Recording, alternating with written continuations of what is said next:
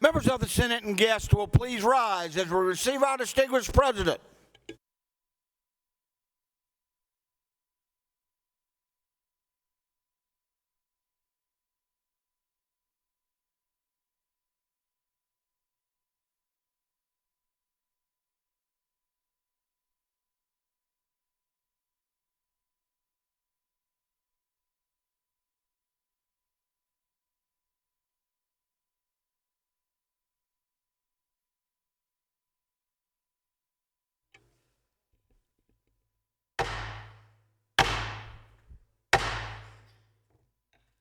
The Senate will please come to order. Members and guests will remain standing while we're led into devotion by our chaplain, followed by the Pledge of Allegiance. Chaplain. In Exodus, we read how Moses said to the Lord, "Oh, my Lord, I have never been eloquent. I am slow of speech and tongue." From Exodus chapter 4, verse 10. Let us bow in prayer. O blessed and most holy God, we indeed recall how timid and insecure Moses was prior to his confrontation with Pharaoh. Yet, Lord, thanks to your reminders that you would aid your servant, Moses indeed became a strong proponent of righteousness as well as a keen advocate for justice.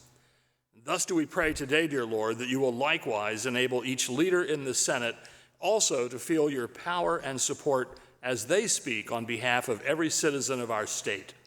Moreover, we further ask that you not only grant these senators the power to speak effectively and well, but also by your grace that you enable their ultimate decisions and actions themselves to bring about worthy and significant results. So we pray in your loving name, O Lord. Amen. I pledge allegiance to the flag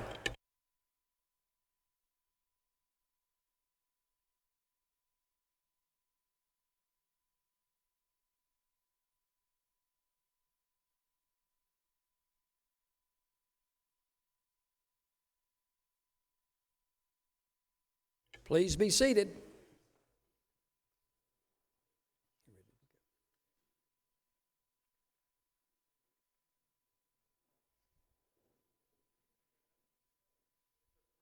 Senator from Lexington, what purpose do you rise? I raise a point of quorum. Quorum has been questioned. Clerk will count. 19 members are present. A quorum is not present. Senator from Lexington. Mr. President, I move for a call of the Senate. Move for call of the Senate. Lawrence is president. I move for a call of the Senate. Call of this. Yes, sir. Clerk will ring the bell.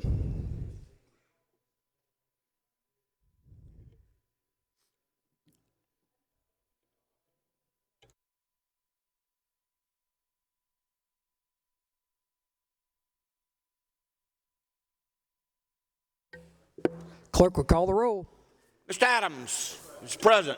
Mr. Alexander is present. Mr. Allen is present. Mr. Bennett is present. Mr. Campson. Absent Mr. Cash. Absent Mr. Clymer. Mr. Clymer is present. Mr. Corbin is present. Mr. Cromer, present. Mr. Davis, present. Mr. Fanning, present. Mr. Gambrell, absent. Mr. Garrett, present. Mr. Goldfinch, present. Mr. Grooms, absent. Mrs. Gustafson, present. Mr. Harpootlian, absent. Mr. Hembry, present. Mr. Hutto, present. Mr. Jackson, absent. Mr. Kevin Johnson, present.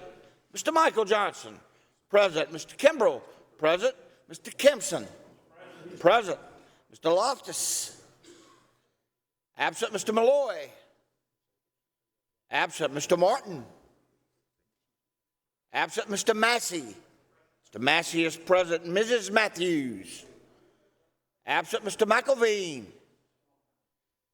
absent. Ms. McLeod, absent. Mr. Peeler. Mr. Peeler is present. Mr. Rankin, absent. Mr. Rice is present. Mr. Sabb, present. Mr. Scott is present. Mrs. Sin, absent. Mr. Setzler is present. Mrs. Shealy is present. Mr. Stevens, present. Mr. Talley, present. Mr. Turner, present. Mr. Verdon is present. Mr. Williams is present. Mr. Young, present. Have all members answered the roll? Senator Grooms is present. Senator Cash is present. Other members?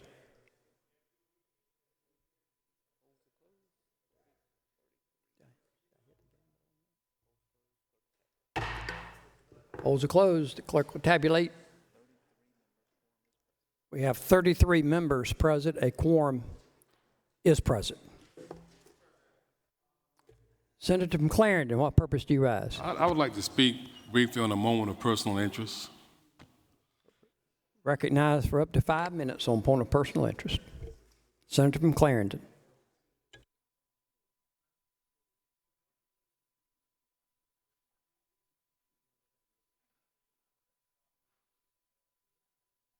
Thank you, Mr. President and members of the Senate. I appreciate the fact that I had 5 minutes. I shouldn't need it more, about 2, but I'm glad this is called a personal interest because there's an item that I do have a personal interest in, being a longtime employee of the South Carolina Department of Revenue. And I keep hearing and reading about how high the income tax is in South Carolina. We need to reduce the income tax. Our taxes are much higher than North Carolina and Georgia, for example. And I think I read an article that said that our tax rate, income tax rate, is 7%, and between Georgia and North Carolina, one is 5 and one is 6. And I hate to see us pass a bill to lower our tax rate, which will cost us a lot of money that could be used for much-needed services, based on the fact that our taxes are higher than neighboring states, which, if you look down at it more detailed, it's not. And I understand that the bill that's floating around now will reduce our revenue by something like $177 million the first year, and by the time it's fully imposed, over $800 million, maybe close to $900 million. But the fact of the matter is that I would like everybody, when we start debating that bill, to look at what we call the effective tax rate. And when you look at the effective tax rate, we'll find that our tax rate in South Carolina is very low, lower than North Carolina and Georgia. And we'll also find that about 44% of the people in South Carolina pay 0 in state income taxes. But the effective tax rate, if you do your own taxes, or your tax preparer will tell you, when we do our state tax return, line 1 is federal taxable income. That means when we report federal taxable income, we've been given credit of the vast majority of the exemptions and the deductions that the federal government allow. A lot of states that we compare ourselves to don't do that. And so our effective tax rate is somewhere around 3.1%, which is lower than our neighboring states. So just want you to look at that, because if we want to reduce the taxes people pay, that's one thing. But to do it based on the fact that our tax rate is higher than other states is another thing. And when I think about pressing needs we have, particularly as it relates to education and health care, to not collect that revenue under the guise of we're paying more than our neighbors in state income tax is just not correct. So I ask that you look at that very closely and look at what we actually pay toward income taxes in our state, and then maybe think about how that money can be better used. Nobody wants to pay more taxes than necessary, but we have needs in this state. And a lot of times people will come to us with what I think are legitimate needs, and we'll say, well, I agree, but we don't have the money. So let's not give away the money, for lack of a better term, under a guise that we're paying too much in taxes. Our tax rates, when you look at it, again, compared to our neighbors, I think we're probably one of the lowest. I read something, I think this morning, where maybe 39 other states have a higher income tax than South Carolina. So I just want us to look at that a lot closely when we get to that point. Thank you. Thank you, Senator from Clarendon. Are there any petitions? Senator from Greenville, what purpose do you rise? Recognized for introduction. Senator from Greenville. With us today, Doctor of the Day is Dr. Joshua Smith, anesthesiology and pain management. It is a cancer pain specialist, enjoys spending time with his wife and 2 teenage children. If you enjoy 2 teenage children, God bless you. But yeah, we appreciate you being here today, and we might come out to you for some counseling today. And see if we need medical marijuana added for your cancer patients. But thank you for being with us today. Thank you for your service. We appreciate it. Thank you. The Doctor of the Day. Senator from Spartanburg, what purpose do you rise? To make a unanimous consent request. State your request, please, sir. On behalf of the President of the Senate, I'd like to pass out materials. Is there objection? Hearing none, so ordered. Are there any, let me get through this. Are there any petitions, memorials, presentments of grand jury, or any such like papers? We have no communications this afternoon, Mr. President. We have no further communications. Therefore, we are on the introduction of bills and resolutions. The senator from York, what purpose do you rise? As you come forward, the resolution will be read across the desk. Please come forward to give the senator from York your attention. Clerk will read the title. Introduction of a Senate resolution by Senators Alexander, Massey, and Hutto. It's to recognize and honor Representative Kim Haseo for her service as a Taiwanese representative to the United States and to welcome her to South Carolina Senate. Senator from York. Thank you, Mr. President. And at the appropriate time, I'll ask to be added as a co-sponsor to the resolution. But Senators, please may I have your attention for a moment. We are delighted to have with us today Kim Chow, who is Taiwan's representative to the United States. And Representative Chow is right there in the antechamber. Representative Chow has been the senior advisor to the president of the National Security Council of Taiwan. She served 4 terms in the Taiwanese legislature, including chairing the Foreign Affairs and Defense Committee. And as we all know, Taiwan is a beacon of freedom in a part of the world that is increasingly under threat from a, genocidal and oppressive regime. And I want to, at least for my part, and hopefully for your part as well, reiterate that there is a strong bipartisan consensus that has existed for decades that the United States will stand in defense of Taiwan's territorial integrity and democratic sovereignty. And to that end, I hope you will join me in welcoming Taiwan's representative to the United States here to the South Carolina Senate today. Please.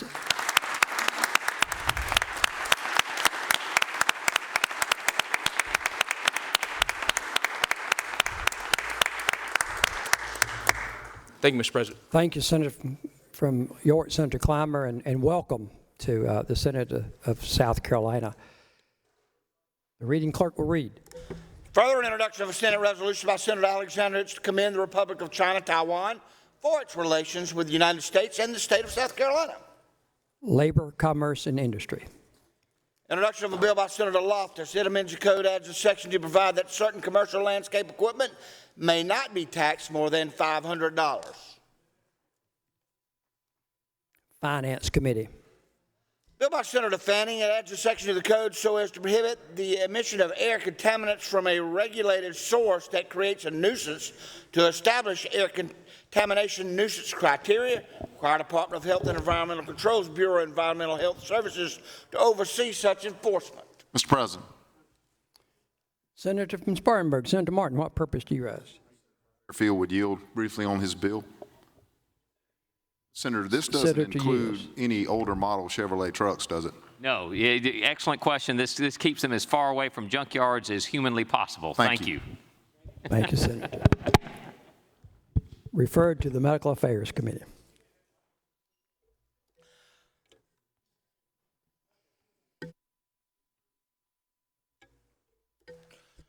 Further, an introduction of a bill by Senator Fanning. It amends the code so as to prohibit Department of Health and Environmental Control from issuing any permit for the construction of a solid waste management facility or for mining activities, respectively, if located within a certain proximity to a public park or other public natural area. Medical Affairs. Bill by Senator Fanning. It adds a section to the code so as to provide that certain emergency medical services personnel may be covered under the South Carolina Police Officers Retirement System. Finance Committee.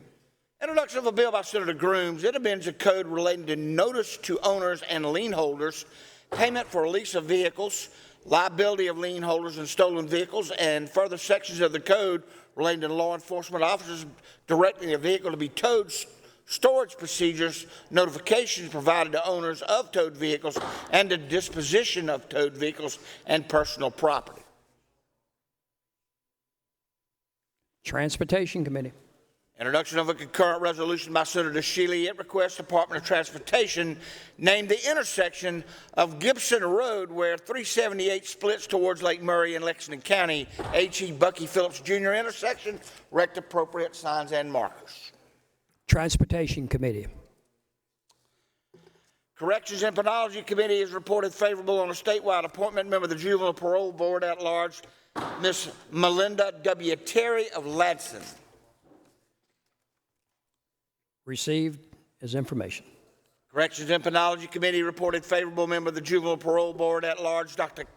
Kathleen Love of Somerville. Received as information. Corrections and Penology Committee reports favorable member of the Juvenile Parole Board at Large, Mr. Tony A. Foster of Greenwood. Received as information. Corrections and Penology Committee reports favorable member of the Juvenile Parole Board at Large, Dr. Patrick A. Dix of Williston. Received as information.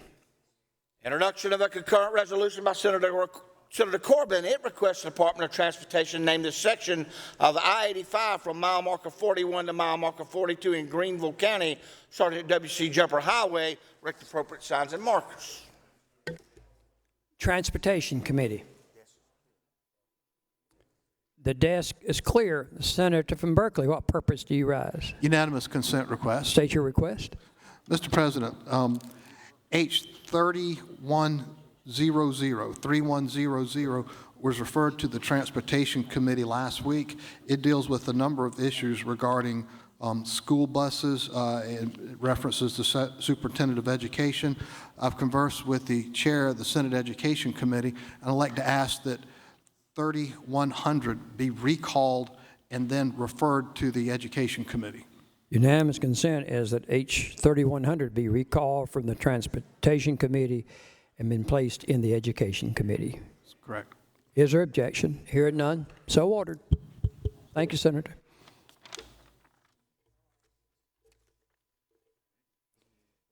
The desk is clear. Are there any requests for local bills? Any request for local bills? Any request? Hearing none, that takes us to interrupted debate, page 4, S150. Amendments are on the desk. The clerk will publish the first amendment. Amendment number 1A by Senator Davis, previously proposed, bill, page 54, lines 4 Senator from McCormick, what purpose do you rise? I wish to speak against the bill. Speak on the amendment? You want to speak on the amendment? If I may. Senator from McCormick is recognized. Speak on the amendment.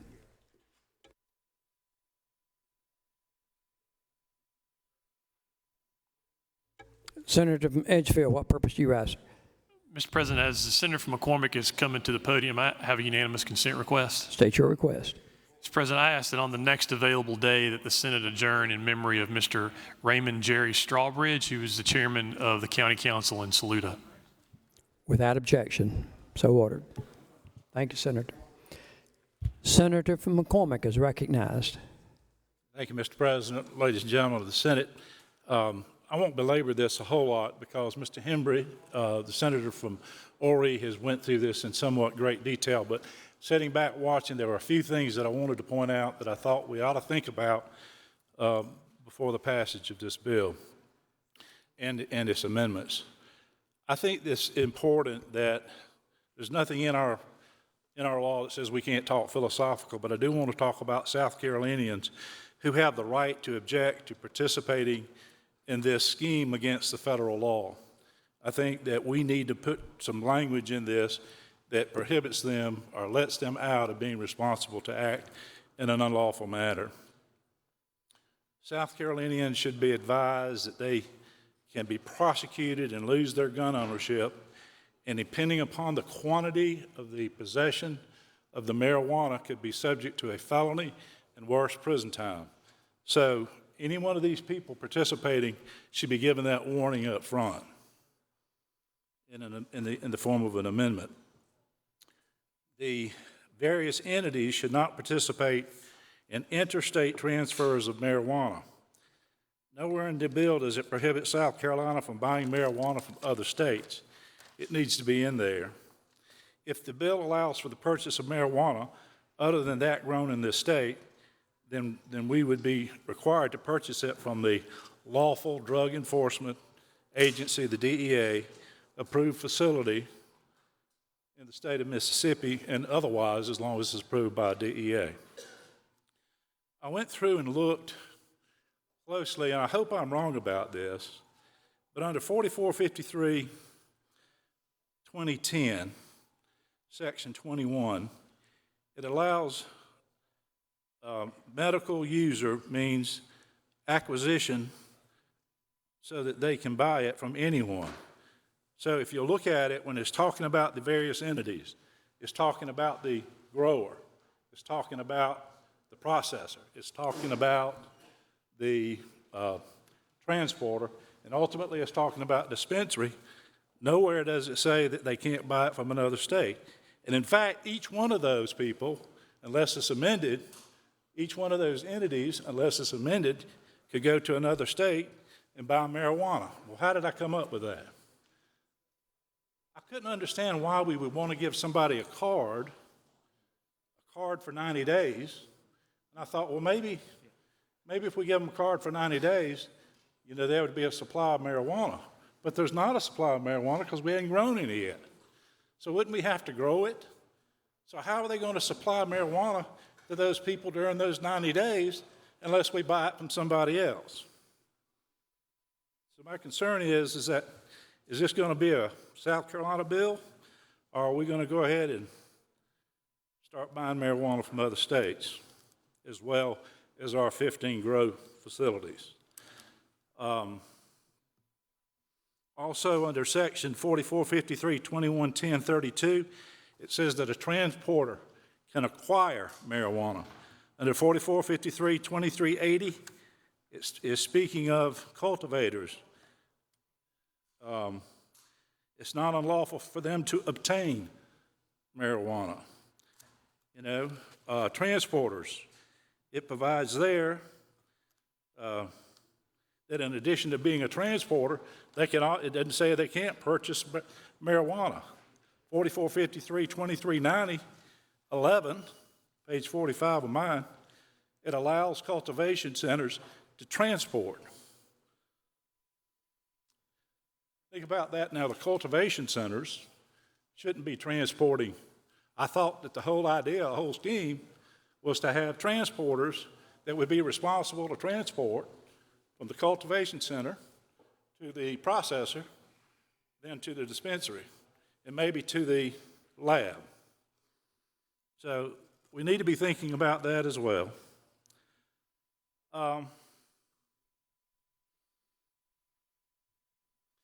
You know, when you go and you study and you want to look and see why these physicians can't prescribe marijuana, it's because it's against the federal law again. But now, there are 4 marijuana drugs. And I think 2 of those are synthetic, but the FDA has approved them.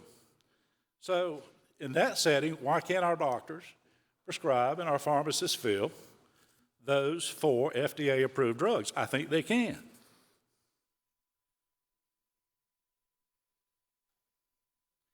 You know, let's think about that. And as we're talking about the various methods of doctor testing, if a doctor tests, the first thing he should do is make a decision as to whether or not any of the current treatment modalities that are FDA approved would be used. Then, if not, then we go to those 4 types of cannabis that is approved. Then only after that do we go to these clinical trials to see whether or not that marijuana, see if that marijuana can be used and be helpful. Don't have a problem with increasing the number of maladies, you know, that are added. You know, we've got a 1980 and a 2014 law that allows for that. The only restrictions is that people participate in clinical trials.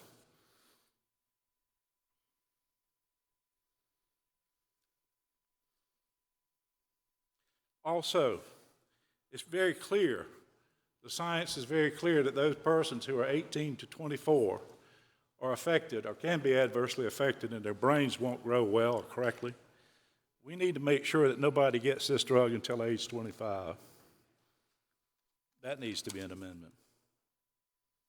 We need to tighten up what happens in the emergency room.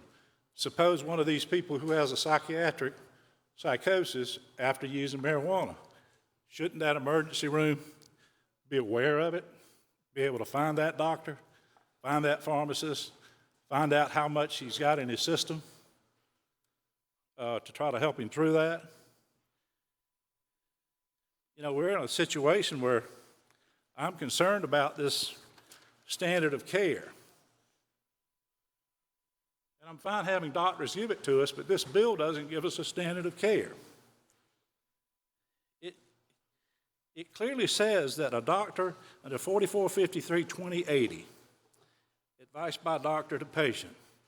What's the first thing it says? The first one may be the most important in my mind. The variability of the quality and concentration of cannabis products. You have to advise them that you don't know, because of the variability of this product, you don't know what the quality of it is, and you don't know what the concentration of THC is in it. That scares me to death. How is that a standard of care for a doctor? If you're telling them right at the beginning that you don't have a clue as to the variability of this product. There's no science without clinical studies. We have to do those clinical studies. Science is simply not there yet for us in this method. It may be in other states, maybe that's true, maybe bring some statistics. But here we are this late, this far along in the game, and you're telling them that the variability of the quality and the concentration, that's a real problem. You know, shouldn't we use a consistent drug as to quality and concentration of THC, and that's what's prescribed, and that's what the doctors are using? I don't know how a pharmacist could actually feel something like that. Are you just shooting at the dark? You know, I went back and I looked, and it's very clear about how much of a certain drug you can have, but it doesn't say anything about quality, and it didn't say anything about the concentration. So I'm not sure, and maybe I just need to get educated, but it said for topicals, this is under 2010, 4453-2010, it provides for no more than 4,000 milligrams of delta 9 THC. So I don't know what that means, but if, on top of that, we don't know what the quality and we don't know what the concentration is, that concerns me. Oral administration, 1,600 milligrams of delta 9 THC. Oils for vaping, 8,200 milligrams of delta THC. And then it also says a physician can specify a certain amount. Well, I just wonder how a physician can specify a certain amount if there's no standard of care. Now, I won't be very long, and I'll take questions, if any. I want to talk about 4453-2090. A physician may not be sued for medical malpractice as a result of certifying a qualifying patient for medical use of cannabis. I don't know who would even decide to certify, authorize, or even prescribe something this volatile or this much subject to change in quality and concentration. I mean, how can they do that and still stay with the idea of no harm to the patient? We need to go ahead and prepare and put into this a dram shop. There's a lot of money. There's a lot of money that we're talking about here. all these grow fields, all these processors, all these transporters, all these dispensaries, and you can tighten them up nice and neat in a bow and call them therapeutic centers or therapeutic pharmacies, but at the end of the day, they're distributing a volatile drug, and I hope we fix that exception where we're doing this in the presence of children. You know, within 1,000 feet of a school, there was exceptions, but it needs to be absolute, no exceptions. So we should think about that as well. So let's think about a dram shop. Who's going to take care of the children, brothers and sisters of those injured by those who are high on medical cannabis? You know, we have dram shop under alcohol, but I don't see any here for medical marijuana. And if it was just medical marijuana, I wouldn't worry about it. But it seems to have exploded into something much greater than medical marijuana. I mean, even Ms. Richardson up here said that she didn't want to be a criminal, and yet this bill criminalizes, under the federal law, her activity.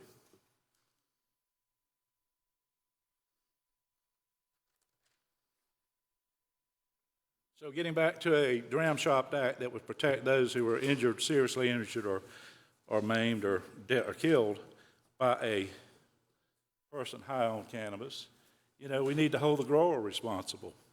He needs to have some insurance coverage. The processor should be held responsible. Seems to me interesting that this processor can't get the quality and concentration down. Why can't he get the quality and concentration down to a science? He's the processor. Normally, wouldn't that be his responsibility? Then we got the transporters. God only knows if the transporters are going to be buying marijuana from other states. I don't know if they are or not. It's not prohibited here. Dispensaries, same thing. Those dispensaries can buy drugs from other places. And so how are we making sure that those drugs are safe if they're buying them from other places? Maybe the labs are responsible for that. There's just a lot of holes here. A lot of holes here. So shouldn't we have a Dram Shop Act? Make all these people making all this money responsible to those who are injured? Shouldn't we protect South Carolinians' citizens? You know, I think they ought to each have $10 million coverage myself. And I think if they fell below a standard of care, that by their own admission they don't even know what it is, then they're almost presumed to be responsible. If you want it that bad, there comes cost with it, and it ought to be paid. Now, the final thing is this bill attempts to talk about what can happen in a custody case, family court. Well, that's a total other body of law that this doesn't need to touch or address. Our family court judges are tasked with the responsibility of deciding custody. In South Carolina, they're considered imperis loci to the child, the other parent. And to tell them that they can't consider marijuana use or this drug what it is in that decision as to who should get custody is absurd. Thank you. I'll take questions. Senator from Beaufort, what purpose do you rise? If the Senator will yield for a few questions. Be happy to. Senator yields. Senator, did you know that, as I did last week with the Senator from Horry, listened very carefully to your comments on the bill? Did you know that?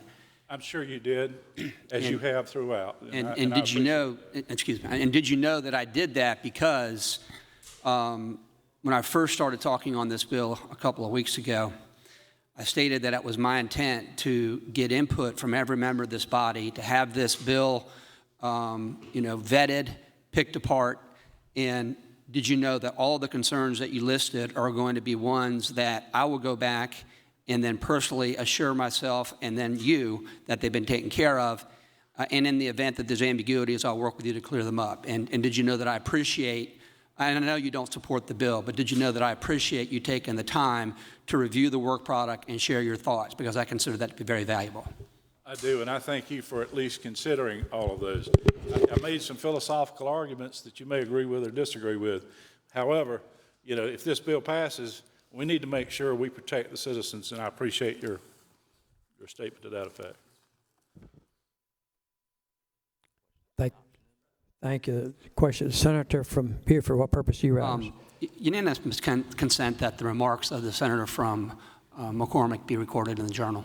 Without objection. The pending question is the adoption of the amendment. Senator from Beaufort. Purpose of explaining the amendment? You're recognized to explain the amendment. Members of the Senate, there is an internal inconsistency in S150 right now. Section 44-53-2040A subjects medical cannabis to a 6% sales tax at the point of sale. Subsequent to that, in Section 4 of the bill, it states that the medical cannabis shall not be taxed, you know, and then cites the section whereby medicines are exempted from the sales tax. This amendment deletes that Section 4 exemption so that, in fact, the 6% sales tax will be applied. It's to clear up that inconsistency between those two sections. The pending question is the adoption of the amendment. Those in favor say aye. Aye. Opposed, no. Ayes have it. So ordered. Amendment is adopted. Next, the clerk will read next amendment. Next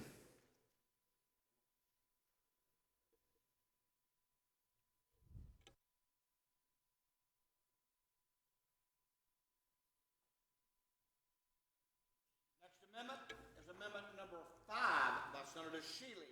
Bill, page 35. Strikes lines 13 through 16 in section 4453, 2340, subsection A, and inserting. Stand at ease. Senator from Lexington, Senator Shealy, recognized on her amendment. She's present. Senator from Lexington, Senator Shealy is recognized. It's amendment number 5.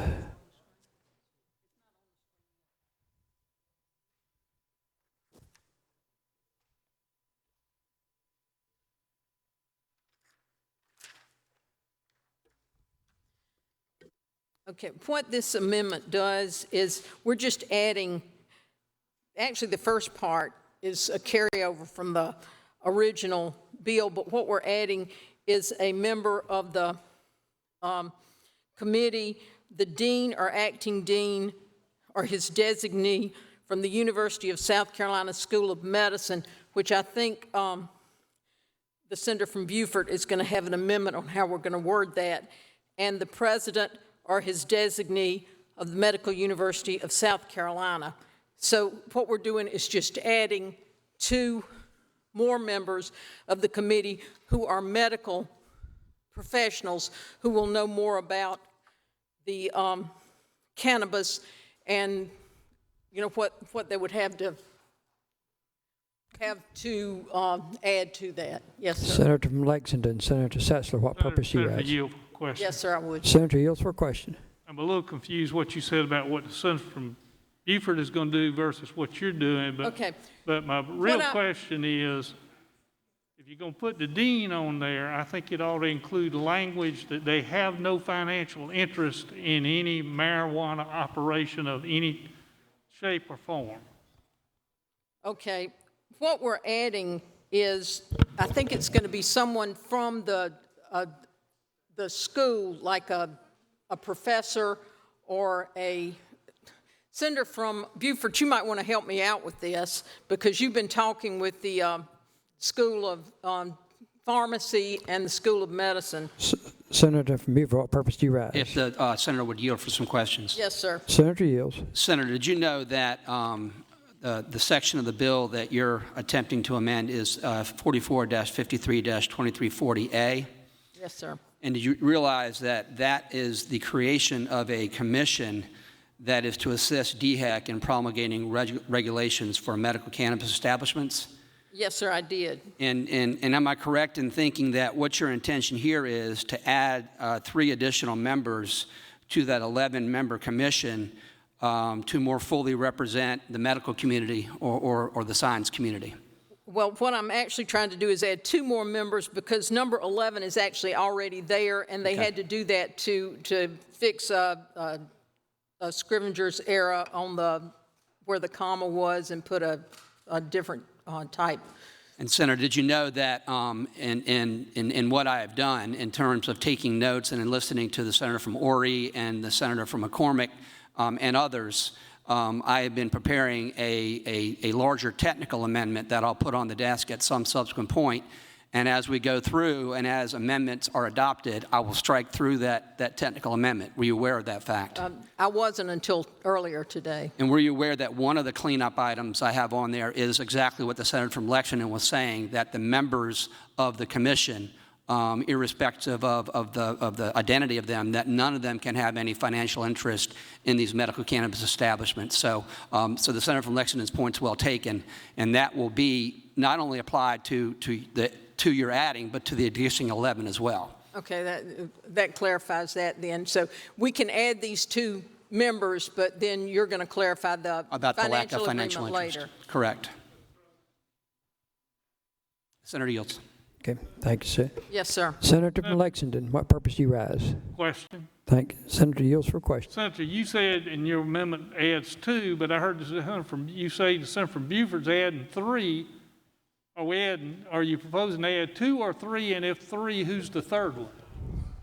No, sir. My amendment actually only adds 2, and I was afraid this was going to cause a problem when they issued the amendment this way. There was actually already 11 on the commission, and when they typed this amendment, they start with 11 so they could correct an error in where the comma was, and they put a semicolon.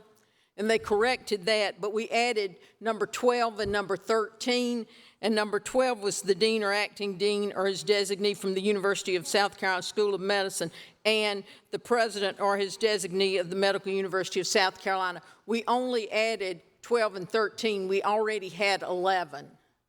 So we only added 12 and 13. It's amend the bill as, and if amended, on page 35 by striking lines 13 through 16 in section 44-53-2340A and inserting, and that's where 11 was already in the bill, but we just added 12 and 13 because we wanted somebody from the medical university and somebody from the School of Medicine. Are there any other questions? Senator from Lexington, what purpose do you rise? I really hate to keep pushing, but, are you putting the dean of the medical school on there, or are you putting the dean's designee on there? It can be the dean, the acting dean, or his designee. Pending question is the adoption. Move for adoption.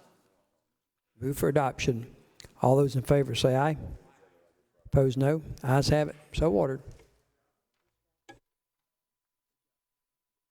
Next amendment is amendment number 6 by Senator Martin, amends the bill, section 4453, 2350, subsection A, item 5D on page 36, strikes line 38 and inserts human health, and item 3, promise that any oils. Senator from Spartanburg, Senator Martin, what purpose do you rise?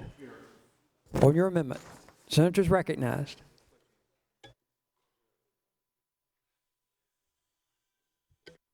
Thank you, Mr. President. Members of the Senate.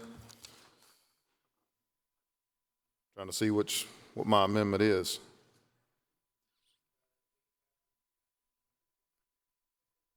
All right. One of the issues in this, as I read through the bill, one of the problems that I had was vaping. And I didn't want somebody or a child that got a hold of someone's Juul or vape cartridge or something like that. I didn't want them to be able to get that and then be able to find somebody's medical marijuana cartridge and be able to interchange that.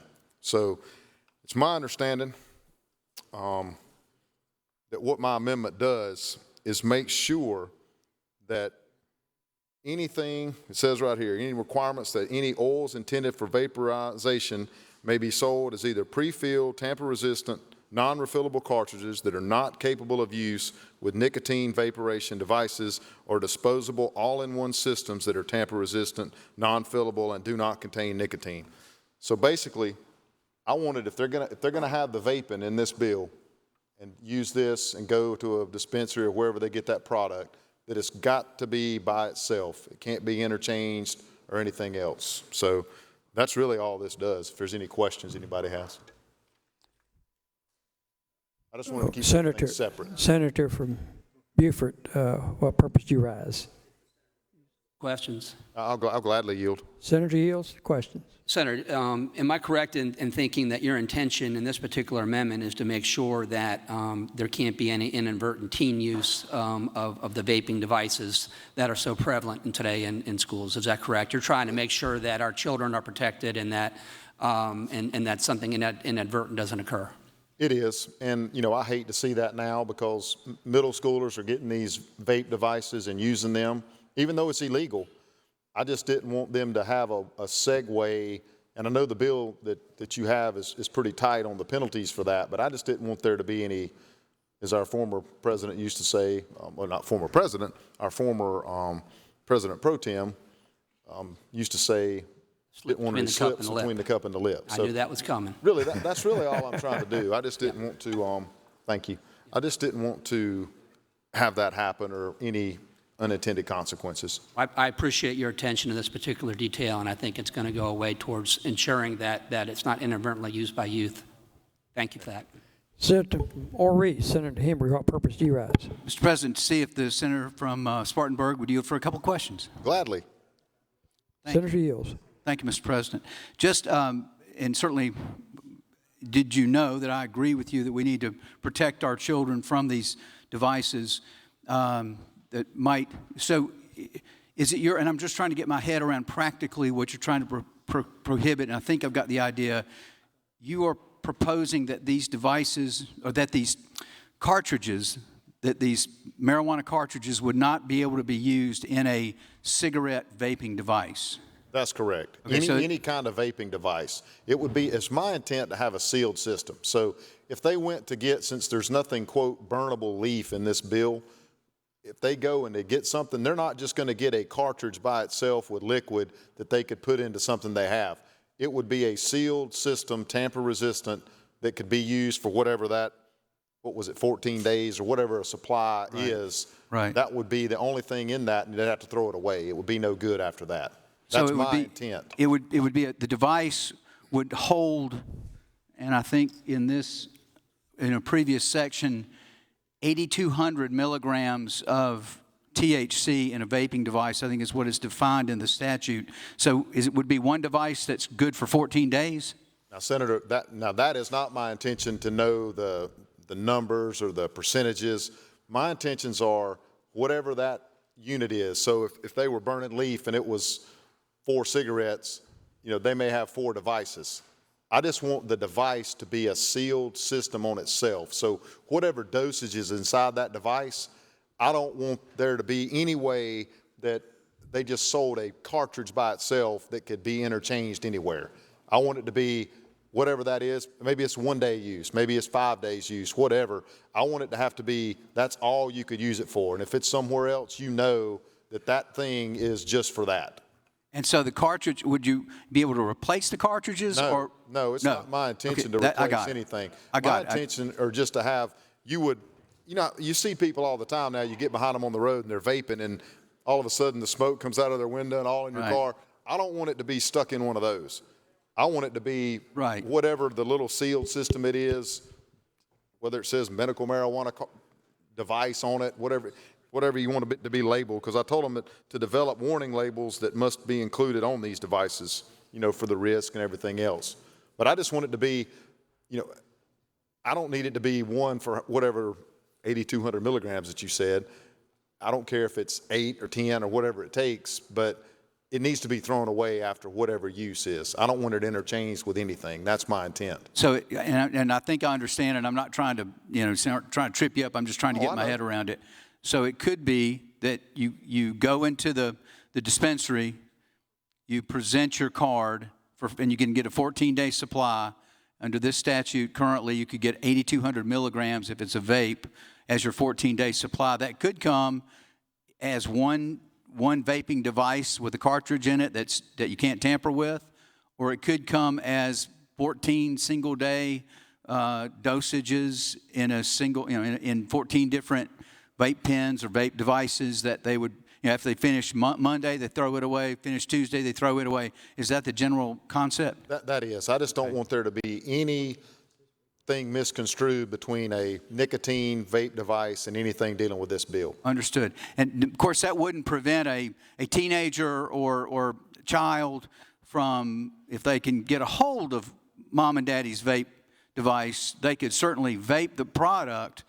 That would not prevent such a situation, but it would prevent somebody switching out the cartridges. That's true. Okay. And I would hope it would be labeled enough to where if somebody saw them with it, you would know that that wasn't you could tell it was the medical or the whatever you call it. Right, so a teenager would know that it's THC that they were ingesting as opposed to just happened along a cigarette vape device. They would have knowledge if it was a teenager who could read. If it was a child who couldn't read, then they're just doing it, just doing what they saw mom and daddy do. I'm hoping if they were out of the 3rd grade, they'll be able to read. Well, we hope so. Isn't that the truth? Isn't that the truth? I know.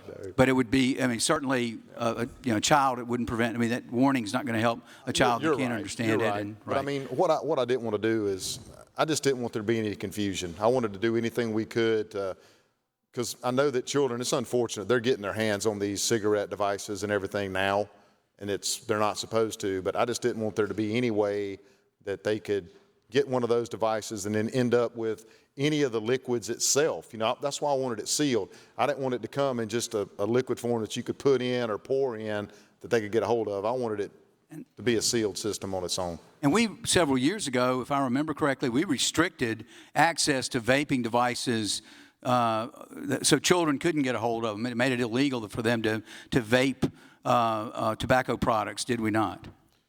Well, I believe we did, but unfortunately my son knows some people that do it. Yeah, no, it's a shame. But we no did question. pass that. No question, it's still a problem with our school kids, and as cigarettes have been. But of course, this bill would allow children to vape if they had a doctor's card or their mother and dad did. Isn't that right? I think, and I can't remember, there was something I read, because I did read the bill as I promised Senator Davis. I read something, there's like something different for the group between 18 and 22 or 23, something like that. The difference. And then like that minors can, I don't know about the vape part, but minors can participate, but I think there had to be 2 doctor signatures and parental permission and all that. And were you aware that there are 3 categories? There are children 0 to 18, children, I think what you're talking about, were you aware there's a group, children 18 to 23, I believe, and then everybody above that, and that the children 0 to 18 can use any of the products that are contemplated here with a parent's consent and assistance? Right. I just really wouldn't want to see a child vaping, but that's just me. But if you want to address that later, my intent of this amendment is only to keep that sealed system. Thank you. Thank you for taking my question. Yes, sir, anytime. With that, I'd move adoption. Pending questions, adoption of the amendment. Those in favor say aye. Any opposed? Ayes have it. So ordered. Clerk will read the next amendment. Amendment number 7 by Senator Martin, amends the bill, page 10, section 4453, 2060, subsection C, line 36, inserts voting on whether to add or remove. Senator from Spartanburg, what purpose do you rise? On your amendment. Yes, sir. The senator is recognized.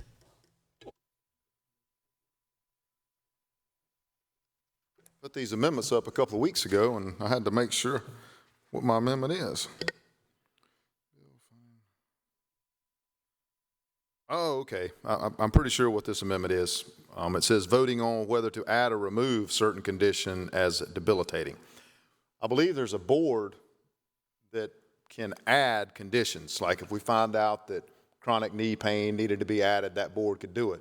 But there was nothing that the board could find that if there was a some sort of debilitating disease that maybe wasn't debilitating, or they found that it wasn't necessary, there was no mechanism for that board to take that away.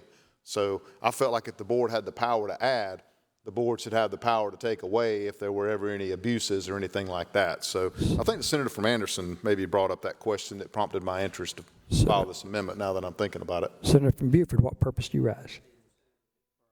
Question? Yes, Senator yields for question. Yes, sir. Senator, we're seeking to amend in this amendment Section 44-53-2060, whereby the Medical Cannabis Advisory Board, which is comprised of various appointed members who have the ability, as the bill reads now, to add qualifying debilitating conditions in the event that a majority of that body determines that the science warrants it. Is that not correct? That is correct. And I guess, I mean, am I correct in saying that this particular amendment is simply saying the obverse, that if the science develops to where cannabis is no longer seen as an efficacious treatment or is no longer something that physicians ought to be empowered with, what you're saying is that same commission ought to have the ability to remove a qualifying condition as well. Is that correct? That's what I'm saying. Senator, did you know that I think that this is a good amendment in that it's a science-driven process, and if the science suggests that there should be another condition, then we add it. If the science suggests the opposite, I think it's logical that it be removed. So I applaud you for this clarification. Thank you. No questions, move adoption. Pending questions, adoption of the amendment. Those in favor say aye. Any opposed? Ayes have it. So ordered. The reading clerk will read the next amendment. Next amendment is 8B by Senators Kimbrell and Davis. Amends a bill by striking section Senator from 3. Spartanburg, Senator Kimbrell, what purpose do you rise? Mr. President, to explain the amendment. You're recognized to explain your amendment.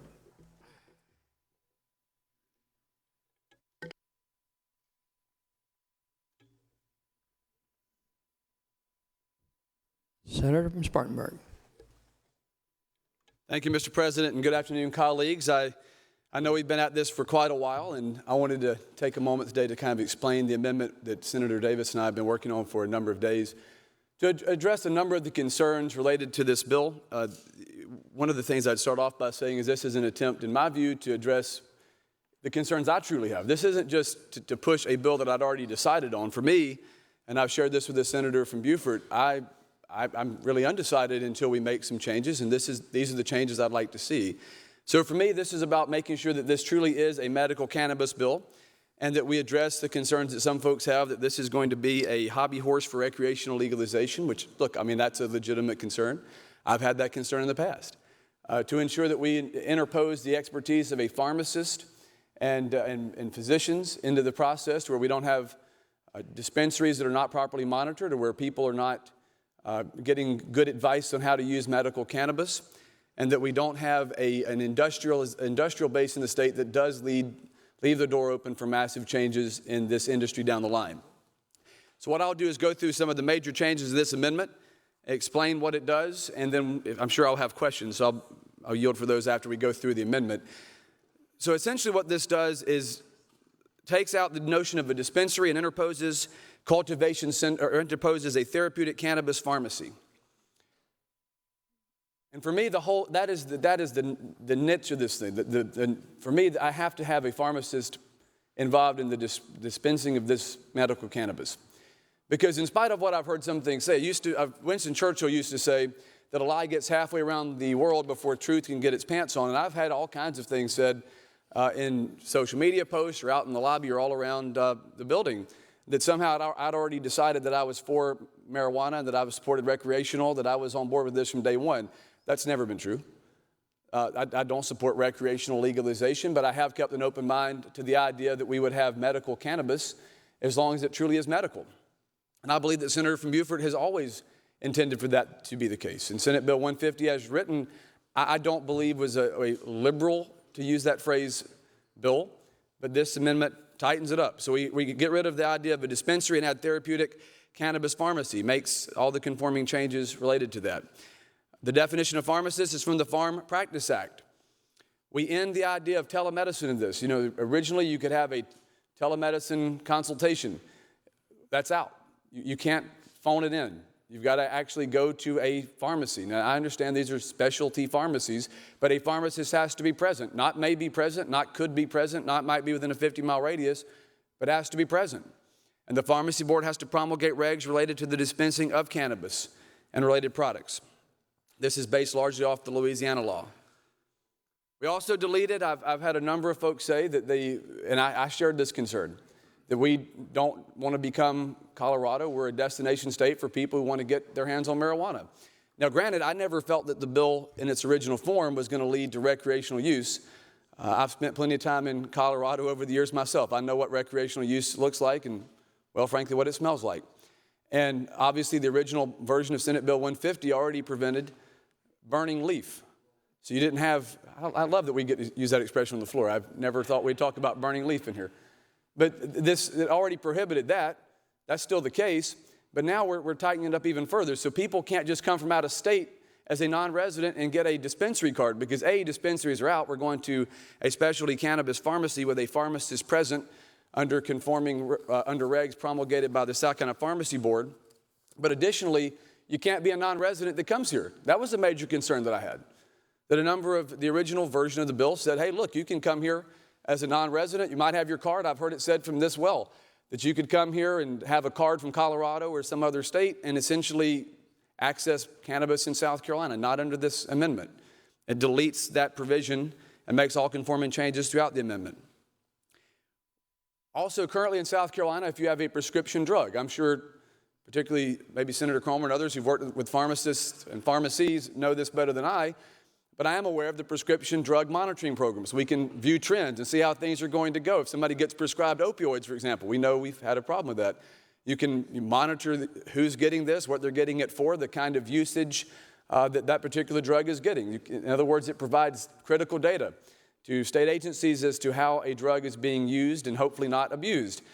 Essentially, this amendment puts in place provisions for a cannabis monitoring program, just like the prescription drug monitoring program. So now we know who's going to be using it. We know who's accessing this medical cannabis. If it's going to be a lot of 21-year-olds, or we're talking about people all across the age spectrum, for example.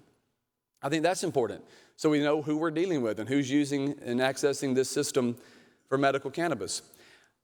Also, I've heard people make remarks, and I've shared this concern. We've talked a lot about grow fields.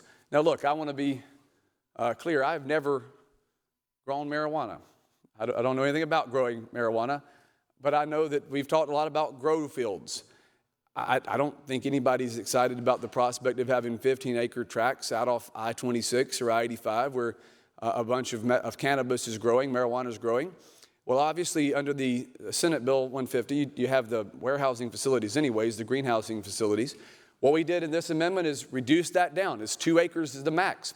So, I hate to be pejorative in saying this, but I've worried about the idea of, I've had constituents back home express the notion of what about big weed? If we have big industrial companies come in and buy 1,000 acres and grow a lot of marijuana plants, and this becomes such a freight train we can't stop it, and that's where it goes down this slope of talking about recreational legalization. Well, this ends that, because this amendment also has a 2-acre limitation for the land that can be used for a cultivation center under the definition included in the bill. So right now you have 15 cultivation centers in the state. We're saying it can't be more than 2 acres. Obviously you can do the math. You're talking 30 acres. Also, you can't have more than 2 acres per LLC. I mean, that's a significant departure from the idea that we'd have a medical marijuana industry that's growing hundreds or thousands of acres on open sides of the road where people can just drive past marijuana fields. So this really, in my view, this amendment's offered in the spirit of tightening it up to ensure that it really is a medical cannabis bill. And there's some folks that are just against that too, and I get it. I respect that. There's deeply held beliefs in this chamber on both sides of it.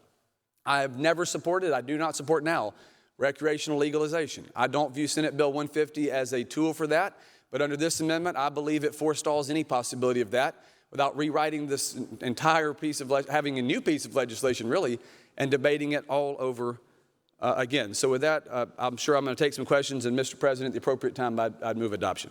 Senator from Beaufort, what purpose do you rise? Yield for some questions. Senator yields.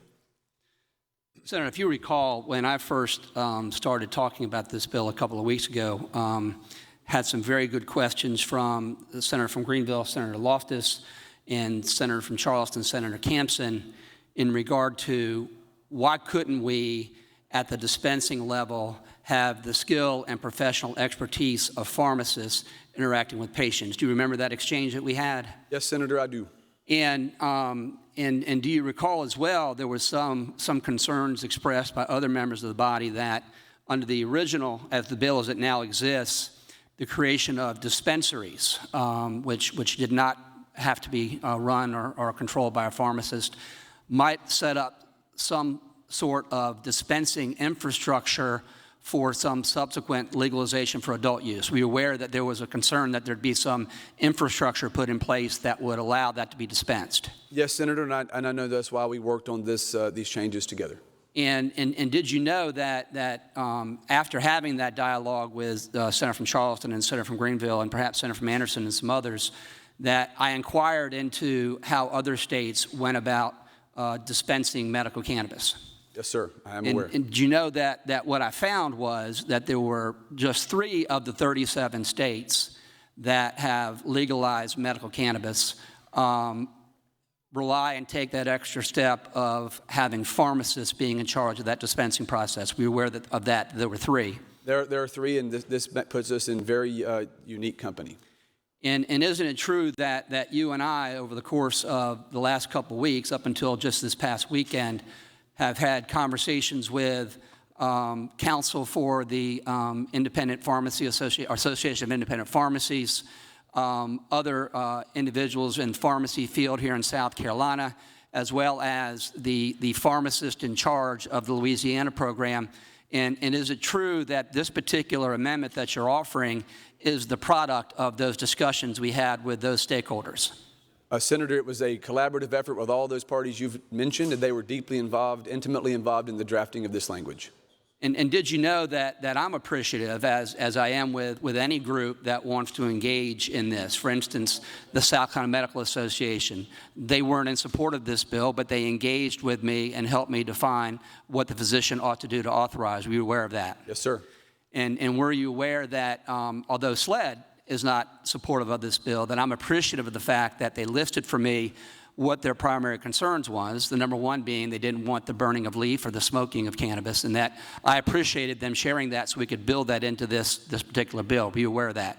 Yes, Senator, and I've also had numerous conversations with law enforcement officers across the state that the largest concern was that it was not going to be authorized by a doctor or dispensed by a pharmacist, and I think that was the crux of why we went after this amendment, to alleviate that largest concern that I repeatedly heard about a pharmacist or physician and pharmacist involvement. And were you aware now that, and if I read this amendment correctly, what we'll then have is a system whereby there is a tightly defined list of qualifying conditions, right? Certain diseases for which there is peer-reviewed evidence that cannabis can be therapeutic. Is that correct? That's correct. And we would have a requirement that a physician have a bona fide relationship and an in-person meeting or diagnosis made of a patient, and the physician has to go through various steps before he or she can reach a point where the cannabis use is authorized. Is that correct? That's correct. That's why I specifically mentioned the telecare provision earlier being struck, that it is in person, not phoned in. The notion that it could be abused is it's removed in this language. And then, if your amendment is adopted, that patient who has been determined by a physician after an in-person diagnosis of having one of those 11 conditions would then take that written authorization to a pharmacist or a pharmacy. Is that correct? That is correct. And at that point in time, under your amendment, would the pharmacist have the ability to consult with and talk with the patient, go over what to expect or what not to expect? In other words, to apply that pharmacist training in connection with that point of sale. Would that be correct? Absolutely, and I think that's one of the crux of the medical cannabis legislation in general is right now, as we've discussed throughout the course of this debate, Senator, we know that folks access medical or cannabis for medical purposes right now. They don't have the benefit of a physician's involvement. They don't have the benefit of a pharmacist giving instructions on how this may be used safely or what to expect. I think this certainly provides safety not only to the community but for the individual recipient of the medical cannabis. And did you know that pharmacist, if your amendment is adopted, that pharmacist in then dispensing the cannabis to the qualifying patient, would have a series of medical cannabis products, are you aware, that the bill requires that each of those products have undergone an inspection by an independent lab to make sure that they're safe for human consumption? Are you aware of that? Yes, sir, that we know what THC levels are and what's being dispensed. And that's what I was going to say in terms of the labeling. You're aware that each one of these medical cannabis products has to have an appropriate labeling indicating what the percentage of THC to CBD is. Is that not correct? That is correct, and I think that goes back to, again, a concern by law enforcement that folks now that are accessing marijuana, or in this case, cannabis, medical cannabis, under current laws, you don't know what you're getting, you don't know the strength or the THC levels, you don't know what it may be laced with. Under this, you know exactly what's in here, you know the exact THC level, and you know that it's pure, if you will. So to go back to the way I began this discussion a couple weeks ago, Margaret Richardson saying that she has to creep around like a criminal now and buy marijuana illegally, and even then she doesn't know what she's getting. If this amendment is adopted and if this bill ultimately becomes law, isn't it true that the Margaret Richardson would then go down to a pharmacist with the assurance of exactly what she was getting? Is that correct? That's correct. Actually, when we witnessed her testimony, I thought about exactly that. Here's a lady who's desperate for relief, is putting herself at some risk by buying without any kind of authorization or a medical cannabis regime in place. And she's putting not only the community at risk by buying from folks that are probably seedy characters, but also putting herself at risk because she doesn't know what she's accessing.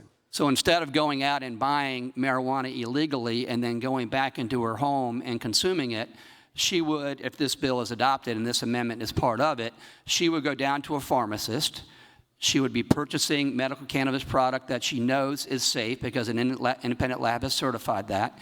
She would know exactly what the components of the medical cannabis product was in terms of THC and CBD. Is that correct? That's correct. She would have the ability to consult with a pharmacist, right, in terms of taking the medication. And then would she not also have the ability to follow up with that pharmacist to talk about whether or not the medical cannabis had the effects that she anticipated? Is that correct? Absolutely. It's the same as with any opioid prescription for that matter. You take it, you don't know what to expect. If there's an unexpected reaction, you can call someone for help. And is it true that pharmacists that are licensed by the state, and that would be what's involved here, a state licensed pharmacist, is trained and skilled in interacting with patients at that dispensing level and answering their questions and then actually having follow-up questions from patients in regard to the consumption of medicine? Is that correct? That's correct. And the parties you mentioned earlier, Senator, that we consulted with in the drafting of this amendment will work with the Pharmacy Board to promulgate the appropriate regulations on training, on education, so that those pharmacists, if they're not currently as skilled on this particular subject as they need to be, will be well informed by the time they're in that role. And did you realize, Senator, and I know that you did because you read the bill, that there is in the underlying bill a feedback loop whereby an authorizing physician who authorizes a patient to access medical cannabis has to come back in 6 months for a follow-up meeting in person with that physician? Were you aware of that? Yes, sir, I'm aware.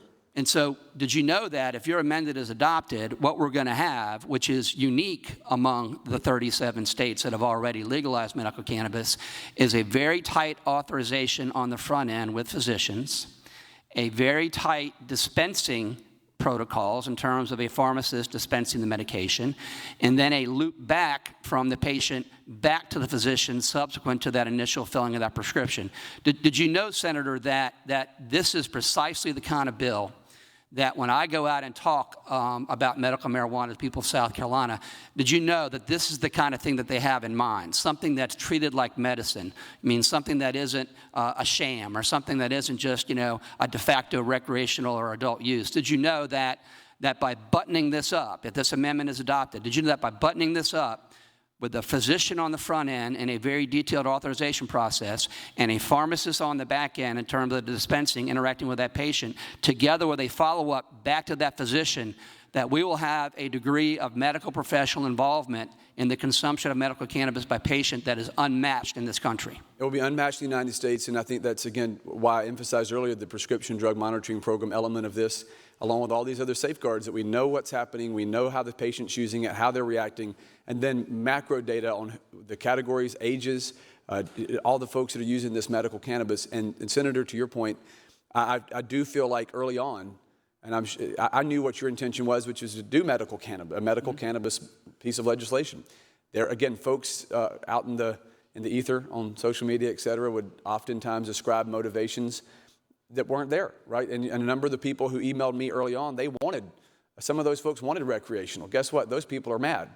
They're mad at what we've done, and I think that proves that we're over the target, Senator, from Buford about what we're doing. Did you know that many of those groups, for instance, Normal South Carolina and other pro-marijuana groups, have disavowed this bill because they say we have set back any chance to have this made for adult use or recreation by being so strict, by being so regulated, by being so adamant that it has to have all these auspices of medicine? Are you aware that the work product that we're generating is actually an affirmative statement by this General Assembly that what we intend is to provide relief to people like Margaret Richardson if physicians think it's in their best interest, and to draw that bright line against adult and recreational use? Hasn't that been one of my stated objectives throughout this process? That's been your stated objective, and those groups were already mad with Senate Bill 150 as originally drafted, and they're particularly incensed at this amendment you and I have worked on together. And did you know, and I take him at his word, that when the Senator from McCormick says that he wants to help out the Margaret Richardsons,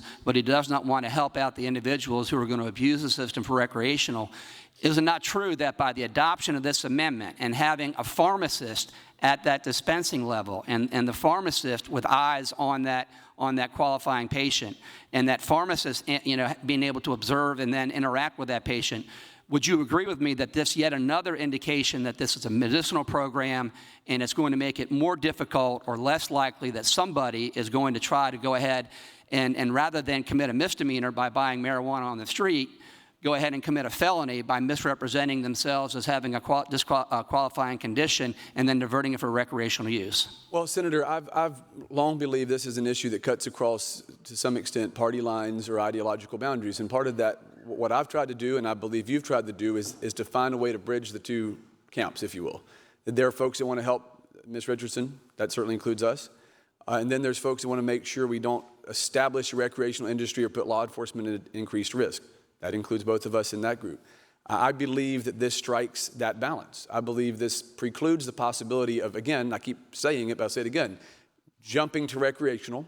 There's no way, particularly with the 2-acre limitation we just put in here, there's no conceivable way that you take that and go to recreational.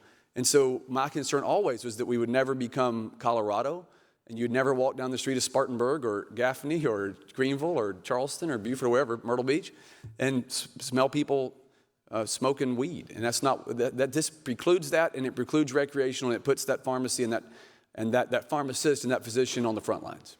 And Senator, were you aware that when the bill was initially introduced and then initially debated on the floor, that some members of the faith community or from the religious community had expressed concerns about the dispensary process and putting in place an infrastructure that could be flipped at a flick of a switch and be a conveyor of recreational use? And did you know that I've received a lot of emails and phone calls from members of the faith community thanking you for putting forward this amendment so that we can shut down that prospect and the specter of that? Were you aware of that? Yes, Senator. In fact, I've seen a few pieces of reporting on what we've tried to do here, in which I was consistently described as socially conservative senator from Spartanburg. I don't deny that moniker. I accept that label, but I think conservative generally is true. But absolutely, and I've had those same conversations. Those concerns were raised to me early on, which is why I realized if we were going to be able to move forward with something that helps folks like Ms. Richardson, we had to address and alleviate those concerns. That's what we sought to do. Well, Senator, did you know that I appreciate you digging into this, and as well as Senator from Charleston and Senator from Greenville, for calling my attention, quite frankly, to something that maybe should have been part of the bill earlier on, that if I wanted it to be, as I do, a very conservative, tightly regulated medicinal bill, that this piece of it at the dispensing level is indispensable. No pun intended. Thank you. Senator, I appreciate that. I feel the same way. I think this is a work product that makes the bill exactly what you and I both want it to be. Senator from Newberry, what purpose do you rise? See if the Senator will yield for a couple questions. Senator Yield.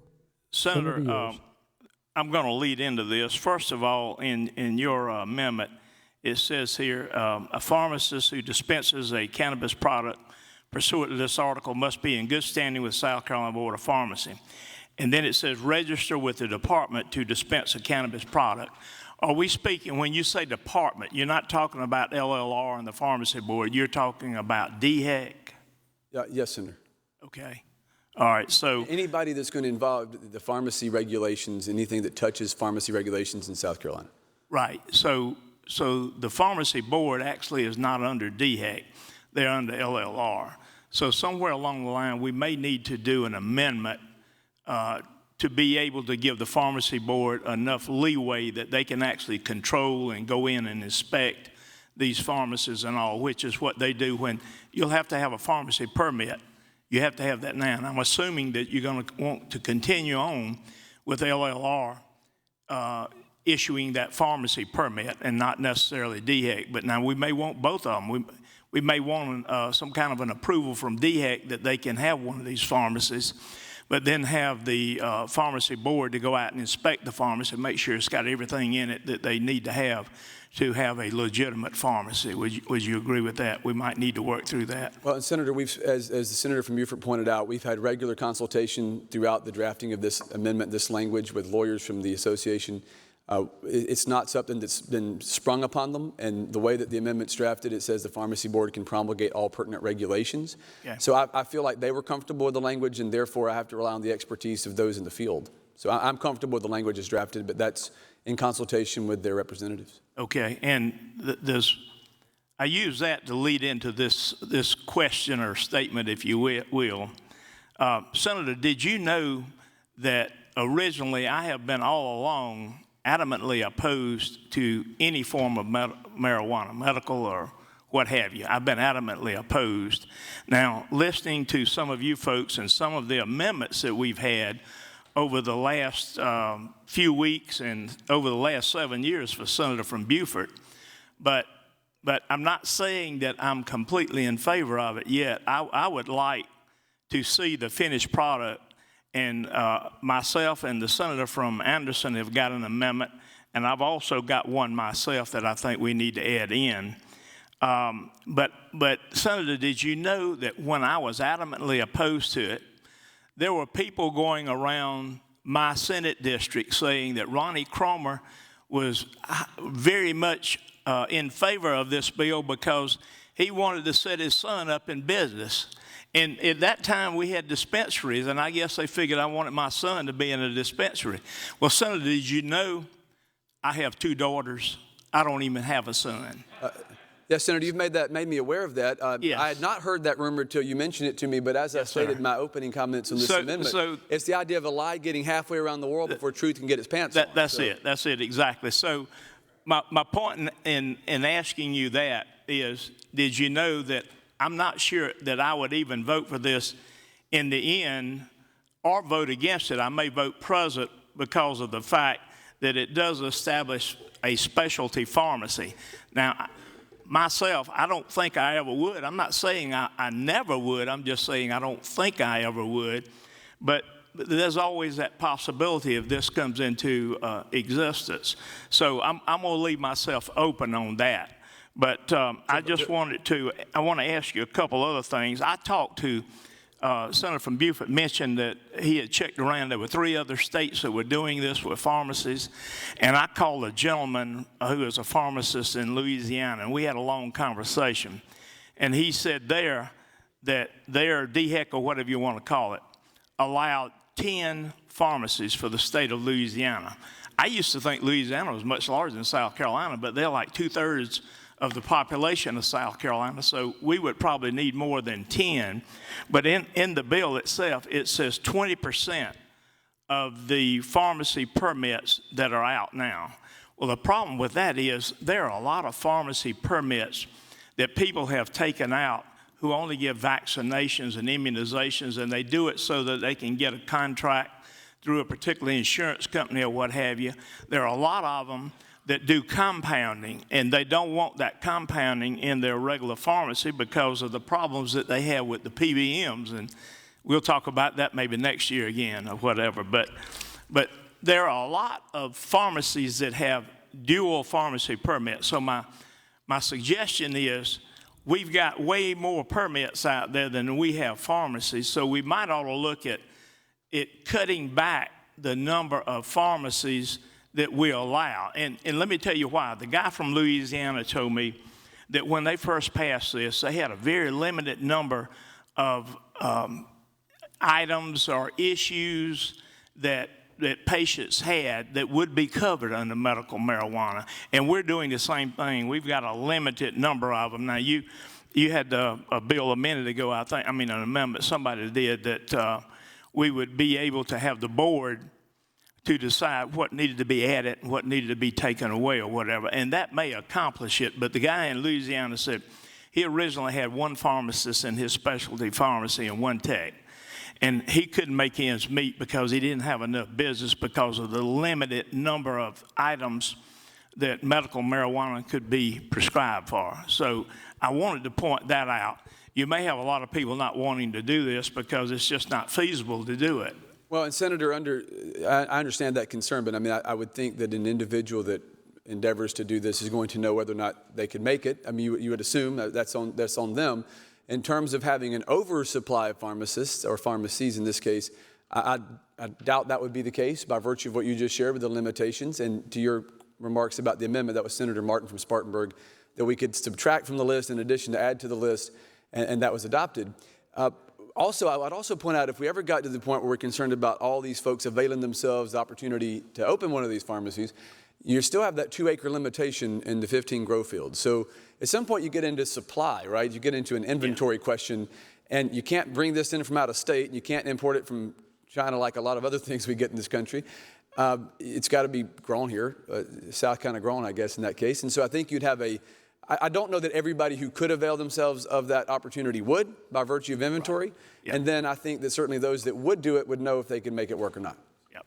And Senator, did you know that may be a legitimate concern too, is finding the product. We're all going through some times now where you go to the shelves in the grocery stores and they all bare.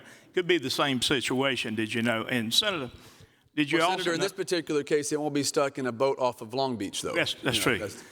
Did you also know that there's a group out there that was pushing this bill, but they were against any amendments whatsoever? I don't know if you read that. I read it, yes. That email. And I read it, and it said they were against lowering, we should open it up where anybody that wanted to have a specialty pharmacy could have a specialty pharmacy. And I think they would be defeating their own purpose if they did that. Did you know? Senator, I certainly have read the email, and I agree that there have to be amendments to make this work properly. And I think that's what Senator Davis and I talked about even a moment ago in our exchange. So I certainly agree. Senator from Horry, Senator Hembry, what purpose did you raise? See if the senator from Spartanburg will yield for a few questions. Senator yields. Thank you, Mr. President. Thank you, Senator. I appreciate that. Let me. You dropped a 57-page strike and insert amendment today. Is that correct? We've had several slight changes here and there in consultation with the partners we discussed earlier, Senator. So different iterations, because it's actually 8B. So there was an 8 and an 8A, then an 8B. Is that kind of how it evolved? It's the substance of this amendment's been on the desk for since early last week. We've had some changes, wordings here and there by virtue of consultation with the interested parties, as the senator from Beaufort pointed out, but the substance of the amendment has remained largely the same. So let me take you to the first, I'm going to kind of walk through some of this amendment to see what's really been changed out of, certainly to me, did you know that 57 pages implies, a major rewrite, that, a major redraft, and then I've been through it, and did you know that I quite frankly didn't find it to be as major as 57 pages would imply? Senator, we certainly didn't rewrite every page of the existing Senate Bill 150, but we went through the entirety of the bill and made changes throughout, which is why the amendment's the number of pages it is. And let me take you to the very first section, the first section of your amendment, the definitional section, and it right away allowable amount of medical cannabis. And we define in your amendment here, you define the amounts of cannabis that can be contained in different substances that presumably would be used for different purposes. Is that correct? Senator Famori, this is actually the language originally from Senate 150. This is not an amended portion. You go back to the notion of the 57. Well, it's in your amendment. It's just restating what's already in the underlying legislation. Okay, well, understood. So let me ask about that. About the allowable amount.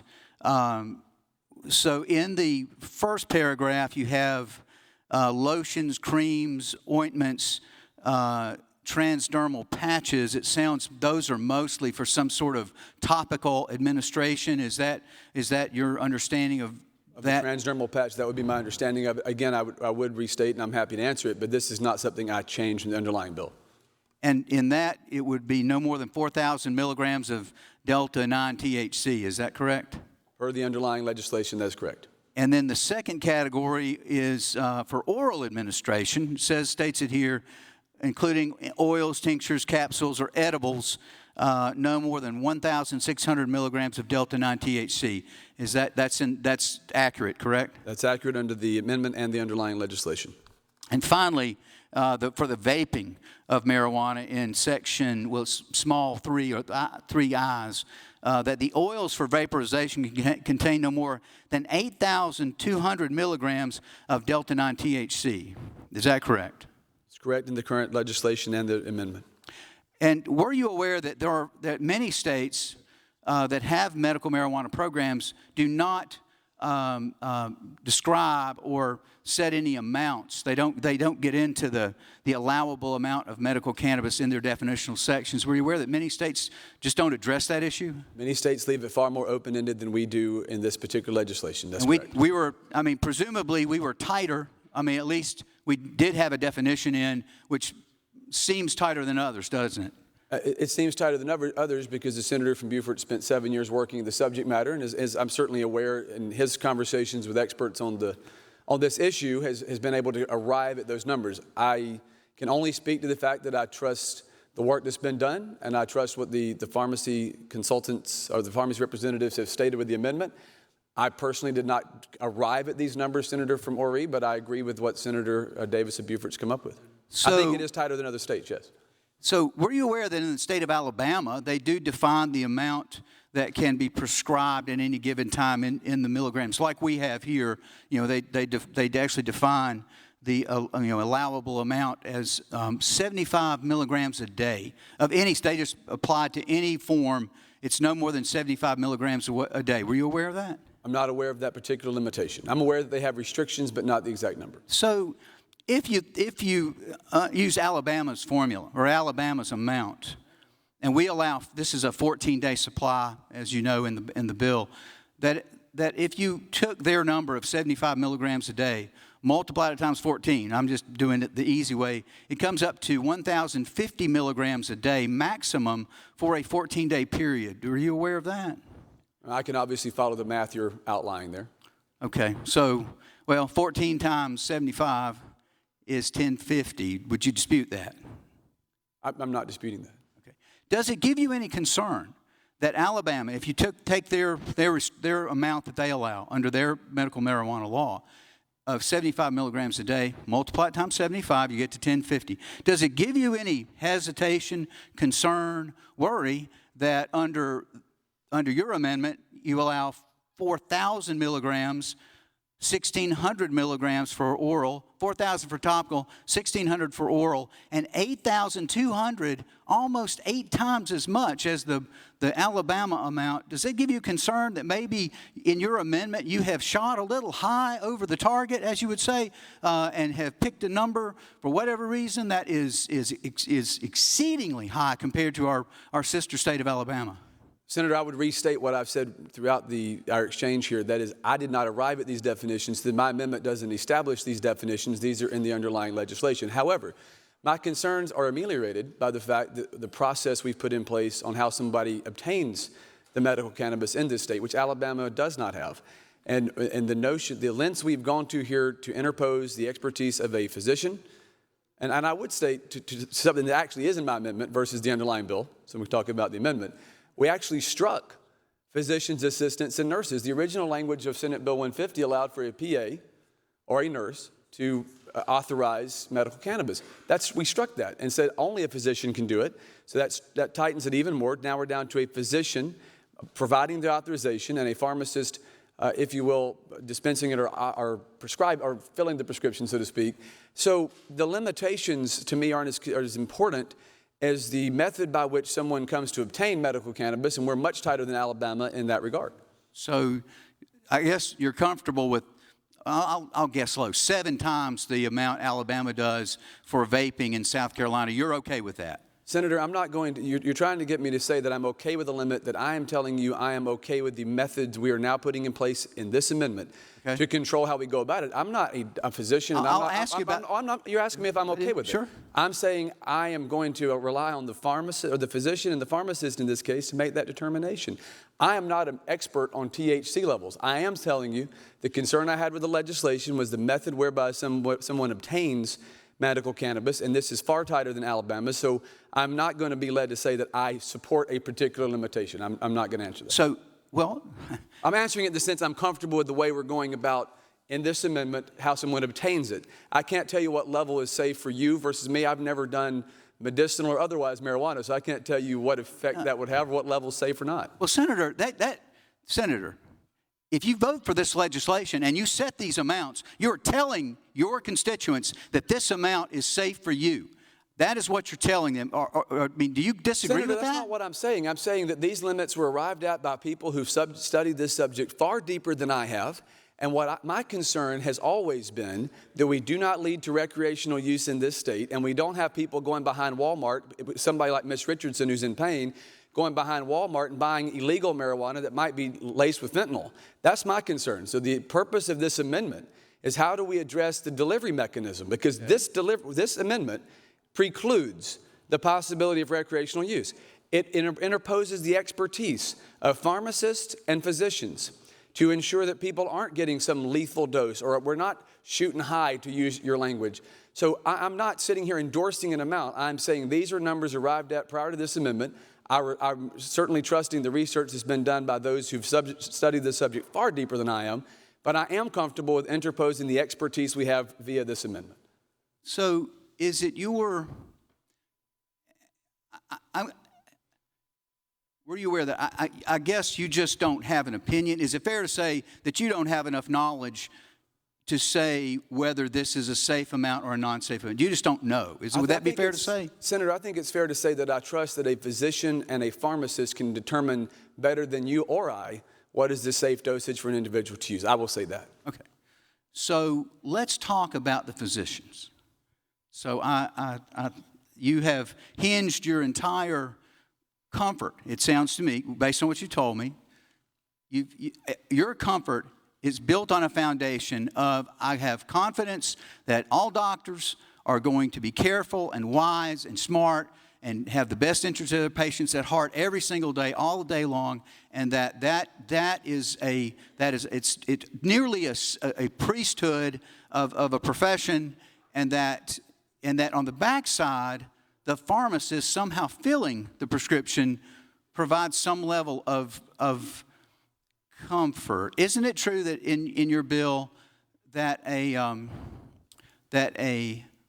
you can still hire an assistant to dispense, and there's an agent, it's a cannabis agent that you can hire and qualify to dispense marijuana, just so long as there is a pharmacist available that you can have agents that do the actual dispensing? So, Senator, there's a lot in that question. Here's what I believe in, both politically and in this particular case, the notion of checks and balances. So I'm not ordaining a physician as a member of some priesthood. I'm not ordaining a pharmacist as ordained by God to dispense medical cannabis. I do believe in checks and balances. I do believe that to basically insinuate that a physician and a pharmacist would somehow be involved in colluding to give someone a dosage of this that's deadly or lethal or dangerous, I would have significant reservations with making that assertion, because I do have a lot of respect for physicians and pharmacists. And in this case, I'm not hinging it on just a physician. I'm not hinging it on just a pharmacist. I'm hinging it on the combination of both. Additionally, some of the blanket immunities are out here. There's also a provision here to includes a prohibition for having a full or part ownership in a medical cannabis facility by one of these pharmacists. So I think we've taken great pains. If you look at I know you've read the Federalist Papers. I can't really ask you that, but I know that you have. The founders believed that no men were angels, right? None of us were angels. And so thereby you not only do put checks and balances on the population you're governing, you put checks and balances on those doing the governing. In this case, we've now taken away, if you will, the profit motive, that somebody as a pharmacist is going to go out there and just overly fill these prescriptions, or a physician that's going to go out there and overly direct people toward medical cannabis because they're owning the facility they're prescribing from. And then we're interposing the expertise of both the pharmacist and the physician. So I don't believe in a priesthood, but I do believe in checks and balances. So the pharmacist, let's talk about this backside. My question to you was, isn't it true that under your amendment, that you can hire, if a pharmacist opened one of these pharmacy treatment or therapeutic therapeutic cannabis treatment facilities or dispense, that you can still hire and still use cannabis agents as employees to do the dispensing? At the end of the day, the pharmacist is still responsible, must be on site when this is dispensed. Right. So whether an aide is there to help you or not, it would be, I would assume it'd be like being a solicitor versus having an assistant solicitor. At the end of the day, you'd still be responsible as solicitor to how a case is managed in your office, from my understanding. In this particular case, you may have an assistant who works at one of these specialty pharmacies. However, the pharmacist must still be involved in the filling of the authorization, and that responsibility is on that individual who's licensed.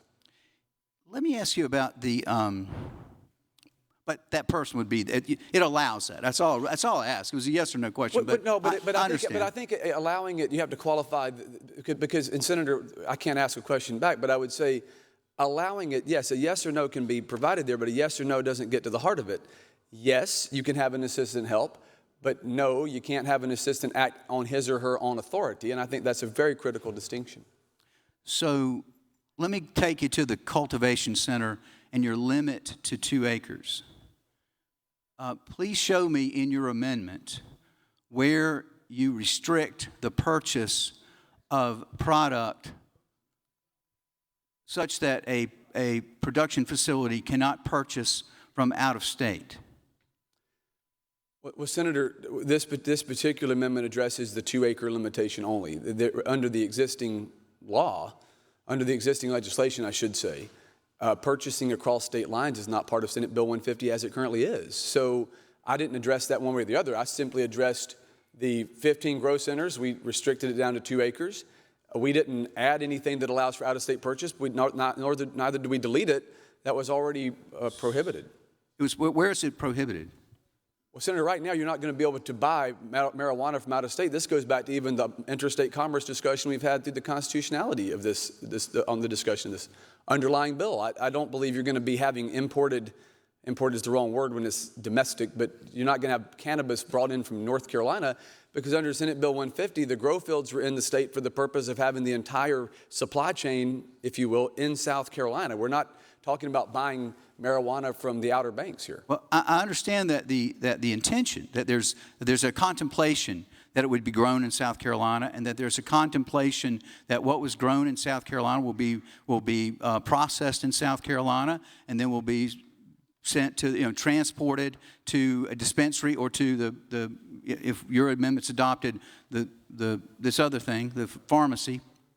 But is there anything in your bill that prohibits, that precludes, that says, or anything in the bill or your amendment is the bill, so anything in that's why I keep using that phrase in your amendment, because this is a strike and insert amendment. Anything in your amendment that says no, South Carolina, you are restricted. You cannot purchase from out of state. Senator, I will have to ultimately defer to the Senator from Beaufort on the underlying language as I read the bill, as I read Senate 150, and then certainly the intention of the amendment. We're talking about what I intended to do here was restrict to 2 acres. Okay, that's the change I made. Right. So I'm happy to comment on my opinion of the underlying legislation, which is essentially what you're asking me to do, and because I didn't change those terms. I believe that from the moment the seed is in the ground, so to speak, to the moment that it's dispensed under an authorization from a physician by a pharmacist, that it is an in-state product. And that's why there's been the notion of the discussion of the grow fields here in South Carolina, the number 15 that the Senator at Beaufort arrived at.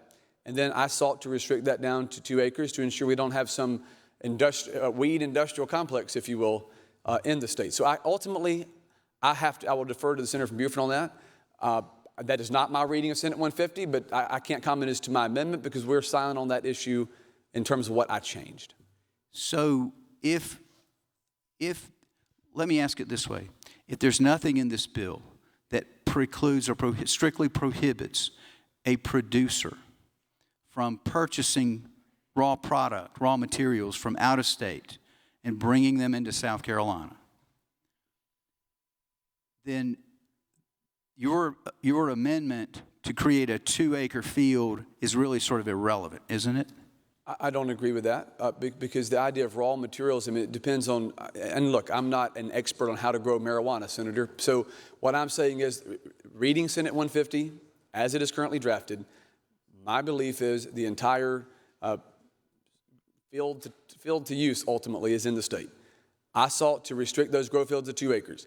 I'm not going to speculate as to ultimately what the senator from Beaufort's intention is on that, except for to tell you in terms of my reading of it, the raw materials, and it depends on how broadly you use the term raw material. If you're talking about grown marijuana, I believe that would be in the state of South Carolina. So would you support an amendment that says no product can be sold from a dispensary or pharmacist or dispensary, whichever one it all ends up being? Would you support an amendment that says no product in South Carolina can be sold under this article unless it is produced in South Carolina? Would you support such an amendment? Senator, yes, that's my intention anyway, so certainly I'd support that. Okay. If we need to clarify, I'd support that. Sure, I got you. So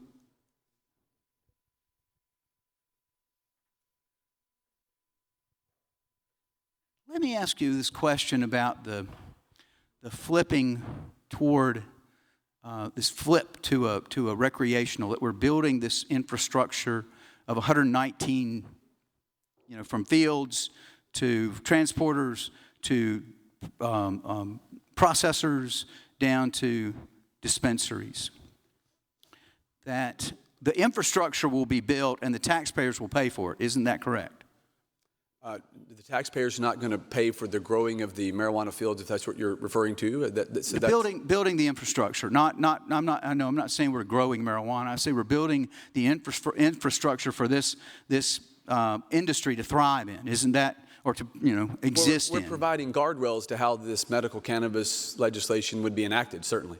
And once this is built, isn't it true that through statute, and it would have to be a statutory change, but if the General Assembly of South Carolina wanted to stand up a recreational marijuana industry, all they would have to do is change this statute in here, there, and yonder to allow that. The structure would be there, but it would to allow that structure to take over that business. Well, Senator, I disagree with that assertion, and here's why I do. Because the entire infrastructure that you referenced here that we're building out is for medical cannabis only. If a future General Assembly decided they wanted to just recreationally legalize marijuana, you wouldn't have to have all these constraints in place. You don't have to have pharmacy regulations promulgated. You wouldn't have to have the restrictions on how physicians go about making these authorizations. You wouldn't have to have the medical cannabis monitoring program. So I disagree with that assertion. I think that the infrastructure we're building here, in fact, to flip that sort of on its head, I actually believe that what we're doing under this amended version is making it a lot harder for recreational. And here's why I say that. Because if you wanted to legalize recreational marijuana right now, you could just say, yeah, you can have it. Go smoke a joint. You could do that right now. Any General Assembly could do it. Now, I wouldn't vote for it. I don't presume you'd vote for it. I don't think it would pass this body. But we could do that without this infrastructure we're talking about, because this infrastructure does not enable recreational use. This is purely around a medical construct. And at some point, presuming in the future, if we're going to prognosticate about a future General Assembly may do, let's do that about what a future Congress may do. If the United States Congress or the Department of Justice, some administration decides to remove from Schedule 1 to Schedule 2, then you've immediately said it's recreationally legal in every state in the United States, ultimately. And by us having these safeguards in place here, I believe we will be proactively in place to further restrict recreational use in South Carolina by virtue of putting in place this infrastructure. So no, I don't agree that this infrastructure is a hobby horse for recreational. But it certainly, would you agree with me that with the appropriate statutory changes, it could be modified to do just that? No, sir, I don't agree with that because I believe you don't think that we could change that statute? I believe that's not what you said. You said, did I think the infrastructure would lend itself to being statutorily changed to become recreational? What I'm saying is the infrastructure we're putting in place is around a medical construct. So I don't see how a medical construct could be used to enable recreational use. In fact, again, I'll go back to what I said a moment ago. I think it would be easier to go straight recreational and just bypassing all we're putting in place here than putting this structure in place. So but that wouldn't pass. So isn't it important to get it passed? But if we're talking about hypotheticals, then we're talking hypotheticals. Sure. Right. Let me ask this about the therapeutic cannabis pharmacy. I've been through the bill, and I mean, I've been through your amendment. I've been through every bit of it. And the only thing I could see different, other than changing the sign on the door, okay, I get that. You've changed the sign from dispensary to medical cannabis or therapeutic cannabis pharmacy.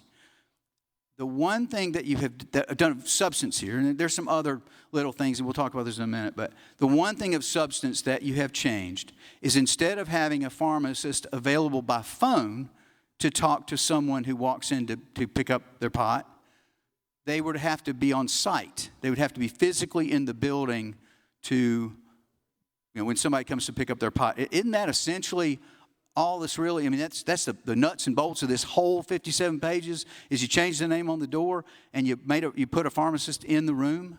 I disagree with that characterization. The reason that I do is because there's a number of other steps. I've walked through them, but I'm happy to do it again. That the notion here is not just changing the sign from saying dispensary to pharmacy. It is subjecting this entire process now to regulations that could be promulgated by the pharmacy board. You're saying, to your point, you accurately pointed out that you can't phone it in. The telemedicine's out. Under the prior legislation, however, you didn't have to have a pharmacy in every single instance fill the authorization. In this case, you do. And in every instance, you have a pharmacist being involved in this process. And before, where a pharmacist may reasonably be nearby a dispensary, they've got to be in every one of these pharmacies. Further, again, I go back to the regulatory regime that is put in place under the pharmacy board and the regulations we're allowing them to promulgate. And that traces really back to your last question, too, of whether this could easily be converted to recreational infrastructure. I don't believe so. And I believe this is far more detailed than just changing the sign on the door. Not to mention, again, the reporting requirements, that you have to report this to a prescription drug monitoring program, which did not exist prior. They were restricting the acreage, which did not exist prior. We're not allowing out-of-state folks to come here from Colorado with a weed card and get something. I mean, these are big changes, Senator. Let me ask you about that. I'm glad you brought that up, about the weed card. There's nothing in this that would prohibit an out-of-state person to come to South Carolina. I didn't see anything. And by the way, I commend you, I commend you on removing the non-resident cards. The reciprocity piece certainly was a significant problem with the bill among many, but I commend you on that. Did you know? Well, I did not know, but I appreciate that. That certainly was a concern I had as well. So now let me get to the second part. But I didn't see anything in the bill that prohibited an out-of-state person from coming to South Carolina, let's say a student at USC, and walking into a doctor's office and getting a medical a letter or whatever I forgot the term, but essentially your permission to get your diagnosis from the doctor that you then send in to DHEC, and they issue you a card. Is there anything in here that restricts that out-of-state person? It's not reciprocity, but their ability to get a local card, so to speak. Well, in Section 4453-2120, we deleted all non-residents' ID card requirements throughout the amendment. So if you go to 44-53-2120, make sure I go to the right page here myself.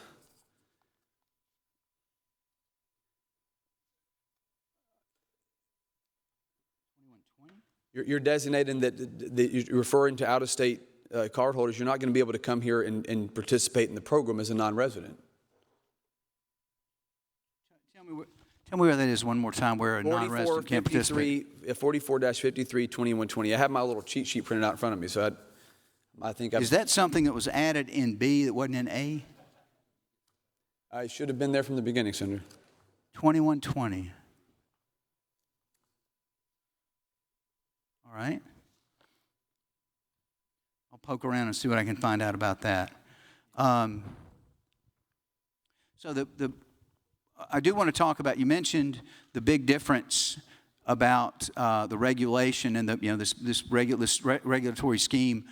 Isn't the only real difference that instead of DHEC doing the regulations for the dispensary, the pharmacy board does the regulations for the cannabis pharmacy? It's a significant difference. I mean, there's additional differences than just that. I think that's significant, though, because you're talking about a person who's trained as a pharmacist under the pharmacy board in South Carolina be subject to those regulations. I think that's a significant. I wouldn't glaze over that as quickly, perhaps, because I believe that expertise being interposed is really significant. So do you feel like DHEC is not up to the job of doing regulations on the other parts of this, other stages in this distribution chain? Senator, if I'm completely honest, I have a lot of concerns about DHEC, which is one of the reasons I co-sponsored Senate Bill number 2. So I have more comfort with the pharmacy board. So you've got concerns about DHEC just in general? I have concerns about DHEC beyond just this, yes, sir. And they would still be overseeing significant portions of this Ultimately, scheme. it's under the pharmacy board under this amendment.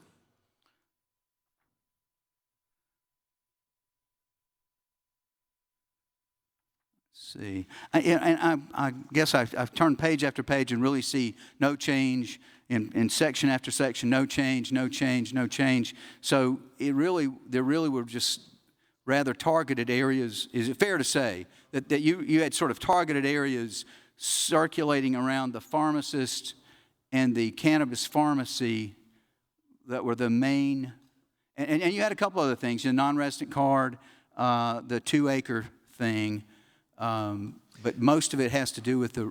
Well, Senator, from the outset, I said that the 57 pages does not contain all brand new content. It does address things throughout the bill. Again, to reiterate, it interposes the expertise of a pharmacist, so it gets rid of the notion of a dispensary. You have out-of-state prohibition to out-of-state folks, non-residents can't come here and participate or bring their ID card from Colorado. We restrict the acreage down to 2 acres. I think that's a very significant thing for folks that are worried about that. I'm just rehashing because we're talking about that didn't do a whole lot of things. I think those are significant changes. I think that interposing a pharmacist, having an ID card, or keeping out-of-state ID cards from participation, I believe having a reporting requirement through a prescription drug monitoring program, I believe removing some of the immunities, making sure that folks who are out there promoting this stuff are not also at the same time owning the very facility they're trying to profit off. Those are significant. I think it's certainly not 57 pages of new content, but there's more than just one menial change there. And I'm not suggesting there's only one. I was saying, my question was, isn't the thrust of it, the biggest part of it? I'm with you on those more important details like the reciprocity. But the most of it was mainly just about having the pharmacist in there and changing the name of it and having a different regulatory scheme being developed by pharmacy board versus DHEC.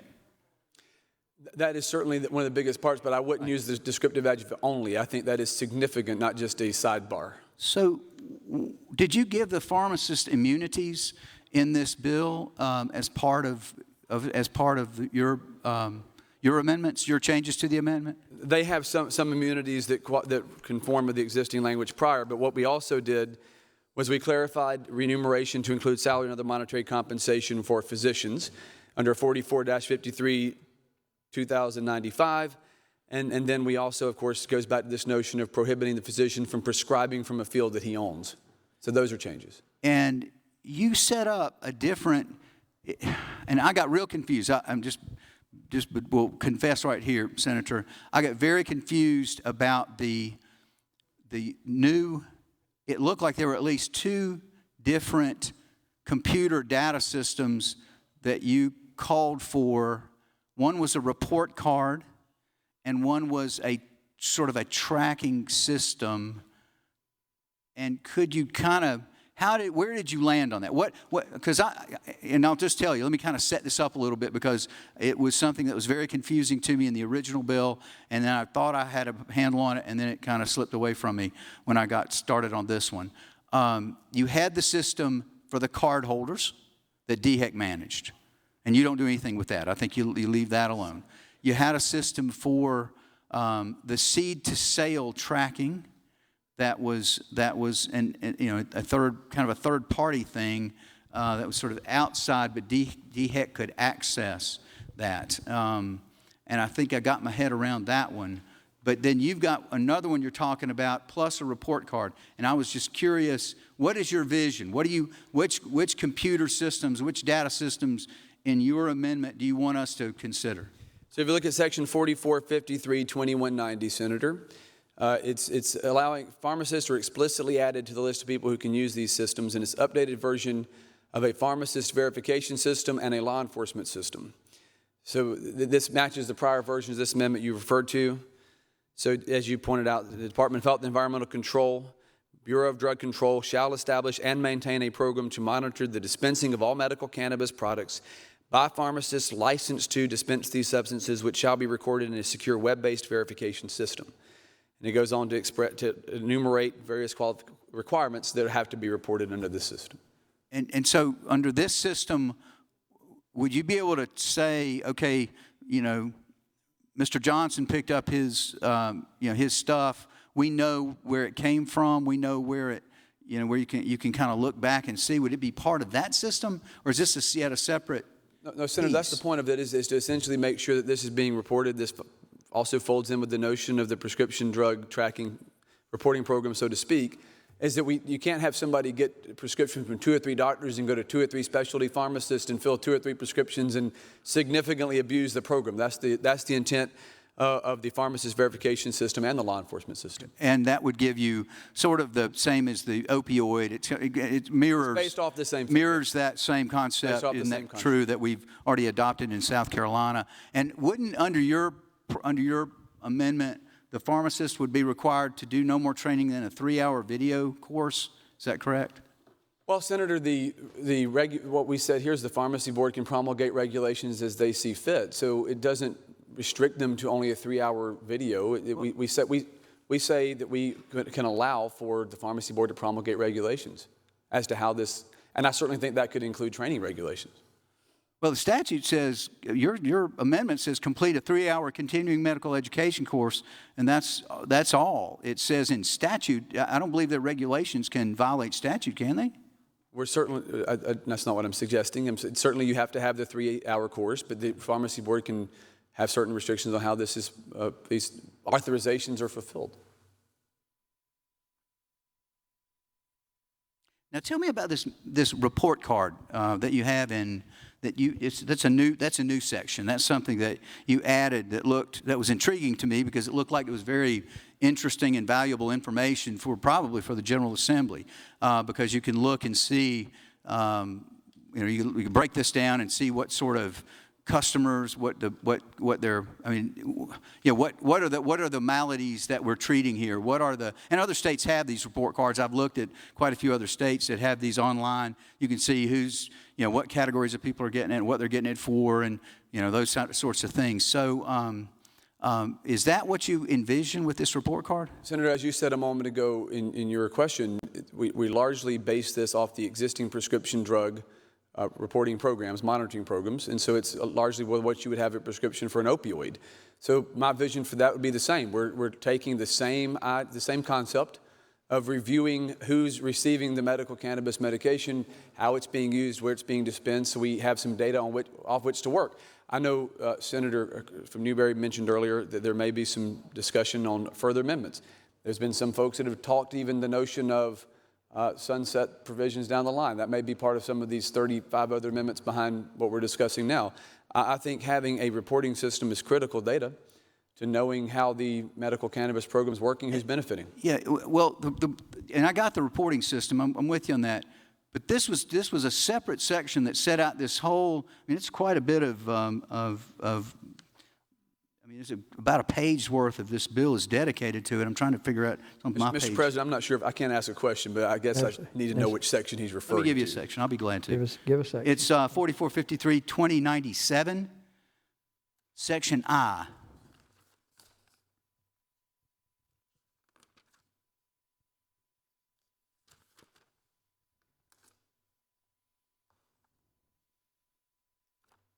I may have grabbed the wrong copy off of my desk copy here. I don't have that in this version. So you're going to have to just read it to me and tell me. If you read it to me, Senator, Sure. I can't ask the question. We can talk about it. Yeah, I'll be glad to. It's it's I-11. Let's see. It says the department shall develop and maintain, as part of a medical cannabis monitoring program, a system to provide report cards to physicians to inform the physician about certain authorization trends. The report card must provide, at a minimum, comparison of the physician's number of authorizations to peers, total number of patients receiving cannabis, total number of patients receiving cannabis each month and then for 30 days or more, the total number of patients issued authorizations from 3 or more physicians, total number of patients filling authorizations at 3 or more therapeutic cannabis pharmacies. Senator, actually, I just was looking at my notes here. It's 4453-2097. We essentially updated, the updated version here deletes this and combines the pharmacy verification system with the law enforcement verification system so they're not duplicative, and that's in section 44-53-2190. Thank you, and I greatly appreciate that clarification because I know what I've done. I'm working off of 3 different versions of your amendment, and I got off track on one that is no longer before us. Is that correct? We made sure that was no longer duplicative. That's correct.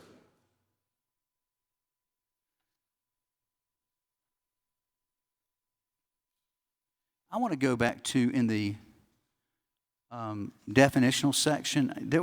I am concerned that out-of-state residents can come to South Carolina and get cards. Would you take a look at, under this definitional section, qualifying patient? This is under 4453-2010 at the beginning? Yes, sir.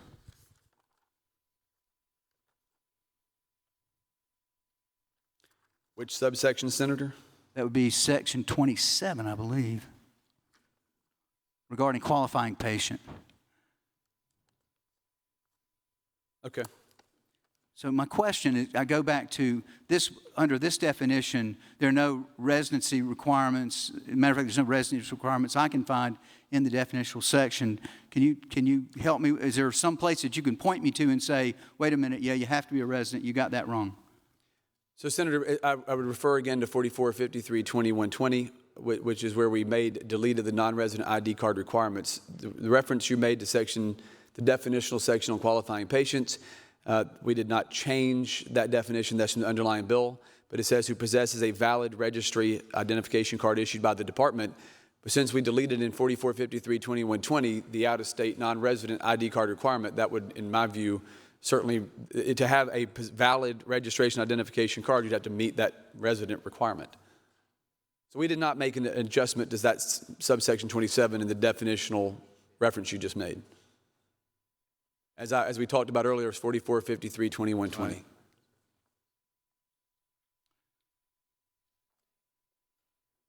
I'm just about finished here, so bear with me. I'm just making sure I didn't.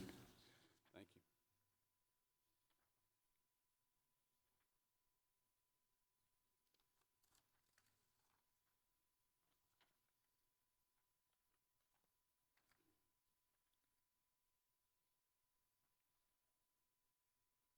Oh, yeah. I wanted to ask about 4453-2420.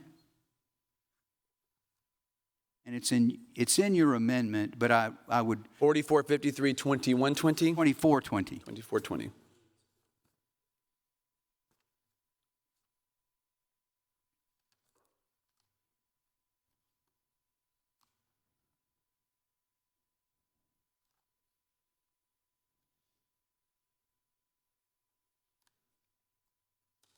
You can go ahead and start talking about it, Senator. I'm digging through here to get there. So this is the provision that talks about the distance requirement from schools. It has to be 1,000 feet,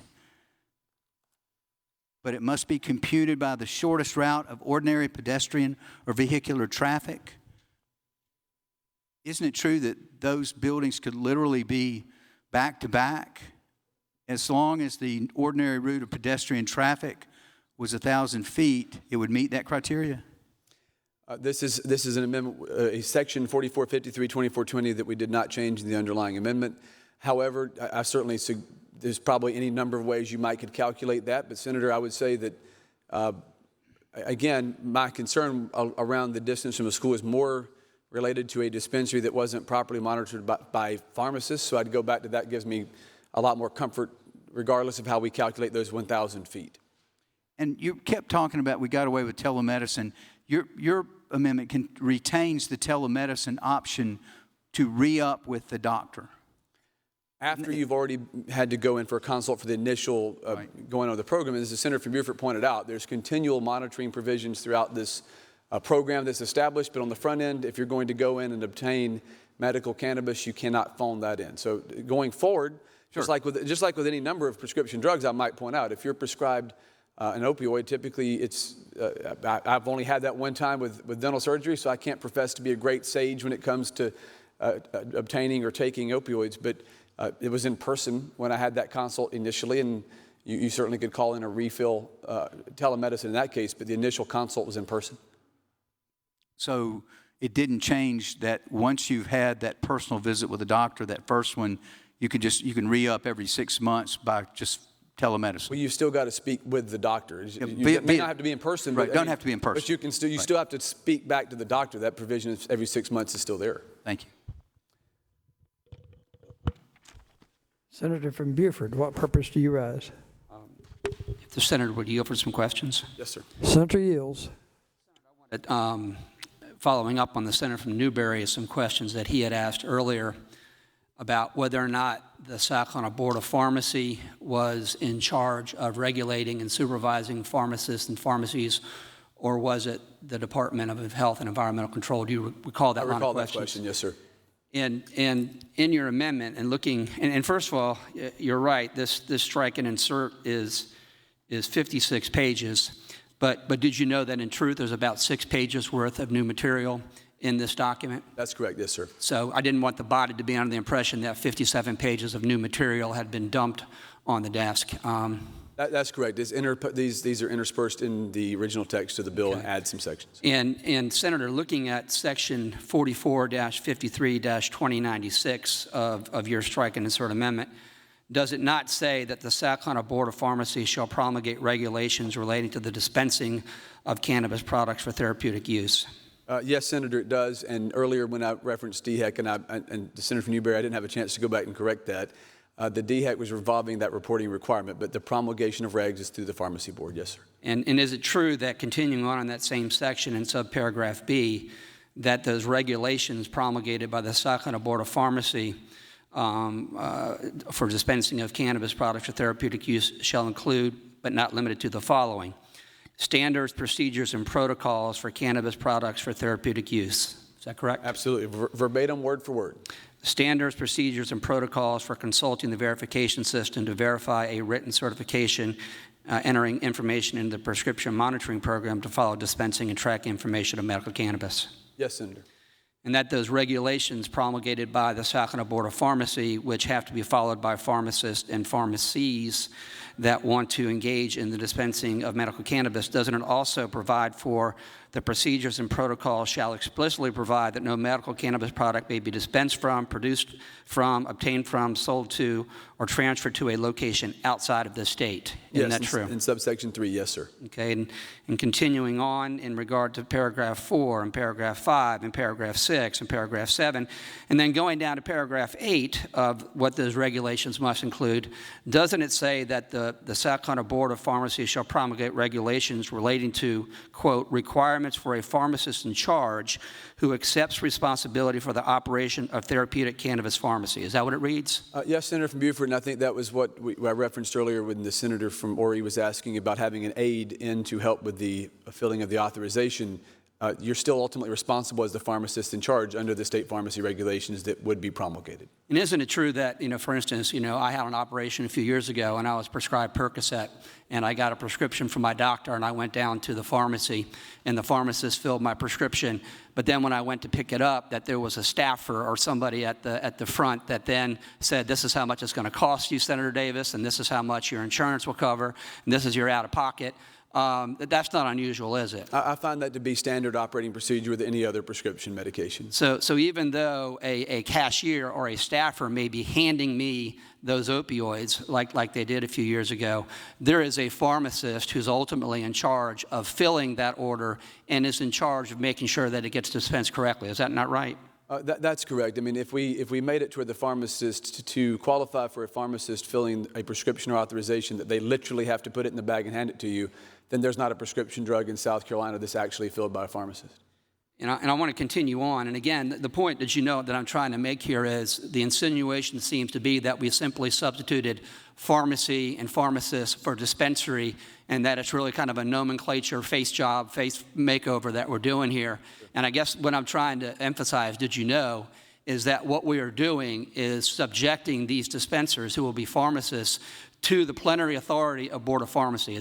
Are you aware of that's what I'm doing here? Absolutely, Senator. That's the reason for the amendment, and that's why I said it's not only that we did that or only that we changed the shingle on the door, so to speak. It is a significant change to say that regulations be promulgated by the Pharmacy Board. That changes the entire ballgame in my view.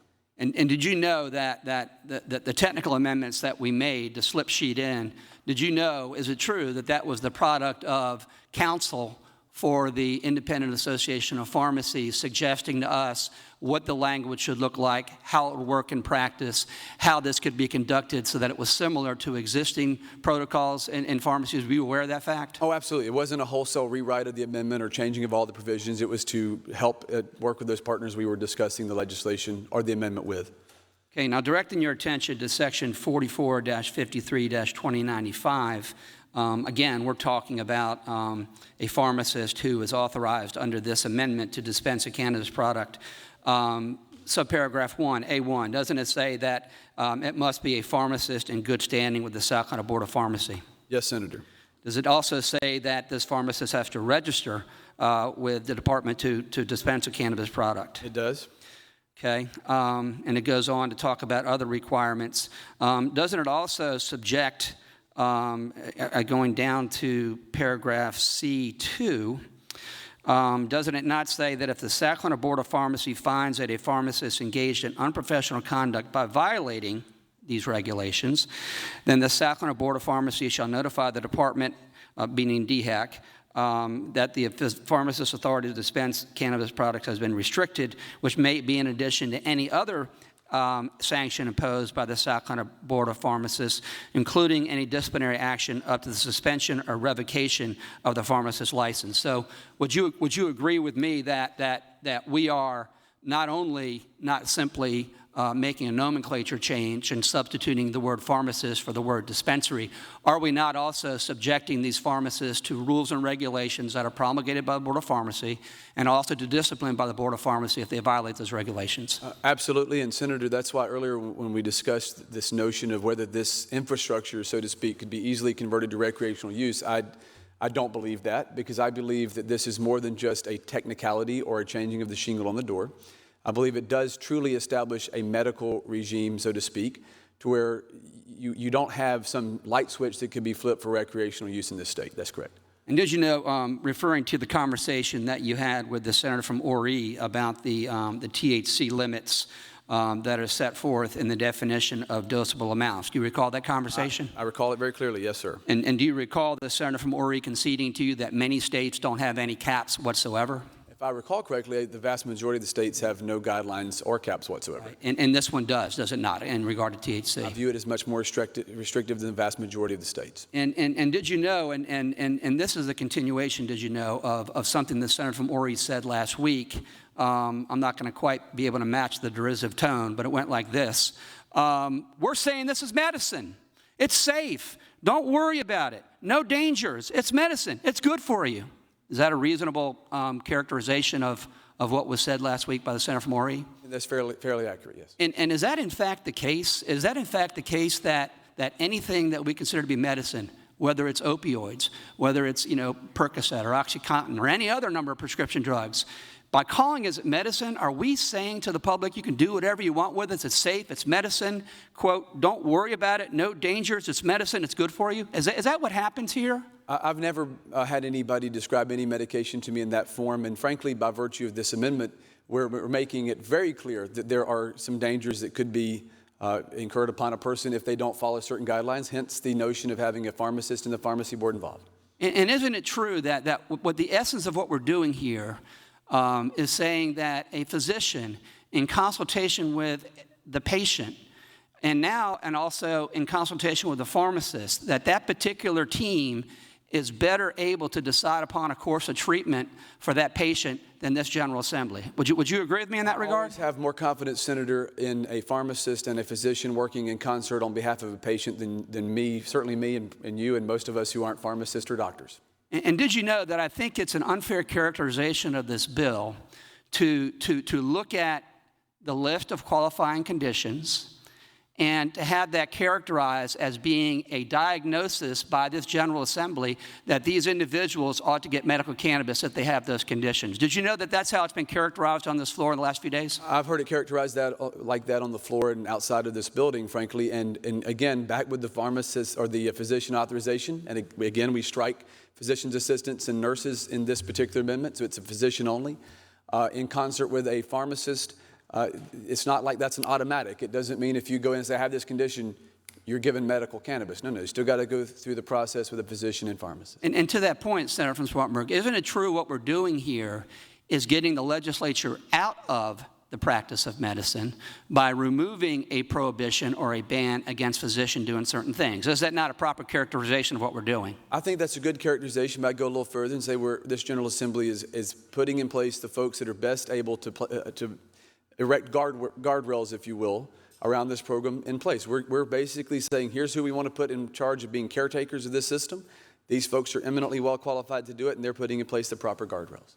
Who's better qualified to determine what's in a patient's best interest? A physician in in-person consultation with a patient reviewing their medical history and discussing their condition, or 170 elected officials of the General Assembly? Who's in a better position to decide what's in their best interests? I would certainly say the physician, Senator. Okay, and I love law enforcement, and we need law enforcement, and I showed a graph earlier about how we fund law enforcement. I want to fund them more, and I respect law enforcement.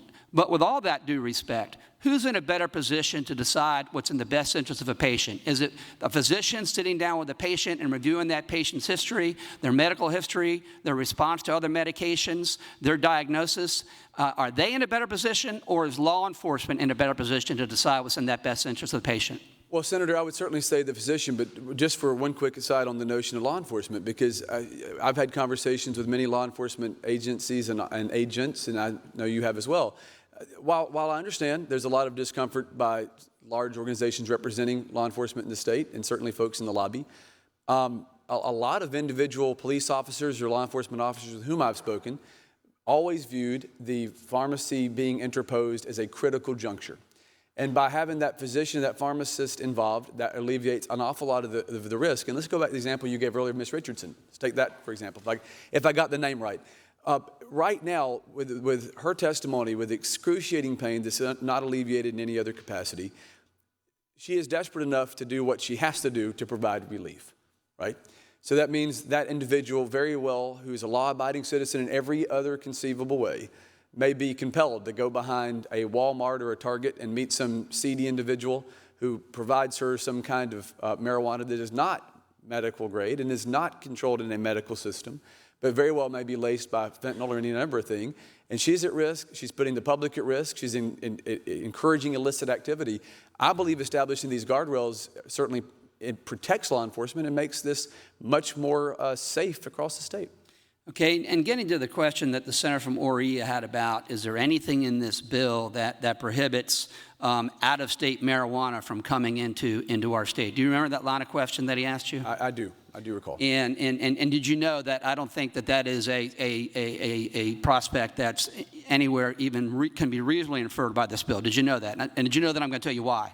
Well, Senator, I came to that same conclusion, but I would love for you to tell me why. Well, did you know that in the definitional section, when we talk about medical cannabis establishments, and it's in the definition, it means a cultivation center, which grows the cannabis, the therapeutic cannabis pharmacy, which is going to be dispensing the cannabis, the transporter, which is going to be taking the cannabis product through various change of the production cycle, from the grower to the processor to the cannabis pharmacy, an independent testing laboratory or a processing facility licensed by DHEC, okay?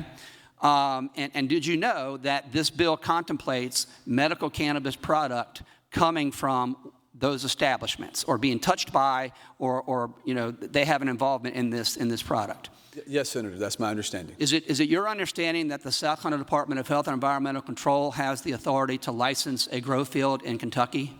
If they've obtained that authority, I'd be curious as to how. Okay. Is there anything in the underlying law that where other states have ceded to the South Carolina Department of Health and Environmental Control the ability to license grow fields or cannabis fields or anything in their states? Are you aware of any surrender of sovereignty by states in that regard to the South Carolina Department of Health and Environmental Control? I'm not aware of any state ceding its sovereignty to any other state, certainly our state.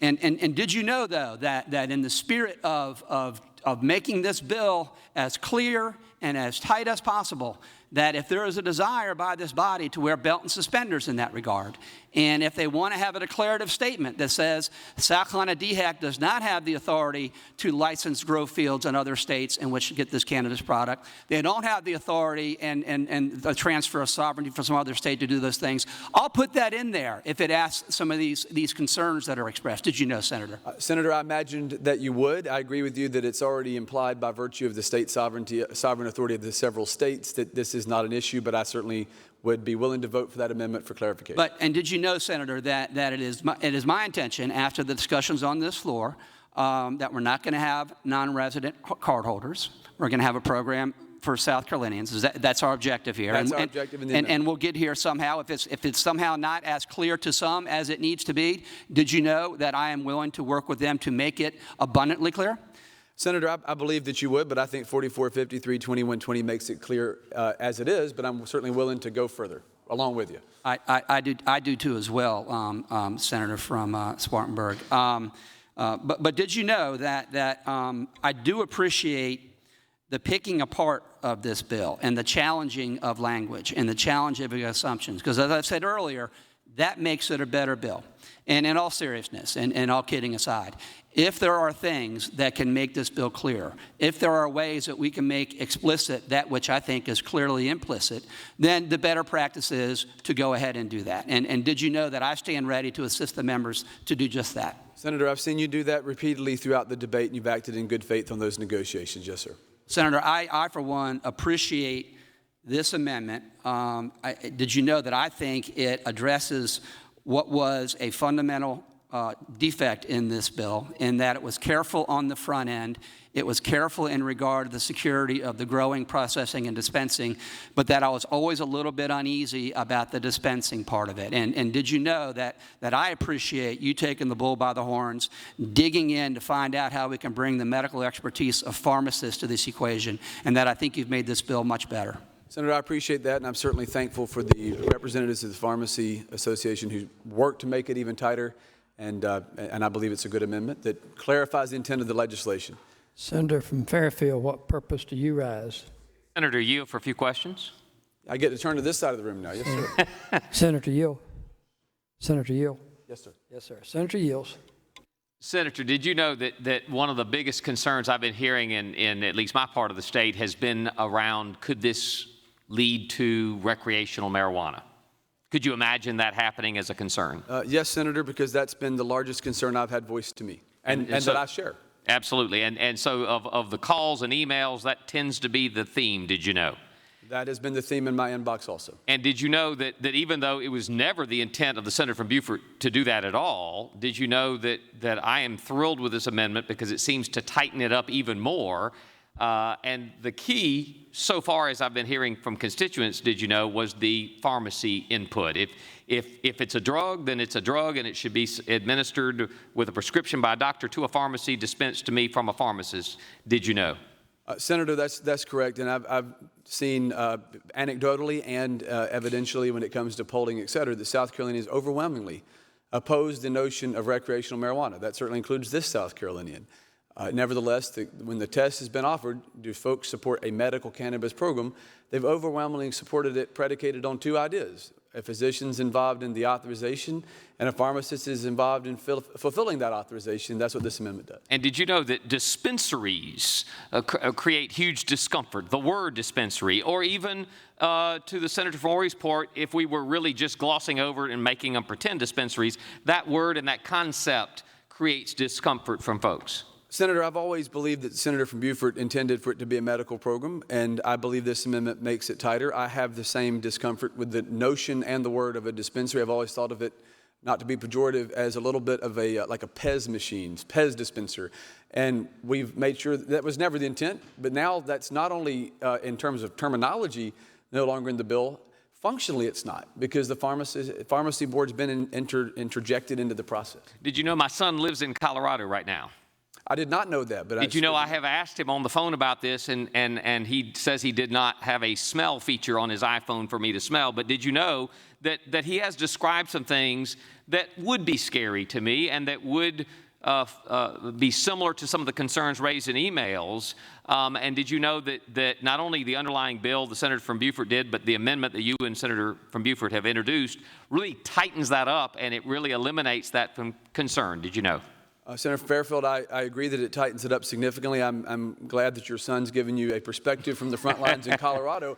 Again, I mean, even before the amendment, this particular legislation never allowed for, dare I use the phrase again, burning leaf. But now I think it was already the tightest medical cannabis legislation in the United States, and now it is even tighter. I think it's now that by a mile. Well, will you speak to the pharmacies? So the pharmacist that's there with an assistant, just like a pharmacist would have at CVS would have an assistant. I mean, we all know that. But will this pharmacy have to be pharmacists have to be regulated in the same way that other pharmacists would have to meet licensing requirements? Well, in the definitional section, we've already stated that, of course, that you have to be in good standing with the South Carolina Pharmacy Board. So the answer to that would be yes.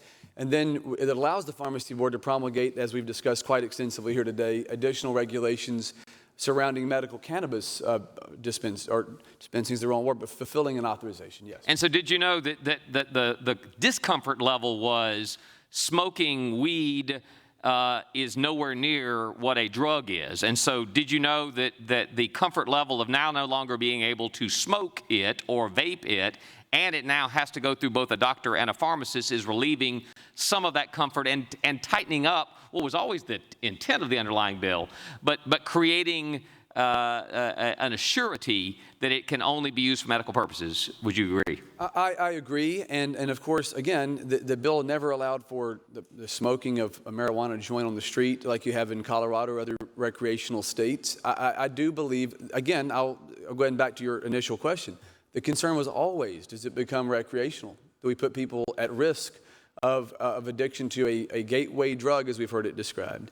And that was always my concern, that we didn't do that. And I think that by interposing, again, the pharmacy board and the regulations they may promulgate and the expertise of a pharmacist, and we further tightened to make sure that it's a physician, not just a PA or a nurse, into the process, the notion that this is going to ever be obtainable for people who just want to, for lack of a better way of putting it, get high, that's ludicrous. They can't do that under this. People are going to do that illegally now, but this bill certainly does not promote that practice. Well, since the number one thing I keep getting is make sure it's not a gateway, make sure this doesn't lead to recreational, I want to move on to the second thing, did you know, and that is who grows it and where. And so I ask you, would you be worried if we allowed hundreds of millions of pounds of marijuana to come from other states into South Carolina? Would that worry you? Clearly, that's why I put that into the amendment for the 2-acre limitation to 15 grow fields. But I want to get to also, would it also worry you if we had one big industry coming in South Carolina without the 2-acre limit producing hundreds of millions? Absolutely. That's always been my concern. Again, not to be pejorative, but I've used the phrase with friends, I don't want big weed coming in here. And to the Senator from Horry's point about recreational, whether you could flip a switch and go recreational, I believe that under this restriction on the 2 acres and the 15 grow fields, that's essentially impossible if this statute's adopted. Certainly, a future General Assembly could make that change, but they could do that anyways, even if this wasn't in place. So I do believe this forecloses that probability or possibility. And did you know that I believe that you probably threaded the needle the only way that it could be threaded by keeping out-of-state marijuana out and also keeping in-state marijuana from being a big industry that could one day push for legalization by moving it to 2 acres, that you're getting the best of both worlds while protecting the integrity of a medical cannabis bill? I've always heard it since I was a little kid. My grandparents used to use the phrase that the pathway to hell is paved with good intentions.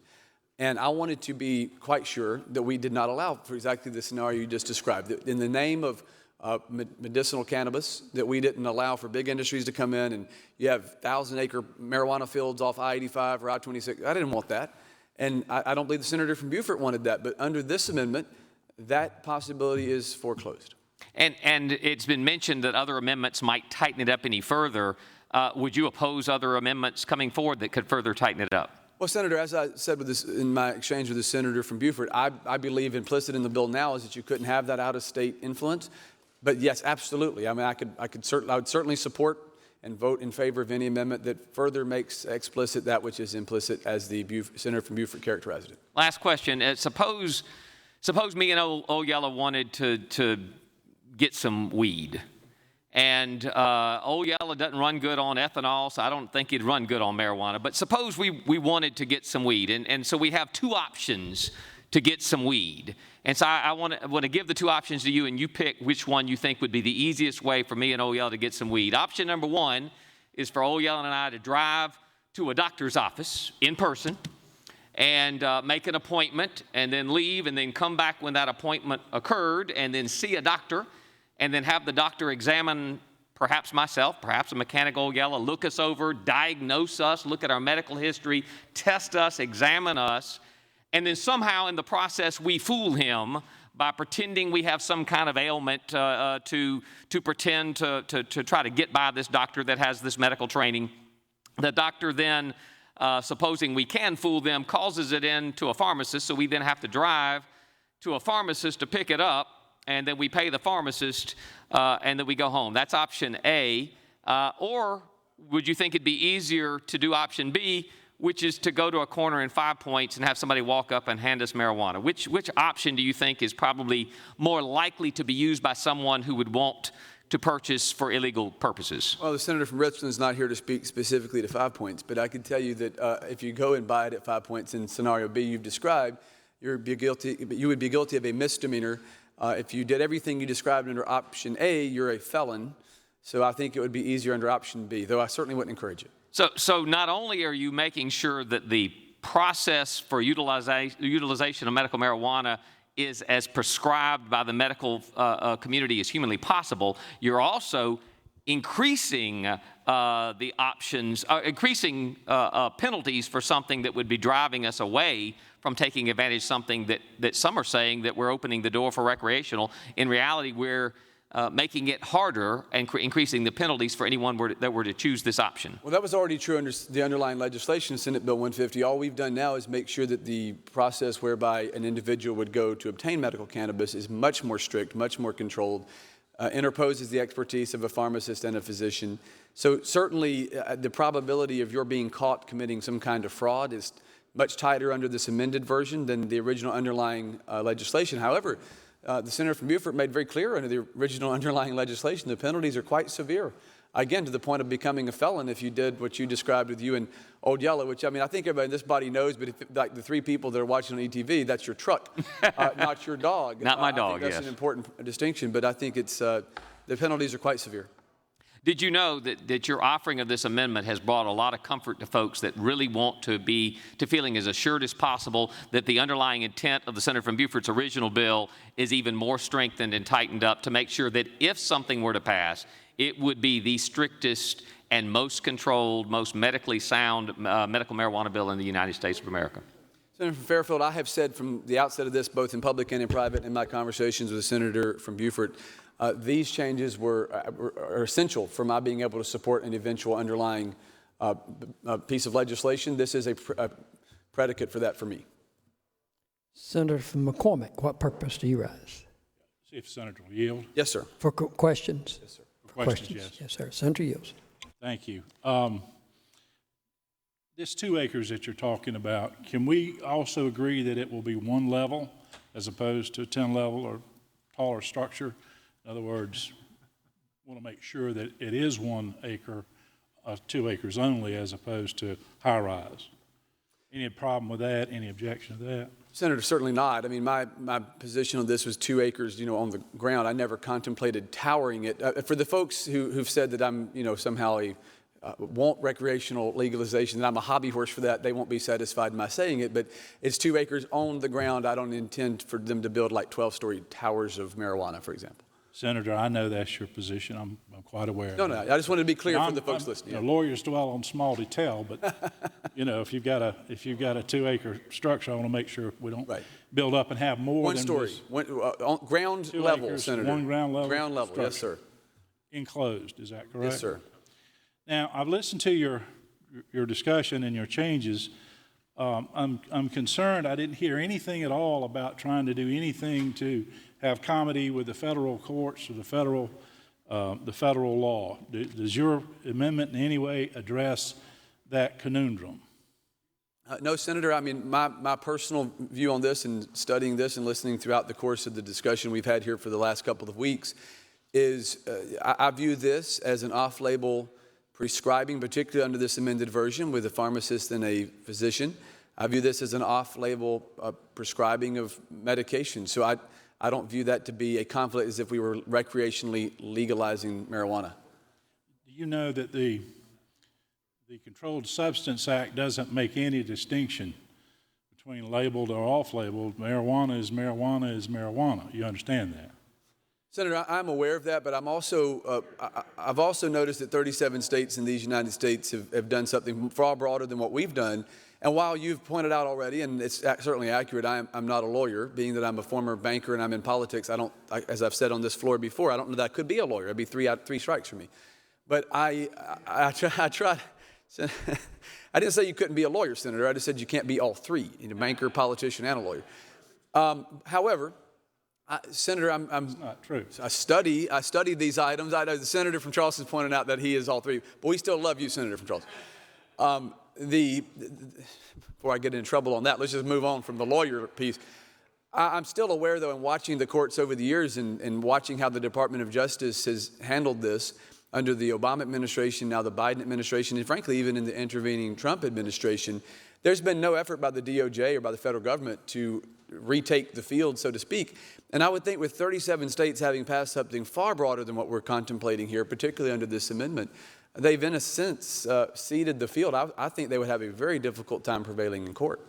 Do you have a problem with protecting South Carolina citizens who have an objection against doing anything that's against the federal law? I believe we should always obey the law, Senator. I think we're talking about the state versus federal and a federal question here.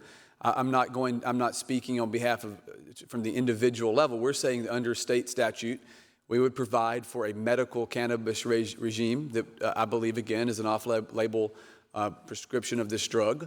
And I do not believe with 37 states having adopted statutes much more liberal than ours, that the federal government has any intent to retake the field here. And frankly, I think they've abandoned it and would lose in court.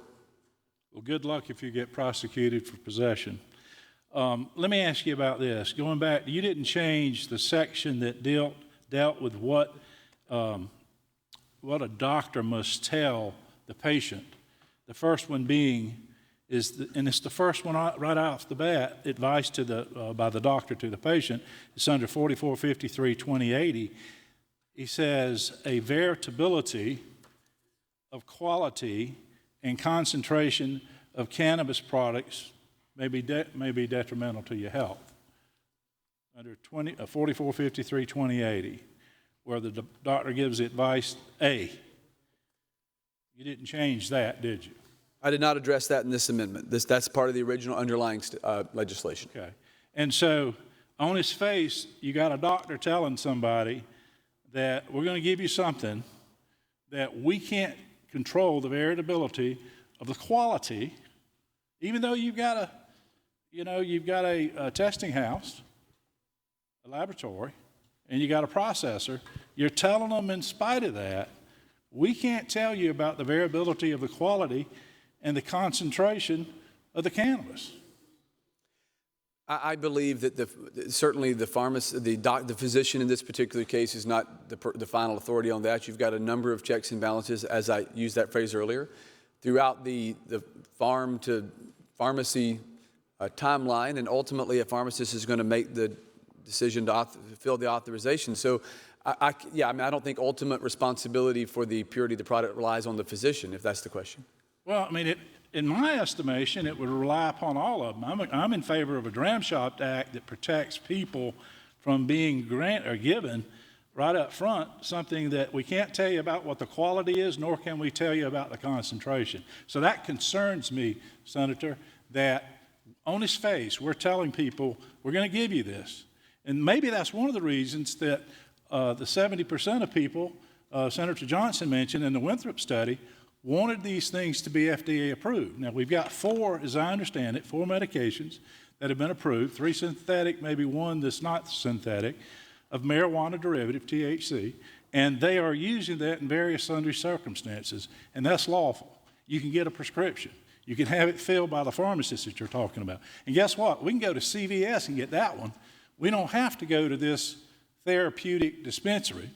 You understand that? Well, Senator, under this amendment, there's no therapeutic dispensary. I'd like to be clear about that definitional change. What do you call it? Well, no, it's a specialty pharmacy where the pharmacy board is going to have control over that facility, and the pharmacist has to be in good standing with the pharmacy. I just want to be clear on definitions. If we're talking definitionally, this is no longer a dispensary. Okay, you're taking away the word dispensary, but what are they doing? They're dispensing this marijuana, aren't they? But it's not just taking away the word. I know the senator from Horry made the same contention, Senator from McCormick, and I don't view it as simple as we're changing the shingle on the sign. I believe that the regulatory promulgation, the regulatory regime that's interposed, those have significant ramifications. I don't believe it's simply a word change or semantics. I respect that. You can't put this thing inside of a CVS, though, could you? No. You could. So it's a standalone, just like a dispensary. It's a standalone. The difference between you use your term, I'll use mine, and that's fine. But it's a standalone facility, right? But terms do mean things universally, Senator. You and I both would agree that it's not my truth versus your truth on this. There's the truth. And under the definition of a pharmacy as we've placed it here, I understand there's the temptation, and I respect it, that we would say that the term, the cannabis pharmacy in this amendment and a dispensary are interchangeable. I don't view it that way, because under the dispensary in the original underlying version of Senate 150, you don't have to have a pharmacist always present. This makes it not an option, but you must have that pharmacist present. You have a pharmacist that has to be in good standing with the state pharmacy board. You have the state pharmacy board promulgating regulations, and only a physician can authorize, no longer a PA or a nurse. So I keep pushing back on that, because I don't agree with the assertion that a dispensary and a specialty cannabis pharmacy are interchangeable terms, and all I'm merely doing is changing semantics. Did y'all change the idea that one pharmacist could work at all of the dispensaries? Excuse me, therapeutic center pharmacies? In this particular case, a pharmacist has to be at each physical location. So you can't have one guy with 10. One of the deficiencies, in my view, Senator, of the dispensary protocol in the prior version of the bill was that you could have one fella or lady or whomever, one pharmacist, if you'd like, has 10 of these things dispersed across a county like Spartanburg or McCormick, which they couldn't have 10, but the point is, let's say they did. That one individual could run all 10 and, show up at one once every 3-4 weeks. That's gone here. We're saying that the pharmacist has to be present. So to answer your question, that's not possible under this amendment. Senator, I appreciate that improvement, okay? Because before, one pharmacist, as I read the bill, one pharmacist could be available for all of our dispensaries in the original bill. So that cleaned it up, and I salute you for that. That's a good move. Now, have you done anything as it relates to our veterans in your amendment that takes care of them, that helps them still keep their weapons and also get help for their maladies?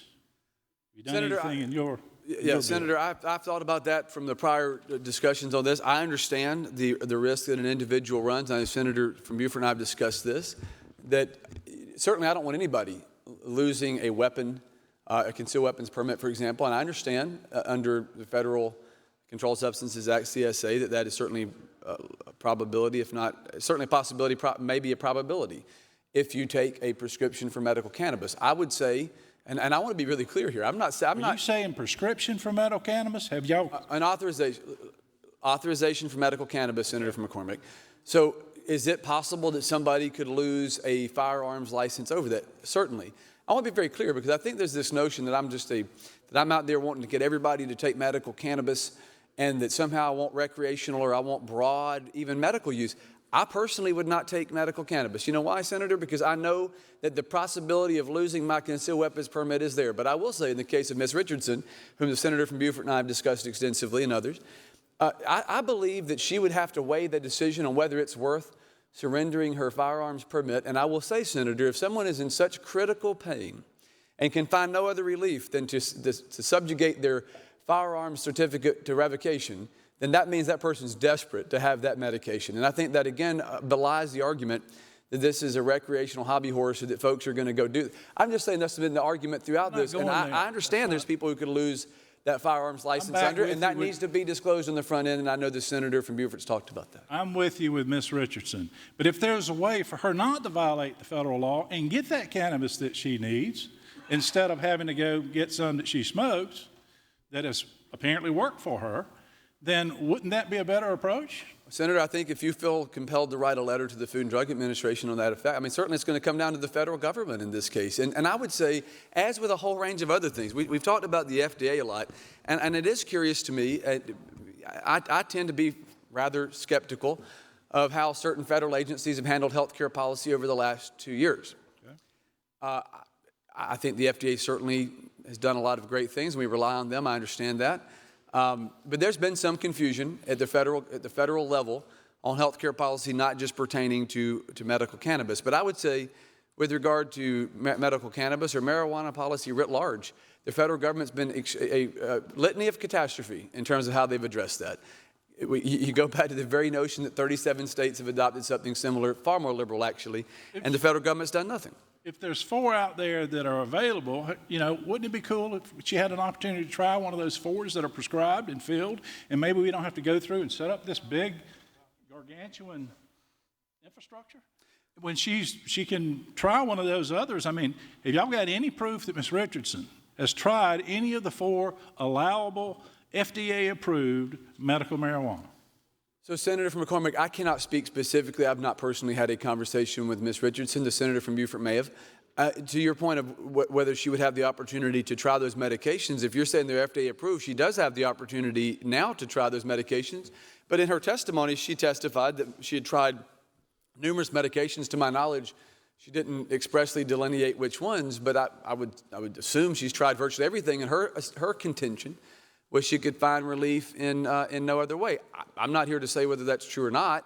I certainly think trying other medications that would not, to your point earlier about the firearms permit, possibly subject you to the revocation of a firearms permit, certainly would be something you should try before you go to medical cannabis. However, if someone's willing to go that far, Senator, I think it naturally implies, back to this explicit versus implicit, that if you're willing to subject yourself to the revocation of your permit, you've probably tried everything else. Well, the other part of it, are you aware that the FDA has a great program that is recently calls for these 4 ideas of medical marijuana to be used, to be FDA approved after clinical studies, that they're in the process, they'll accept us.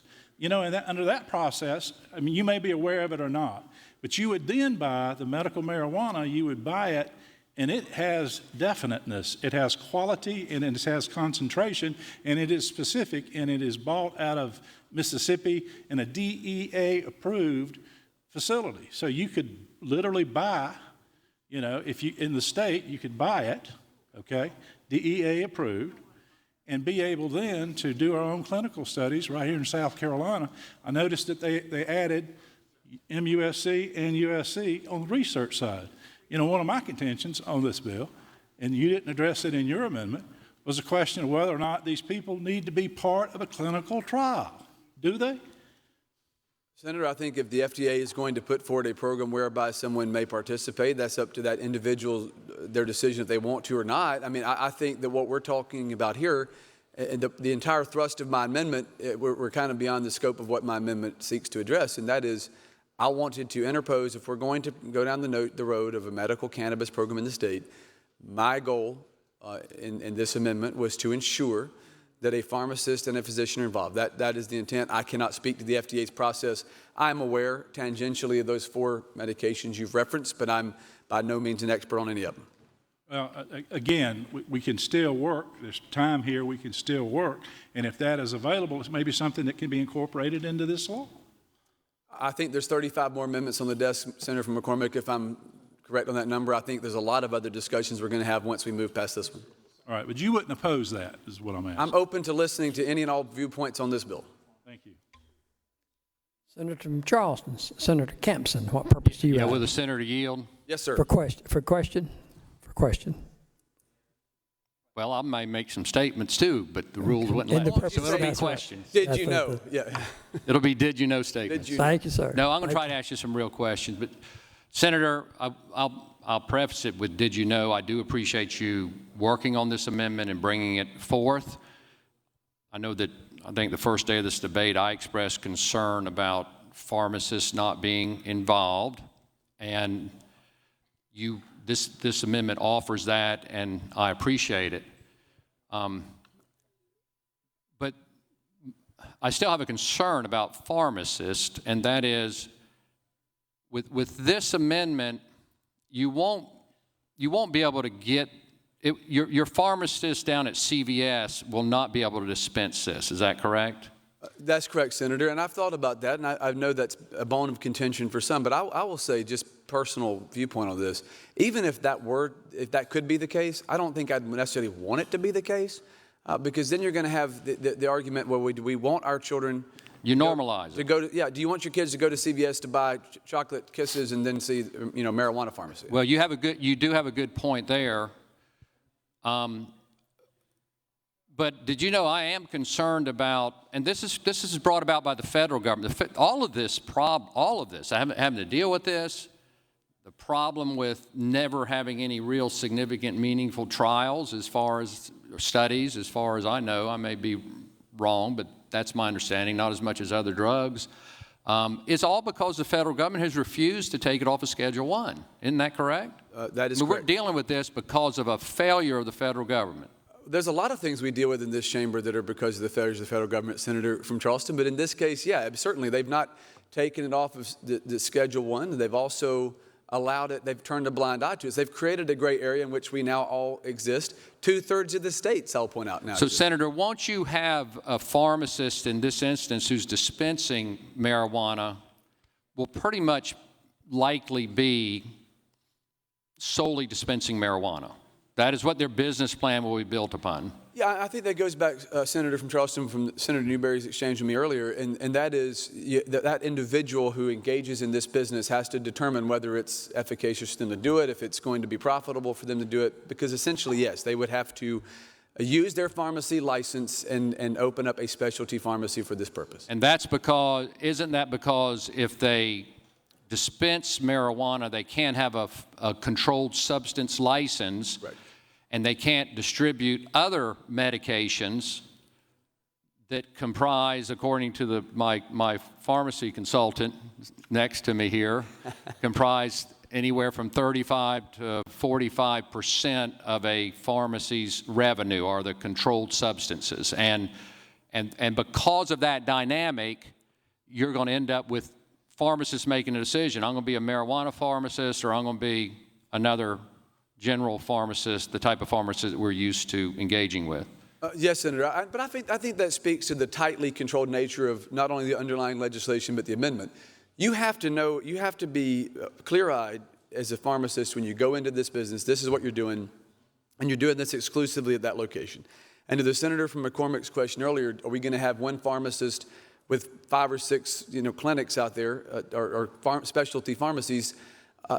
No, not unless there's multiple pharmacists involved, because that pharmacist has to be on site. So I think it speaks to the further tight nature of the bill as amended if this amendment's adopted. Okay, well, I understand that. And again, I appreciate this amendment, and I'm going to vote for the amendment. It really doesn't mean I'm going to vote for the whole bill, because Because did you know, I would be much more comfortable. I really don't want the kids seeing it in CVS, but if you had a pharmacist that was engaged in dispensing other medications and drugs, I would be much more comfortable with that. Did you know that? And I'll tell you why. Senator, I kind of gathered through the thrust of our conversation that you may very well be more comfortable with that. And it's because of this, Senator. I know that you study economics. You and I have had some nice we both have read the Bible of Adam Smith, certainly. That's right, and substantive conversations. And I'm sure you're aware of the concept of the notion that people act in their rational self-interest, their rational financial self-interest. And this is my concern. If someone decides I'm going to hang my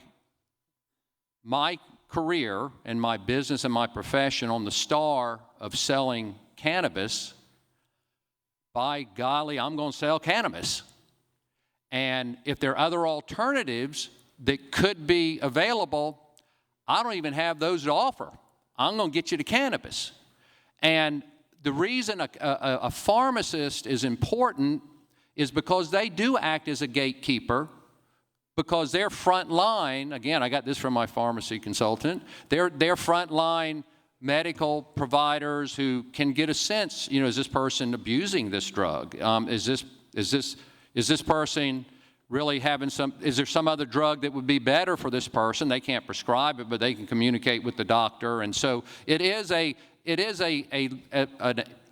point where some medically informed discretion is exercised at the pharmacist level. And that's why pharmacists are valuable. And wouldn't it be better, because of the rule of enlightened self-interest, that people are going to act in the way that advances their self-interest? And if all I sell is cannabis, by golly, I'm going to sell cannabis. And that's all I have to offer. And so do you understand? Do you see that concern that I have? Because you're going to have pharmacists who are completely and utterly sold out and reliant upon the cannabis industry. And I'm not sure I'm going to get independent judgment. They can't exercise their discretion any other way and sell any goods unless they sell the cannabis. Did I know? Did you know all that? Yeah. I know you know all that because you're a student of economics, Senator. And Senator, I have thought about that. Believe it, I really did think about that. How do you make sure you don't align someone? In other words, you don't want someone to be economically dependent upon an individual taking medical cannabis, and then it becomes a cottage industry. I've thought about it, which is why, again, when the senator from Beaufort and I started talking about it, the notion was in the original wording you could have a PA or a nurse, physician's assistant or nurse help make the authorization. We tightened it further to the physician. So even in the scenario you've laid out, and it's very well thought out, if you go to a pharmacy right now, you may be offered a generic off-brand drug, but generally, at least in my experience, I'm sure this could differ from individual to individual, when I have been prescribed say it's an antibiotic, or the one time I had dental surgery and had oxycodone, an opioid, and I go to the pharmacy, the script's already written by the physician. The pharmacist really didn't say, hey, I think you should take this alternative. They may say, here's an off-brand of it, here's a cheaper version of it that you don't pay $400 for, but they didn't really try to redirect me because the physician had already made that determination. Well, the physician prescribes. They'd already made that determination. So under this amendment, Senator, the physician, and only the physician, not the PA or the nurse, will have to have made that determination. And that physician is precluded from owning a stake in these grow fields, for example. So in other words, we do avoid the cottage industry, to that example, with the physician. And that physician, again, I keep using this phrase ad nauseum, provides that check and balance against the pharmacist. So you're absolutely right. The pharmacist is going to have to be able to economically make it off of fulfilling those authorizations on that one medical cannabis. But I do believe the check and balance of the physician, who is precluded from self-interest on the grow fields, for example, that provides that safety net. Well, this amendment is necessary for my support, but I'm not sure it's sufficient, I guess, is the point that I'm making. And some of the insufficiency, or perhaps even most of it, comes from you're going to have a pharmacist who made a career path decision, I'm going to dispense marijuana. And by golly, I'm going to dispense as much as I can. The more I make, the more I dispense, the more I make. And if there's any pause, I just think there would be more reticence there to if a pharmacist sees any concerns, because there's nothing else for them to make money at but dispensing cannabis. And that, I would be much more comfortable if it were again, this is a failure of the federal government. It's not our failure. It's not a failure of your amendment. They should have moved this to Schedule 2 years ago, done studies, and we can have, doctors and research biologists and pharmacists draw conclusions, and then it can be treated like any other drug. But the federal government simply neglected to do that, and we're having to kind of do this on the fly sometimes I feel like I'm asked to be sometimes I feel like I'm asked to be the FDA, the DEA, and the AMA all at once. And I'm not quite sure that any of us are qualified to be the FDA, the DEA, and the AMA. And that's basically the role we're stuck in, did you know, because the federal government's failed. Senator, I agree, and I think you're doing a nice job trying to do those things. I would say I'm not surprised that we're ahead of the states. I mean, Luis Brandeis, the Supreme Court Justice, always called the states the laboratories of innovation. I agree. It should have been moved to Schedule 2 years ago. The federal government's created a mess by essentially ignoring 37 states that have something similar, much more liberal than we do, and not moving to Schedule 2. I understand your concern about the pharmacist. I don't deny that's a possibility, which is why, in light of that Adam Smith notion of self-interest, we made sure that there was a check and balance with the pharmacist. Well, the physician. That's true currently in every prescription, and it'll be true here. But the pharmacist will be one thing that helps build his business solely on the cannabis trade. That's true, sir. But one of the things, Senator, that I think helps with that is under the definitions, we require that the pharmacist be in good standing with the state pharmacy board, meaning, of course, they already are a licensed pharmacist, right? It's not like you get forgive the pejorative, a pot pharmacist license. You're a pharmacist. So to your notion of if they can't make it in that notion of self-interest, I think they have to make an educated decision. Hey, if I'm already a pharmacist, do I step out and do this little niche or not? If I do I have a business plan to make sure I succeed? If I don't, though, you fall back on the fact you're a pharmacist. So I don't know that somebody has to push it that hard, because if it works, it works. If not, you're a licensed pharmacist already. Well, it's kind of like a simple analogy is for those who are mechanically oriented anyway. If your truck's not cranking, you do have a truck, right? Otherwise, you can't be a member of the Fish Game Forestry Committee. You and I had this conversation. I have an SUV. I have an SUV, so I can still be on Fish Game and Forestry. You can still be there, yeah. Okay, so if your truck's not cranking, there's several reasons it could be not cranking. It could need distilled water, right? A lead acid battery does need distilled water, correct? Sure. It could be it's just lost the charge and it still has useful life, and so you have to put a battery charger on the battery to get it to run. Or you might need a new battery. Or you might need a new alternator, or just an alternator fan belt. Or just the new truck. Well, the new truck, but many of us can't afford that. But if all you do is sell batteries, when someone comes with a problem, a new battery kind of fixes it every time, because you don't need distilled water unless you got a bad alternator. It'll fix it temporarily. You're going to push the battery. And I'm just saying that's the dynamic. That's the one thing I'm concerned about. I would much rather it be, but we can't control this. I mean, I'm talking about a problem I see. Did you know that we all acknowledge we really can't control? So I'm speaking out of frustration, or I'm asking questions out of frustration. Well, I think to follow that analogy, because I have had to buy some batteries. Typically, though, I don't go to the auto parts store for what part I need without going to a mechanic to decide first. In the case of my family, my father is a mechanic, so I have that built in. But I usually go and say, hey, what do you think is wrong with it? And then I go after he, if you will, if we can follow the analogy, gives me the authorization or the prescription that you need a new battery. Then I go to the battery store. But I don't go to the battery store first and say, gosh, I need a battery. Well, there's several options, and there's several options. And the point I'm making, there is a tendency for the individual who has one of those options to sell and only one of them, that's going to be the remedy for your problem most of the time. So, Senator, that's the point that I'm making. And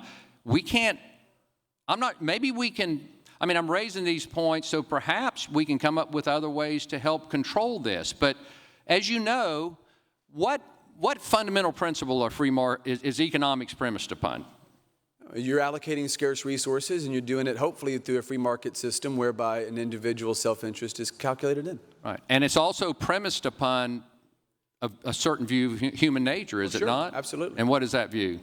Well, it depends, I guess, somewhat on your worldview, but I believe that human nature is fallen, and there's a self-interest there. There's a selfishness to it, and you have to, I believe free market enterprise takes the tendency to human greed and avarice and puts that in the most socially constructive possible way.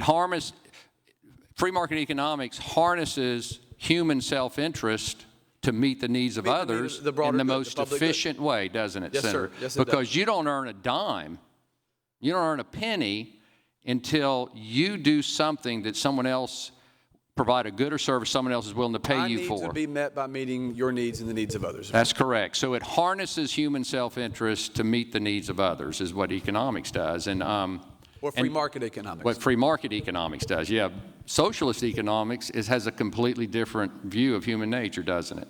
It's premised upon a different view anyway. It just takes the avarice and greed of humans and puts it in the government. Okay.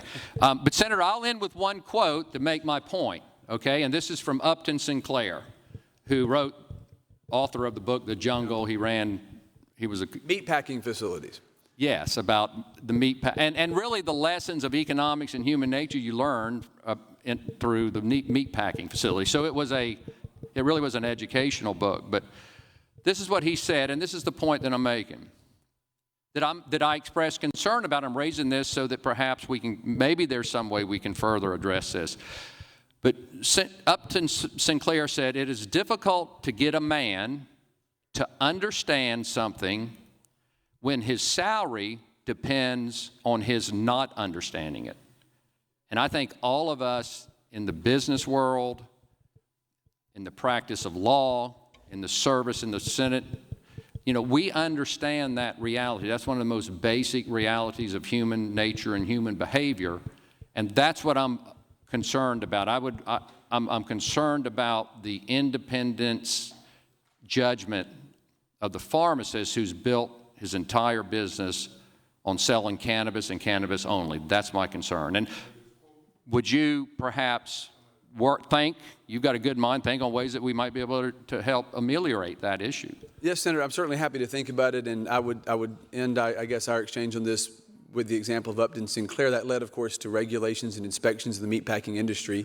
Along those same lines, again, following that analogy, we have inspections and regulations through the pharmacy board here, right?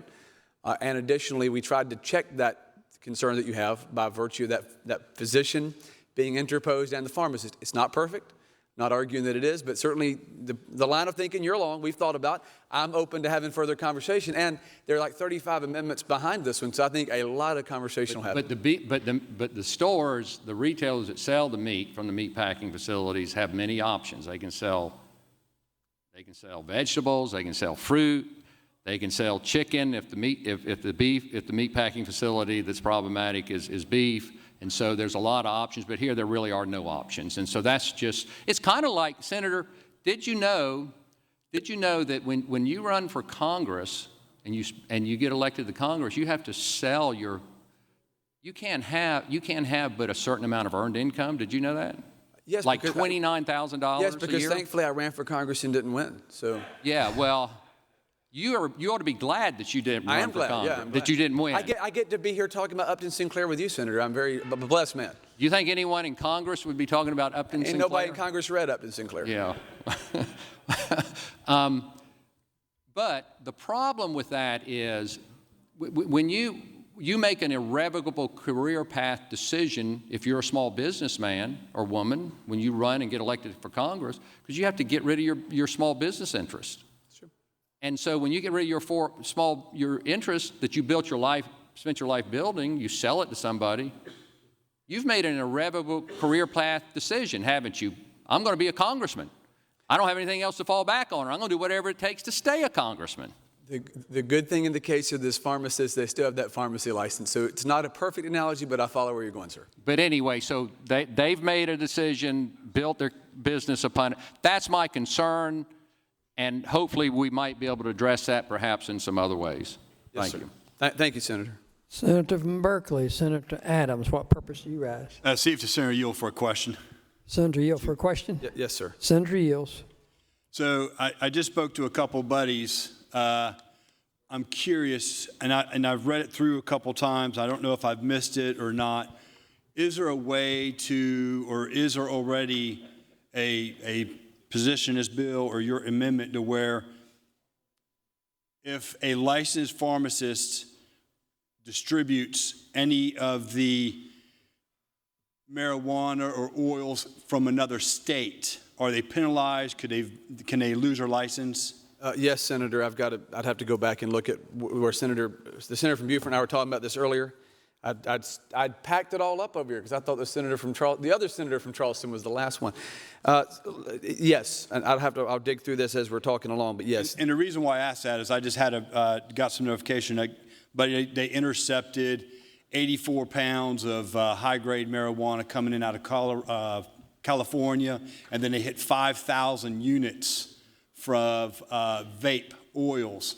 So is there a way maybe we can make sure, so vape oils, if they come in a canister and they're very similar because they're all going to fit the same type of pen or e-cigarette, is there a way we can put an insignia on there to make sure that they come from South Carolina, that they didn't buy them at a cheaper rate from, like, let's say California or Colorado or something like that? And Senator, I'm certainly open to that. I mean, that's not something I would oppose. It doesn't address it in my amendment. To your first point, yes, the pharmacy board under this amendment is allowed to promulgate regs that would include disciplinary actions and disciplinary measures for a pharmacist that violates those provisions you just laid out. And as the senator from Beaufort pointed out in our exchange, the current implicit nature of the bill is that it would be in-state farm to pharmacy. That's the phrase I'm going to use now. It's alliteration, farm to pharmacy. But I think he certainly said he would support the notion of putting that explicitly in writing, and I'd vote for that. So this doesn't fix every problem with the bill. But to your point about the pharmacist being held accountable or punished, yes, it does do that. And I'm not opposed to the other items you have raised as we move along through the amendment process. Thank you, sir. That's all I have. Thank you, sir. Mr. President, this time I would move adoption of the amendment. Pending question is adoption of the amendment. All of those in favor say aye. Opposed, no. Ayes have it. The amendment is adopted. The reading clerk will read. The next amendment. Next amendment is amendment number 9. It's by Senators Cromer and Kimbrell. Amends the bill, adds a numbered section to read, "This act shall be repealed on January 31st, 2029. Pending question. Senator from Newberry, what purpose do you Mr. write? President, is that the one that sunset January of 29? I mean, January, whatever it was in January. Yeah. Mr. President, unanimous consent motion to withdraw that. Unanimous consent withdraw the amendment. Any objection? Hear none, so ordered. Senator from Spartanburg, Senator Martin, what purpose do you rise? Rise to make a unanimous consent request. Yes, sir. State your request. Unanimous consent request for the two amendments of mine that were adopted by the body, Amendments 6 and 7. I ask unanimous consent that they be conformed to the amendment that was just adopted. Is there objection to the unanimous consent for them to his amendments that have been adopted to conform to the amendment? Hearing none, so ordered. Reading clerk will read. We have further amendments on the desk. Reading clerk will read. Amendment number 10 by Senators Cash and Cromer amends the bill, adds a new section. This act shall be repealed on December 31st, 2028. Senator from Newberry, what purpose do you write? Amendment. You recognize to speak on the amendment.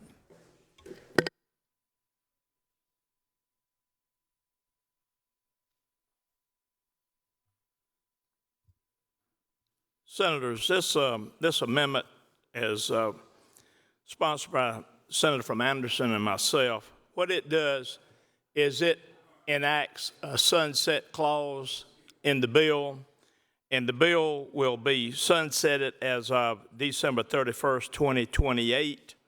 The reason for this is without this, I don't think we'll get some votes, and there are some that will vote for it, I believe, if we get this amendment in place. The reason for that is once we pass this bill, there's no going back. And I've had so many people call me, and their concern primarily is the recreational marijuana.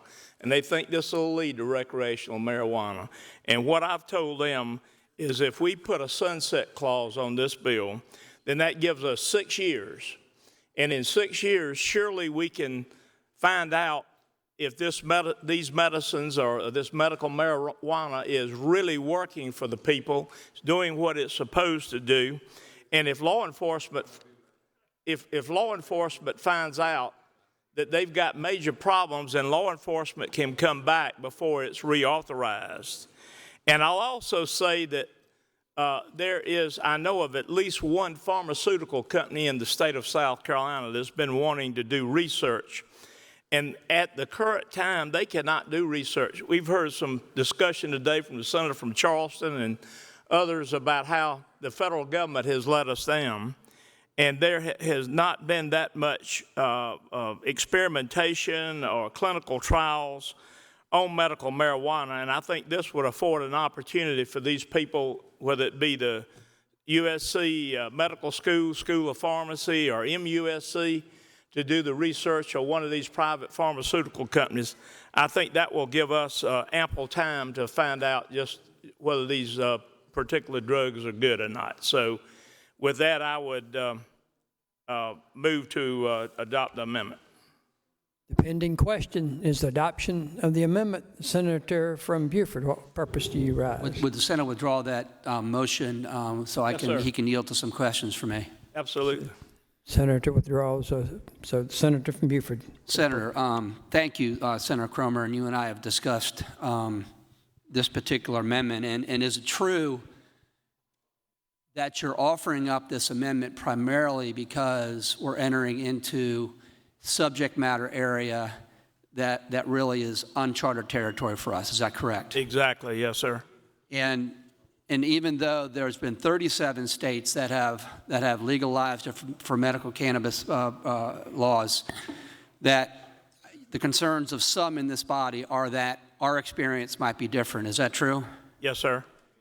And as you're thinking through this amendment, I guess it would put the burden upon those who think medical cannabis laws are something that are good, or something that is working, or something that actually provides relief to patients who need it. It would be, the burden would be on them to then go through the committee process, get the bill on the floor, get it set for debate, get a majority vote in one chamber, have it go to the other chamber, work its way through the process, reconcile the differing versions, vote on that, send it down to the governor, and have the governor sign it. So that would be a fairly heavy burden on those that would like to perpetuate the program, would it not? It puts the burden on them. Senator, you're exactly right. That's one reason that I initially thought about it. Senator from Anderson also had the same thoughts that I did, is that would give them an opportunity to come back later and prove to us that these things are actually working to their benefit. And 6 years gives them at least 4 years, maybe even 5 years of evidence to be able to come back and persuade us that it needs to be reauthorized on that 6th year. And so if the things that I've been saying in the podium are true, so to speak, and if in fact things happen the way I anticipate them to happen, I guess the argument would be then there'd be no problem with then getting it reauthorized in 5 years, because we'd have the evidence, we'd have the stories, we've had the experience. Is that correct? Exactly. And plus, Senator, along with that would be hopefully some clinical trials to back all of that up. Did you know, Senator, that you and I discussed this matter a while back, and I knew that this particular amendment was coming, and that I had made inquiries in regard to what other states have done. And some other states have had similar sunset laws. Were you aware of that? That other states have done that as well? Senator, actually, I was not aware that any others had a sunset law. Well, not just a few, not a majority, but a few. And did you know that the inquiries that I made were in regard to, would something like this chill economic investment or chill an entrepreneur from coming in and spending the money to build a grow facility and to build a processing facility and to have a pharmacy operation? And did you know that in my own mind, I recognize the merits of what you're saying, in that it's sort of a backstop, so that if we made a mistake, the burden is on those that want to reauthorize it, not the burden on those who want to repeal it. Because as we both know, it's a lot easier to play defense in the General Assembly than it is to play offense. Absolutely. And did you know that I've reached the conclusion that there are people of goodwill in here that I think want to do this. They are concerned about some of the uncertainties. And so that on balance, I'm going to go ahead and support your amendment for that reason, with the hope and expectation that those that may be thinking, are these things true, or are these states' experiences correct, or are these peer-reviewed studies accurate, or are patients going to actually get relief, that I think there's an opportunity for us to prove that. So that is why I'm going to support your amendment. Thank you, Senator. Senator from Charleston, Senator Campson. Gill? What purpose? Yes, sir. For questions. Senator, I appreciate this amendment, because did you know that one of my concerns is, I don't know if you were here during the whole video poker debates. No, sir, I wasn't. I was in the House, and it was really bad. It was, we had an industry that was not regulated at all, because it became law by trickery, really. Struck 2 words from a budget bill, and it created the basis for a lawsuit for video poker to sue itself into existence. And Senator, did you know there were millions of dollars spent in the gubernatorial race that year to defeat David Beasley because he opposed video poker? Yes, sir. I can distinctly remember Bubba from Georgia talking about Governor Beasley in that particular gubernatorial race. And Senator, and there was money flowing through the General Assembly. I told people at the time, you ought to be opposed to this, because you lose influence over your lawmakers, because you got a gambling industry that's pouring so much money into the political process. And they had that incentive because there was no regulatory regime. You build a really strict regulatory regime, there's going to be immediate effort to start chiseling away at it immediately over time. And it's the same kind of money is going to flow into the political process here. I'm concerned. That's a concern I'll talk about later. But one concern, the reason it really started talking about video poker is because this is a good idea, because we may be creating something that doesn't turn out the way you hope it would, and the sunset helps. But also, Senator, can a sunset provision simply be suspended? It can be suspended in a budget. Yes, sir. For a year. And so it's not like we're going to really have to necessarily come back and go through 3 readings in the Senate, and committee, subcommittee, full committee, goes over the House, goes through the same process. This can just be suspended in the state budget by a proviso, can it? Because you can suspend permanent law. You can't change it, but you can suspend it. And so it's a good idea, but it's not nearly as powerful as it might look on its face, because it takes simply a vote in the budget on a proviso to suspend this provision. Okay. Move adoption. Pending question is adoption of the amendment. Those in favor say aye. Aye. Any opposed? Ayes have it. The amendment is adopted. The reading clerk will read. We have further amendments. Amendment number 11 is by Senator Corbin, amends a bill on page 12. It strikes lines Senator from 15 Greenville, through Senator 17. Corbin, what purpose do you rise? Speak on the amendment. You want to explain his amendment? Senator from Greenville is recognized.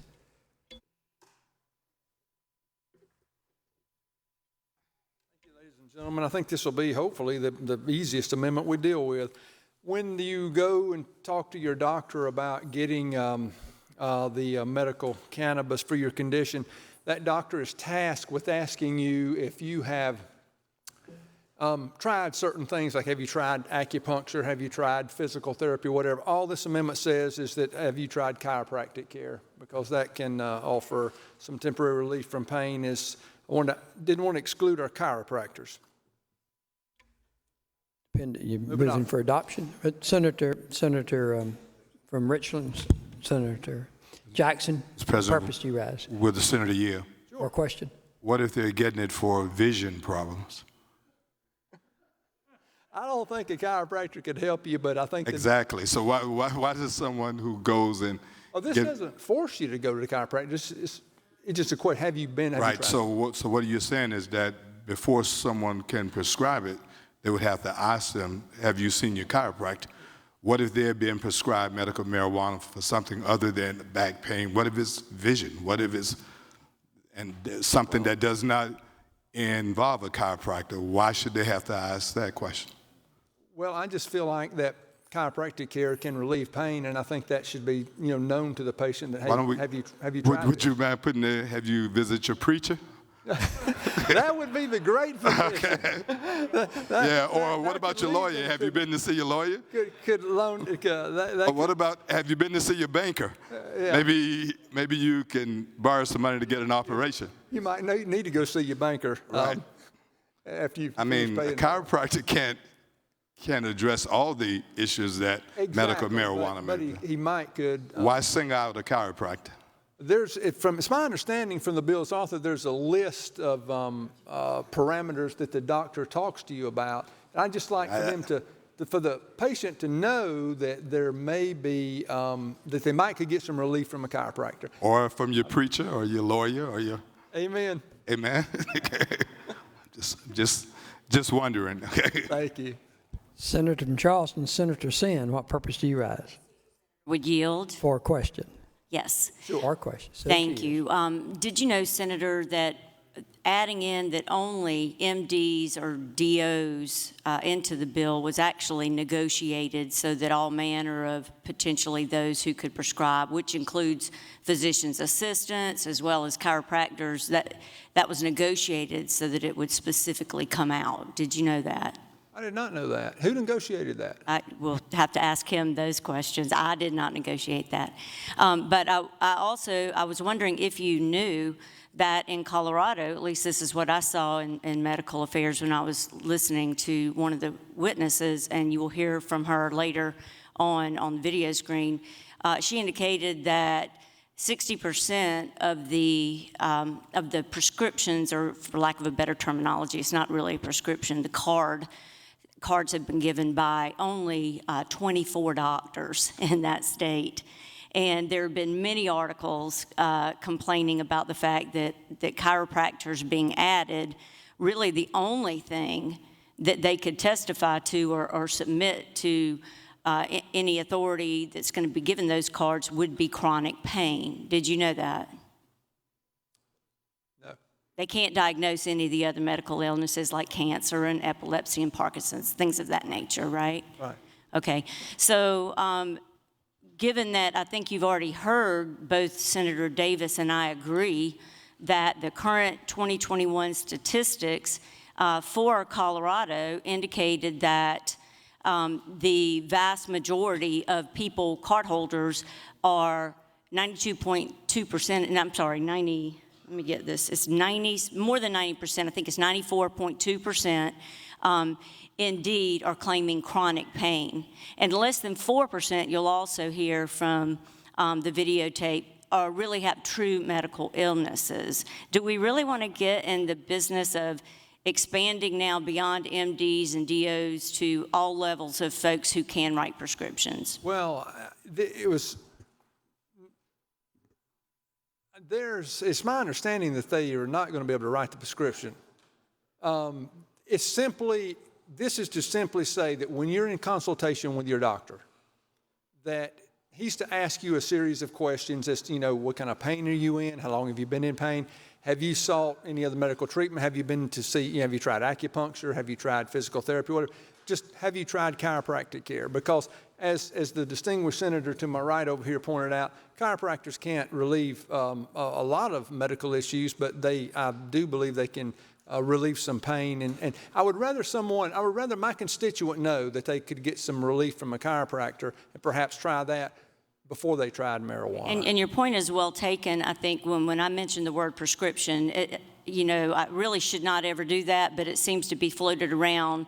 Really, the only thing that they could do is authorize a card, not really write a prescription. And can chiropractors even write prescriptions in general?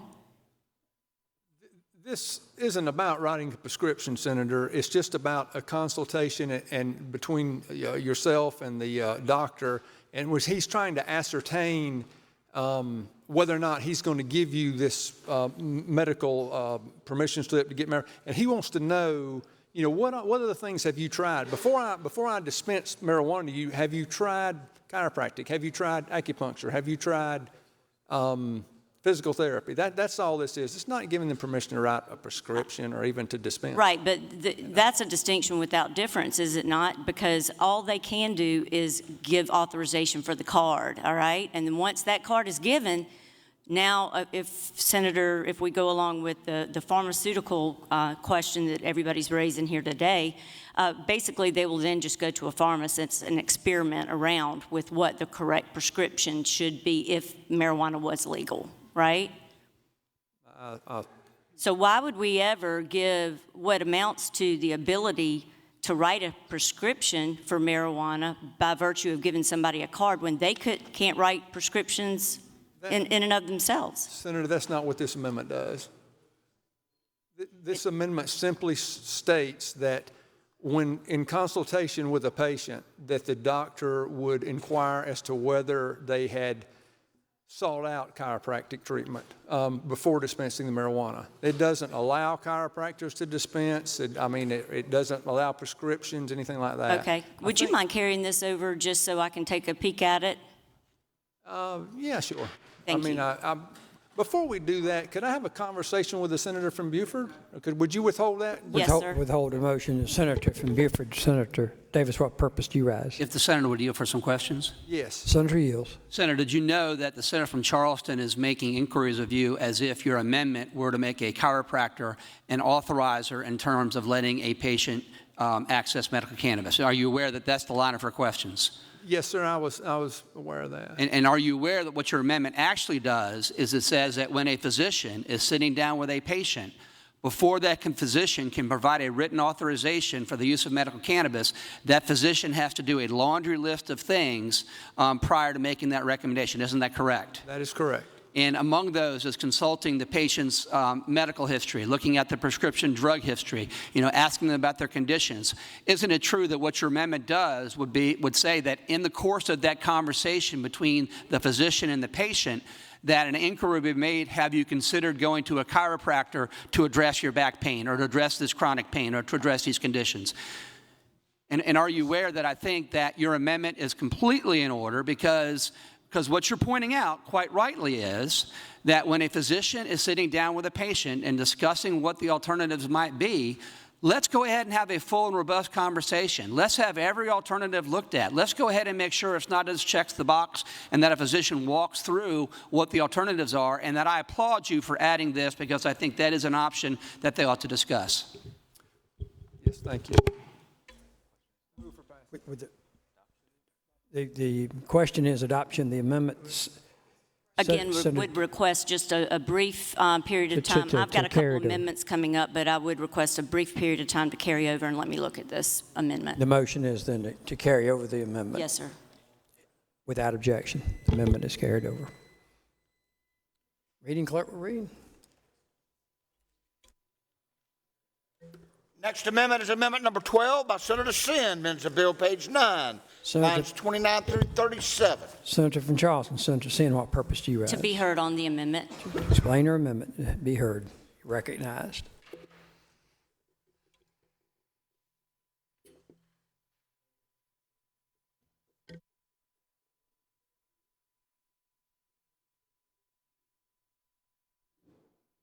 Senator from Charleston. Yes, ma'am. So, colleagues, I rise to talk, not really, I'm definitely going to talk on the amendment, But before I get into the meat of this particular amendment, I wanted to tell you some things, how I feel about the bill, and also show y'all some things that I saw when I was watching the testimony in Medical Affairs. And I do that because I am well aware that Senator Davis has worked very hard, 7 years, to get this bill passed. He also has confidently spoken, not only to the newspaper over the weekend, but also to a national medical group last weekend, and stated that he knows that he has 23 votes out of 45 senators. And I have no reason to doubt him. So with that being said, over the weekend I came very close to just withdrawing my amendments because I don't want to waste anybody's time. If he's got the votes, he's got the votes. Then I woke up this morning and I thought, you know what? The one thing I never want to do is leave this state worse than when I found it. And as a mother of 3, I can tell you, I honestly believe that this bill will lead us to trouble, and it will lead the state to where it's going to be worse than when I found it.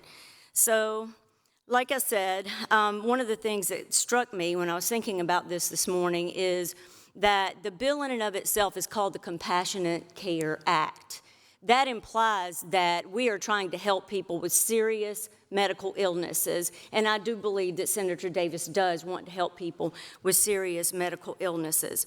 But we need to have an intellectually honest conversation, because to simply say, oh, well, don't worry about things turning from medical to recreational just because South Carolina is so conservative, well, that's just disingenuous, because you have to look at the fact that 37 states have passed medical marijuana, 18 of which have already gone to recreational. Now, you can't just say, well, our General Assembly of the future is going to listen to their constituents. You know why you can't say that? Just because we hopefully will still be conservatives in the future? You can't say that because of the fact that once medical marijuana gets in here, they are going to target those of us who do not like the industry. They will pick us off one by one with their money, because they will have already invested lots and lots of money in the state of South Carolina. So if we're going to talk about it, let's do a little bit better than say, well, our state's not going to do it because we're conservative. We know that that's exactly what's going to happen. One of the things, and how we do know a lot of this, is that we have the data from the other states. History repeats itself. So I'm going to read to you a few points that I believe that you can just go ahead and chalk up to South Carolina going along with. And I recognize that I may not be able to change the minds of the numbers that would need to come out of the 23 and go along with the no votes. I doubt that's going to happen. But I do hope that y'all will at least take seriously a lot of these amendments. I don't even think we can amend this 56-page bill into being something palatable, but there are certainly some things that we do need to amend to make it palatable. But let's go ahead and look at what we can expect from the other states, and I have been studying this for weeks and weeks now, and I have the data. If anybody wants to, I've got a big, thick notebook up here, and you all can come and ask me where I got this information.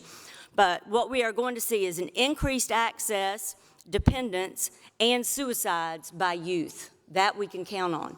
We know we also can count on accidental overdoses by children who have gotten a hold of their parents, or in Lexington County, their teachers' medical marijuana. You senators from Lexington, Senator Shealy, and of course Senator Setzler, I know that y'all read with interest when a school teacher in Lexington County mistakenly put her medical marijuana gummy bears in a children's box of candy. So when the 2 children went up and they picked those gummy bears, the teacher realized, oh my gosh, you can't have that one. She took it back. But the other child had also picked those gummy bears, walked out, went to afternoon care, asked for help opening the package, and thank gosh, an aftercare worker realized that that teacher just about gave access to medical marijuana to a child from the classroom candy box. So you're going to see an increase in those kind of instances as well. And let's also talk about veterans. We already talked about the fact that we know we're going to have increased access, dependence, and suicides by youth. You're also going to have this by the veterans. And a lot of what I've heard about in favor of let's pass this bill, it's going to help our veterans, is that, you know, veteran suicide rates is so high, they've got PTSD, they need help, I get that. I love our veterans. Who doesn't love our veterans? But if you look at the states surrounding us, you look at North Carolina, you look at Georgia, their veteran suicide rates are below the national average. But if you look at states such as Colorado, Oregon, and Arizona, where they have passed recreational marijuana, you will see that the incidences of suicides far, far outweighs anything than in the states that don't have it. In particular, Colorado's veteran suicide rate in comparison to ours, ours is 38.4% for age group 18 to 34. Colorado's is 71.1, Arizona 86.4, and Oregon 88%. And that tracks not just with the age group that's younger, it tracks with the older age groups as well. So again, the only state that we know of in the southeastern seaboard that has an out of line or out of whack veteran suicide rate is Florida, and they pass medical marijuana. So let's don't argue anymore. And this data comes from the VA. This data is as of 2021. So let's don't try to say that if we pass this, it's going to help our veterans stay alive. We will see no decrease in the use of opioids or opioid synthetics, because what the trials and studies have shown is that these folks will then use medical marijuana in addition to the opiates that they're already taking. They will then add that to their regimen, making them at increased risk of morbidity. That's what we know is going to happen from the other states. In addition, the list of ailments that will soon qualify if we pass this will go up exponentially. That's where they're going to come first. And if you look at this bill, and I have to agree with Senator Hembry from yesterday, this bill stacks a board that would be allowed to then add what type of ailments would qualify. The board would include medical card holders, parents of medical card holders, physicians predisposed to want to increase those type of card ailments. That's what will happen first. That's in the playbook.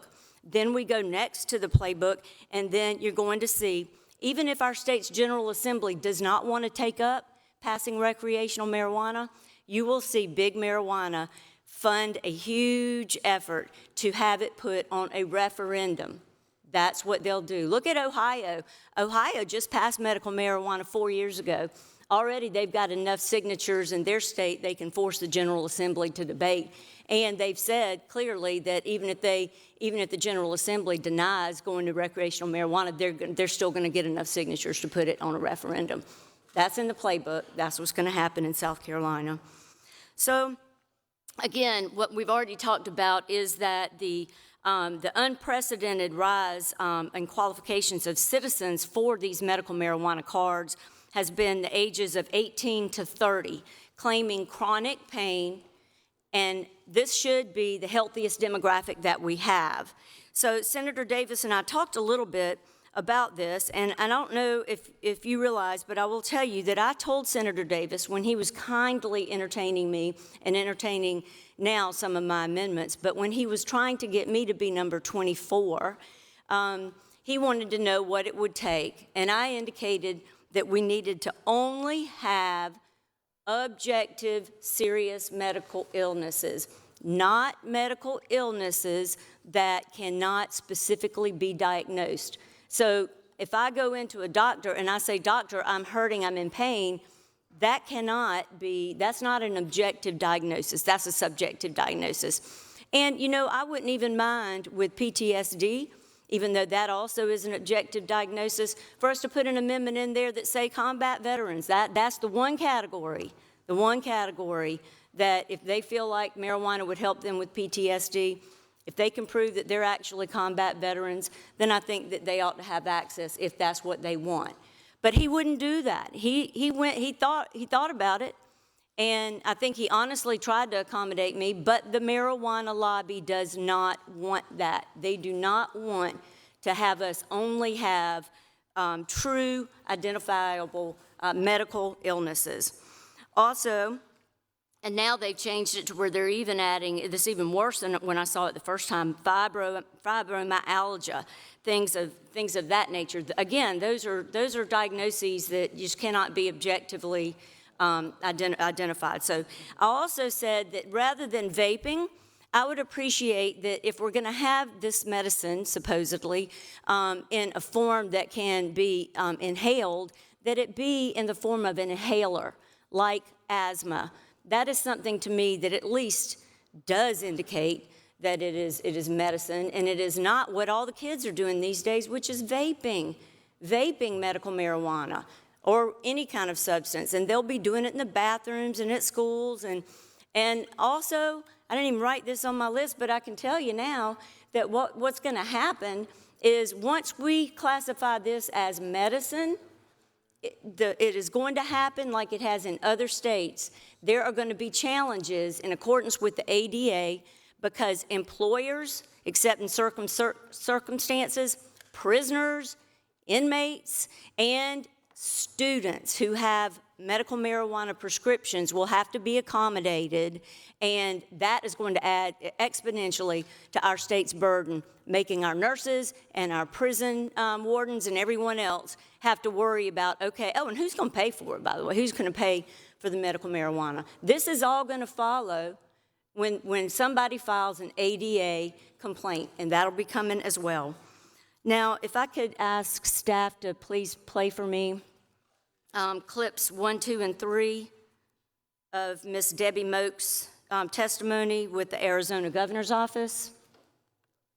So while the screens are coming down, Senator Davis and I ended up agreeing on the 94.2% that now is the chronic pain level in Arizona. What we couldn't agree on, and I'll have to go ahead and admit, hold just 1 second, that Colorado stopped keeping the data in the same form in which they had previously. So I could not see the exact number of those in the 18 to 34 category. So I can't say for sure that they're the overwhelming majority, but I can say the overwhelming majority of cardholders is now increased since this testimony was taken. And for you new senators, you need to know that this bill did not go through the traditional process. No testimony was taken. So again, I knew that I had in my head that the overwhelming majority of the cardholders between in the younger subset was for chronic pain. If I could get you to play Ms. Moak's testimony.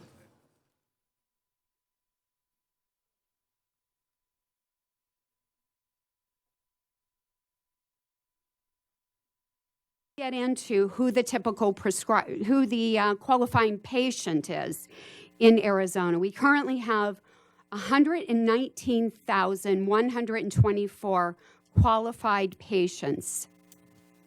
The majority of those patients are between the ages of 18 and 40. That's the largest category. They are largely male, and the 82% of them receive a prescription because of chronic pain. I'm 60 years old as of this past month, and I know about chronic pain. I don't remember chronic pain at 18. I will also share with you. And so that you know, this lady, again, was with the Arizona Governor's Office. So the governor opposed a switch to recreational. He lost, even though she was going to states trying to say don't do this, but he lost. It's now recreational. Go ahead, please, loudly. Here across the nation, people talking about things certainly I care about and have had in my own family and friends: cancer, glaucoma, multiple sclerosis, Alzheimer's.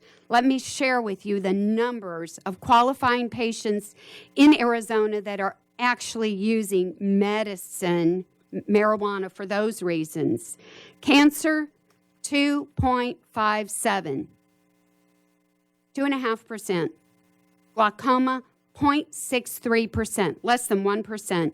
Multiple sclerosis, 0. Alzheimer's, 0.07. Again, chronic pain, over 82%.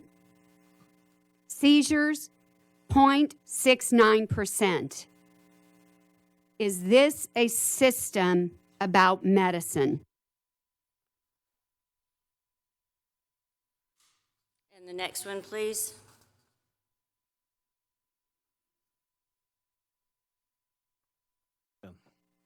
You. So, and doing the math real quick, and some of the people have walked in later, but I think you said out of all of the card carriers, the conditions that they have range from serious to, I would say, chronic pain. But I think you said cancer, 2.5%, or who are getting these prescriptions, glaucoma, 0.63, MS, 0, Alzheimer's, 0.07, chronic pain, 82%, and seizures, 0.69%. Did I get that right? That is correct. So, other than chronic pain, it looks to me like really only 3.96% of the card-carrying people with prescriptions in your state have what we would consider, I guess, to be serious medical conditions other than the chronic pain. Is that right? Yes, Senator. And how do y'all factor in PTSD in your state? PTSD was just recently approved. I have the date here somewhere.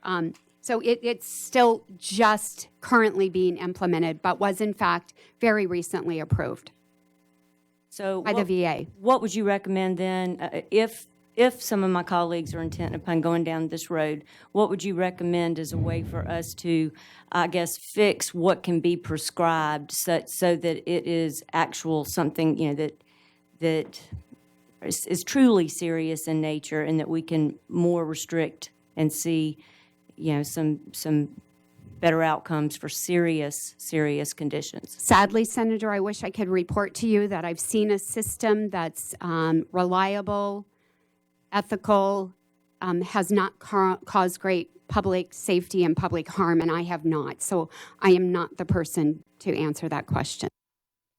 So before we move on to any other clips, I'd like to take a moment to also mention that in Arizona, there was an attorney general who was definitely opposed to legalizing marijuana for recreational purposes. And in fact, his name is Mark Bronovich, and he was widely quoted as saying, in Arizona, we legalized medical marijuana for medical purposes. The results of that, apparently, that there are a bunch of 18 and 25-year-old males with back problems and migraine headaches, because that's who's getting the cards, most of them.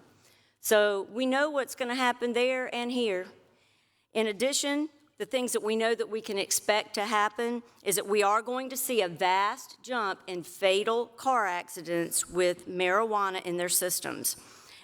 As you know, it's going to be very difficult for us to prove whether the marijuana was active at that point in time such that it could have contributed, and the only way to do that would be to provide funding for law enforcement and hospitals to take mandatory blood draws. That's what we will have to do in order to prove that if one of our loved ones gets hit by a driver who seems to be impaired, that's the only way as lawyers or as prosecutors you'll be able to prove it.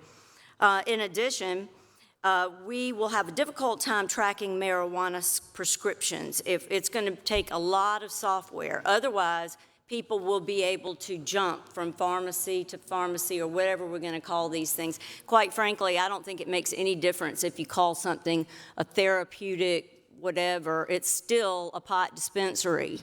And so we need to be able to track and make sure that somebody's not going from one county to the next, picking up whatever they can. And that's going to be some expensive software.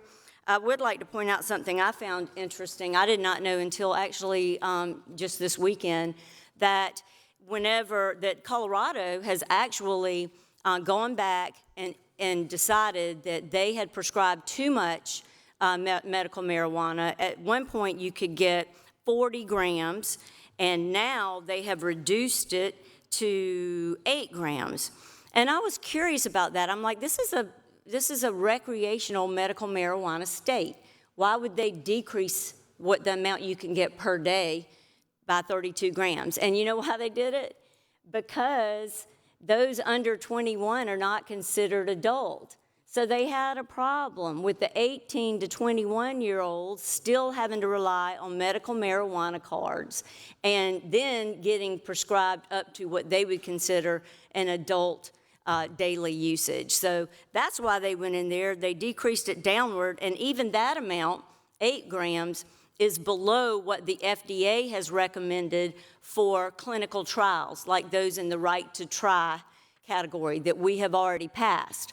Nobody wants to mention, the media never seems to mention it, that we have already passed the right to try, and there are a lot of clinical trials where people can participate and get marijuana if they feel like that it's going to help them, and they get the certification from a doctor that they are either within a year of death or that they have an ailment that which will indeed place their morbidity at issue. So you don't, it's not even within a year of life. They basically have to prove that they have a condition that if they don't get it reversed by some form of medicine, that it will end up killing them. So nobody mentions that. Nobody mentions Epidiolex, the new pill that the FDA has now approved with THC in it. Nobody mentions that that's available either. FDA approved. You can get a real doctor to prescribe it, not one that just goes along with the flow to maybe increases medical practice some, but you can also then go get it from a very real pharmacist, not one that's called therapeutic or whatever. It's a real pharmacist. Nobody likes to talk about that, but that is exactly what has happened. But so that you'll know, the FDA put out a recommendation of no more than 5 milligrams for those therapeutic trials, the clinical trials. And I see no reason in the world why we wouldn't do the same at the very least, to say no more than 5 milligrams per day, and we need a tracking system for it. Excuse me. So again, we can also expect that the majority of cards will be granted by a small percentage of doctors. Let's see, I think we may have to play clips 4 and clip 6 now, please.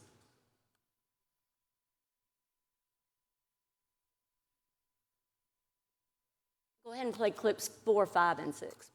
One follow-up made me think about, is every doctor allowed to prescribe in Arizona? Our prescribing doctors, and I know Sally has the exact numbers, are chiropractors and naturopaths. Follow-up on that, Ms. Senator, is that of the naturopaths that prescribe, 25 of those doctors have prescribed 62% of all of the recommendations. Thank you. Thank you. So if y'all didn't hear that, 25 doctors prescribed 62% of the card recommendations in Colorado. Oh, no, Arizona. Quick last question. How do you determine, because there's been a lot of talk about Can I dosage. run through how this do you determine stuff, or do you need whether to hear it someone again? Smokes 5, Senator for lack of a better Johnson. term, joints a day, or Osteopaths, I think she 50 said. joints a day, or Or take homie, I don't know. We can play a that bottle again. of Can I get you to Cabanol. play the How clip do you again? determine what dose? I go to sleep, sir, because One follow-up made me think about, Yeah, can we get the volume? is every doctor Can we allowed increase to the- prescribe in Arizona? Our prescribing doctors, and I know Sally has the exact numbers, are chiropractors and naturopaths. Follow-up on that, Ms. Senator, is that of the naturopaths that prescribe, 25 of those doctors have prescribed 62% of all of the recommendations. Thank you. Thank you. So did that answer your question? So, Senator from Charleston, what purpose you rise? I heard him say natural path. paths. I Natural. don't know what that is. Do you know what? I'll I have guess to they're- Google that, I guess. You don't know what that is, a natural path. I've never visited a natural path. No. Have visited lots of chiropractors, though. Okay.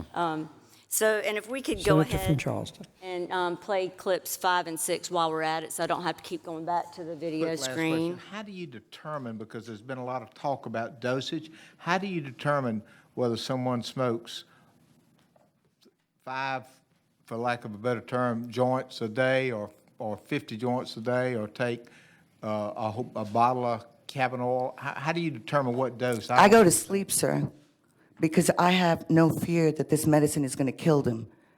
This medicine, there's no overdose from this. And I give them 3 rules. Hydrate before you medicate, start out low or very low and slow with food, and journal. Because I don't know what they're getting. Because that's another whole conversation that we need to know. But right now, that's how I'd start out. But we do need laboratory testing. We do need standardization. And we need more doctors like me. Thank you very much. Thank you, Mr. Chairman, for allowing me to ask. So that was Representative Eddie Talon, and I hope you were able to hear the doctor. Her best recommendation was hydrate, go slow and start low, and journal. That's the best this doctor can do, and yet we're now trying to give over what these patients should take to a pharmacist. Okay, is that the last clip right there, 6? Okay. Oh, and so while we're at it, this is the photo. These are some photos of some edibles. These are edible candies, cookies, those kind of things that you can see in other states. There are many, many of them. I don't even know how they get away with a lot of it because some of it is like, it looks just like Oreo packaging, just like Fritos, everything else. And now this is in recreational states, I want to be clear, but I do believe we'll end up there. You can get marijuana products out of vending machines and even in your hotel refrigerator. Again, there are a lot more like that. Now, what has happened in most medical marijuana states, what they do is demand that you put a pot leaf on the cover of something, but still they have it in all kinds of forms. Cookies, brownies, gummies. We don't know what they're getting, but we do know that kids are going to get it and they are going to have accidents, and you're going to see, just like they have in other states, an increased number of hospitalizations of children who have ingested what looks like candies and cookies, and it's just really a byproduct of neglect, I think, not only of the parents, but of the states that have allowed such. Now, the reason I'm saying all this is that I'm a mother of 3. I have a 17-year-old little boy, and I can tell you that I'm frightened for him. You know, we've all been through high school, and we all know that there's a tipping point somewhere. All the kids are friends, and we all knew each other since 1st grade. Maybe if we'd been in that school for a long time, we all got along. Senator Setzler, I went to Saluda River Elementary, then to Northside, right on up through BC. And I can tell you that there's a tipping point, usually somewhere in high school, where your children, just like we did, decided that they're going to go different paths. Some are going to choose the path of drugs, and some are not. We used to call them, you know, heads or stoners, and then whatever the name was for the athletic ones or the ones who didn't go that path. But why in the world would we make it easier for our kids to choose the bad path and then put something in front of them like candy-looking stuff that that'll be very easy for them to get a hold of? I'm very worried that this bill is not designed solely to help sick people. I think that Senator Davis has it in his heart that that he wants to help sick people. But if we're going to be intellectually honest with each other, we have to realize that our state, once we've opened that door, big money comes in, and our state is forever changed.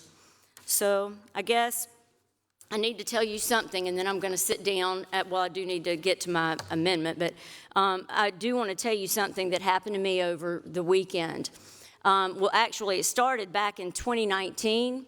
In 2019, I got approached by a man who basically said that he was a veteran, he had PTSD, he keeps a gun on the beside of his car because if law enforcement ever pulls him over, he feels like he's going to have to kill him. He started just saying all kinds of crazy things, right?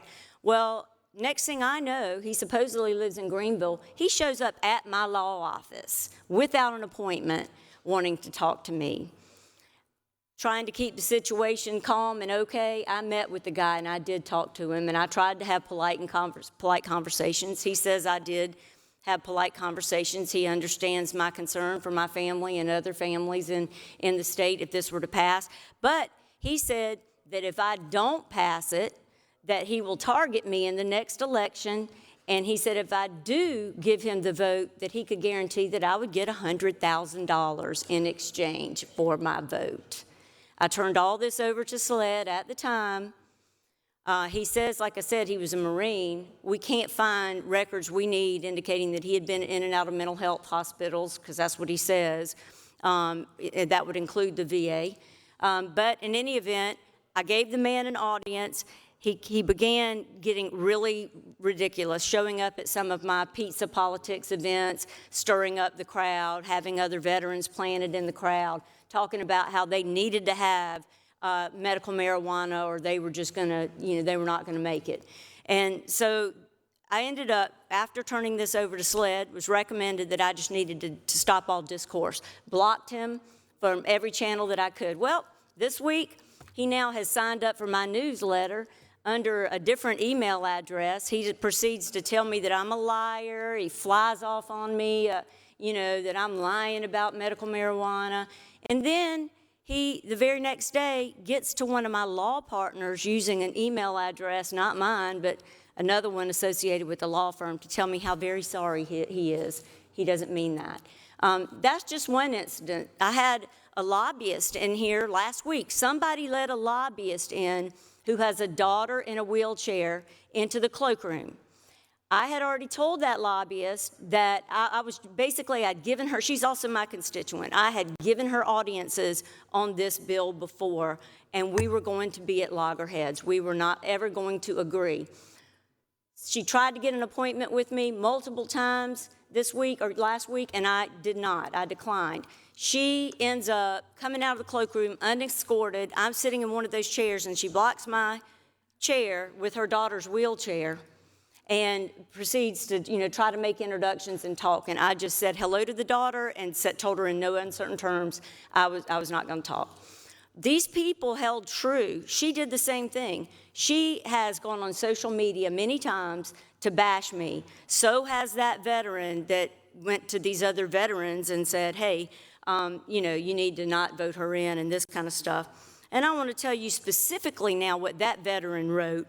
What he wrote was, regarding our meeting, I have a hard time understanding Southern. As you know, since I've recovered from PTSD, I've lost my ability for social nuance. I am very direct, factual, and honest. When I said to you, if you don't agree with us, then we will just run one against you, you claimed it was a threat. I know it is politics. You don't like the president, senator, you run somebody else. Number one, a Republican candidate will run against you in the primary. And that's, this last primary. Veterans will endorse the candidate. You will lose the election unless your law enforcement bubbas come up with a PAC to support you. But of course, they don't have a lot of money to fund it legally. These are the kind of people that we're talking about here. The young lady in the wheelchair, her mother has even admitted that she does not like coming up to the State House. Then why do that? What is the purpose of that? I'm just disheartened by everything that I've seen. And I'm going to tell you one last little thing that happened this weekend. That same lobbyist gave out my information to somebody that was spouting off on this anti, or pro-medical marijuana website and claimed to know my deceased mother-in-law and father-in-law. He wrote 2 separate emails, and she said, you should send them. Sure enough, I do get these emails, and I didn't know until later that she's the one who said you ought to send them. And sure enough, I get 2 emails, one at my law firm, one at my Senate office, and it says, it's got my mother-in-law's name in bold. She would have approved of medical marijuana.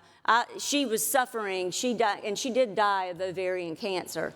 But medical marijuana was nowhere near the conversation back when she passed away, which was a long time ago. And then I get another one with my father-in-law's name.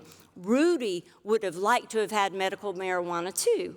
Well, really? I mean, he died peacefully in his sleep, never asking for medical marijuana. The whole thing was ridiculous. People stooping to those kind of levels, and that's exactly what we're going to get and more of it when we end up opening our state up. My only hope, now I cannot be as eloquent as Senator Johnson, but my only hope is that when we start going through these amendments, that the 23 of you who are committed to the idea of medical marijuana, may I get some order?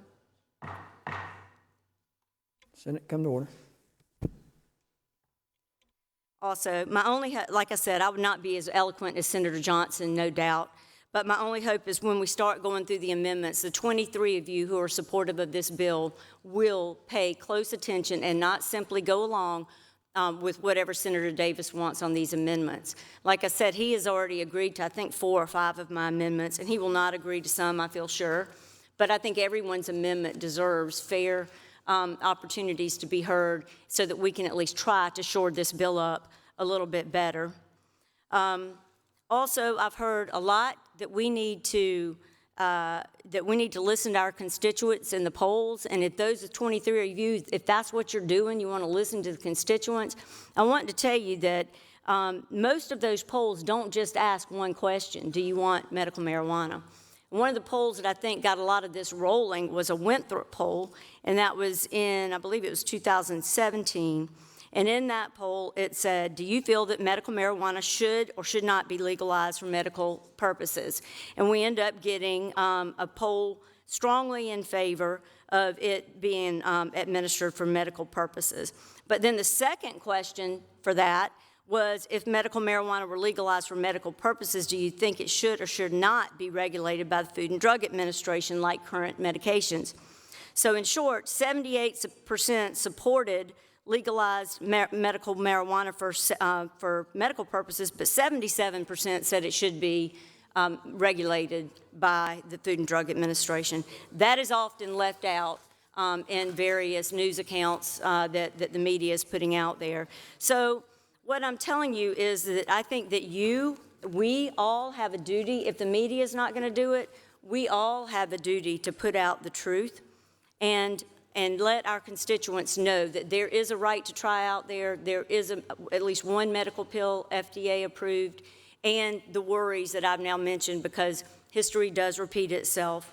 So in closing, I will say that we don't know what's going to happen to this bill. I'm going to assume that it gets out of the Senate and that Senator Davis is correct, that he's got the necessary votes. And we don't know what's going to happen over in the House. We don't know. We'll see. But I can tell you this. Our governor is going to have a heck of a time if it hits his desk in the same form that it's in right now. In the words of Governor John Hickenlooper of Colorado, he said, unfortunately, you don't get to pick your legacy. And I hope that our governor's legacy will not be that he let this bill get passed as it is with so many loopholes, and he becomes the governor that allowed big marijuana in our state. I hope it does not happen. Senator from Greenville, Senator Loftus, what purpose do you rise?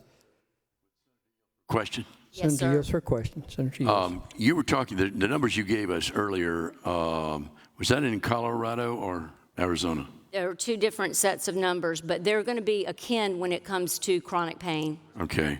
So the maximum number of those illnesses or afflictions that were mentioned, the highest number was 2.5 percentage. That was Is that right? That was an Arizona study. Arizona. But they're all going to be, all states that have medical marijuana, it's going to be very similar. What we would consider serious medical illness make up a very small percentage of the cardholders. So it's somewhere around 3%, under 3%. That was actually, I think, 3.9%. 3.9%, okay. But 82% was chronic pain. Back then, but now it's 94.2. 94.2. Remember, that was testimony taken in 2017. And in the state where they decreased the potency of the marijuana, was that because there's some studies show that it, especially in young people, has long-term effects on the brain?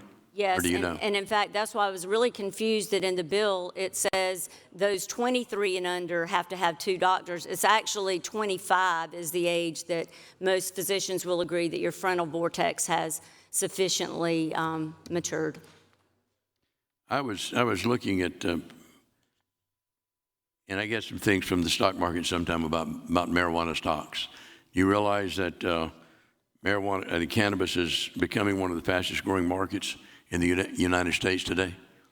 No, I hope I'm not invested in any of those. My brokers hopefully have not put me in there, but no, I did not know. But the fact is, it's growing tremendously in recreational use out there. Would we not concur with that?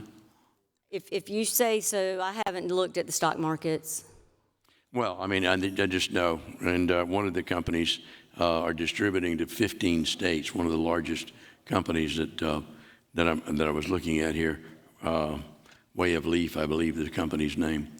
If this wasn't big money involved, do you think there'd be that many lobbyists in our lobby out there lobbying for this? No, and a lot of them are my friends, but they have already pumped millions and millions of dollars into our state over the last 7 years. I have no doubt but that once they get their foot in the door and they now own warehouses and they now have expended the capital outlay that it's going to take, there will be no sunset.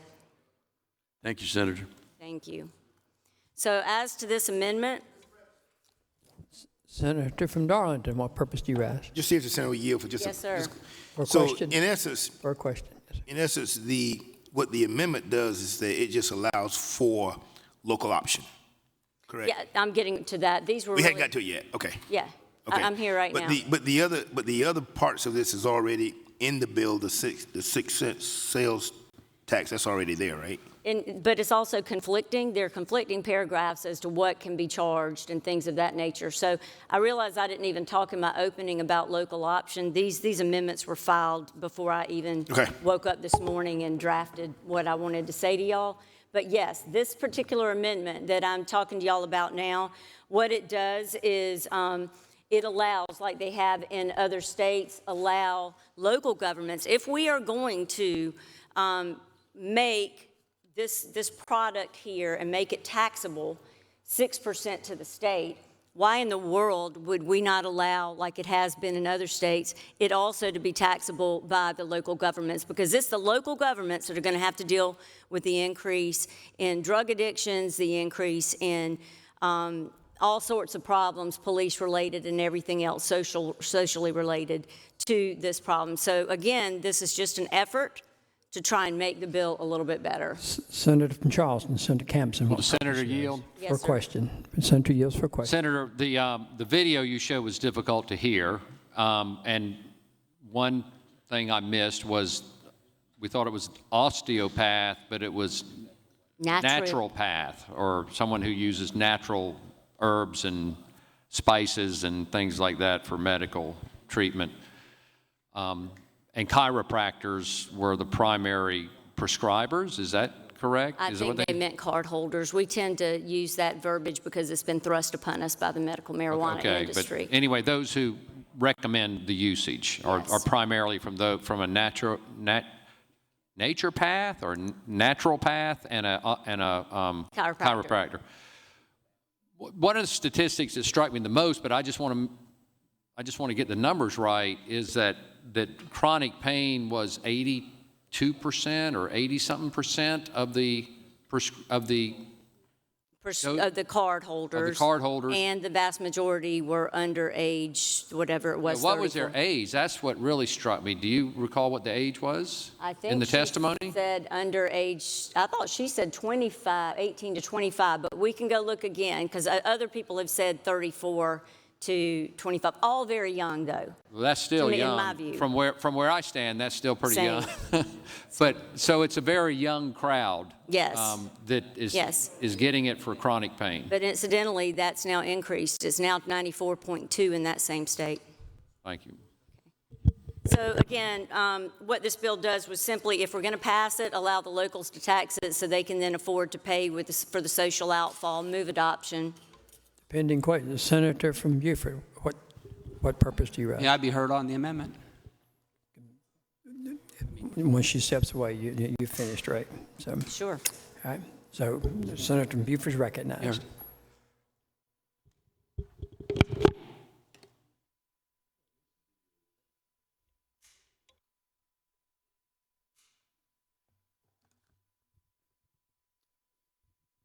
Senator from Beaufort. All right, thank you, Mr. President. Members of the Senate, I'll be brief. There's a lot I need to unpack here relatively quickly. Senator from Charleston indicates that it's part of the game plan in states that have recreational use to get a foot in the door with medical cannabis, and then there is this inexorable citizen drive or grassroots drive and a petition so that essentially elected officials don't have control, and it's basically driven by that. She's true, she's right, that in the states that have recreational use that has arisen from those petitions, we don't have petition process in South Carolina. When Governor Hickenlooper talked about you don't get to pick your legacy, I'm familiar with this because I've spoken with him before at a conference. He was talking about recreational marijuana. He is entirely in support of medical marijuana. The pictures that Senator from Charleston showed you on the screen up there, and it's not there anymore, but if you looked, it said products that were sold in recreational states, and she showed candy. I'll just direct your attention to a couple sections of this bill, which I put in at the request of the Senator from Lexington, Senator Shealy, section 44-53-2350, subparagraph, break it down here.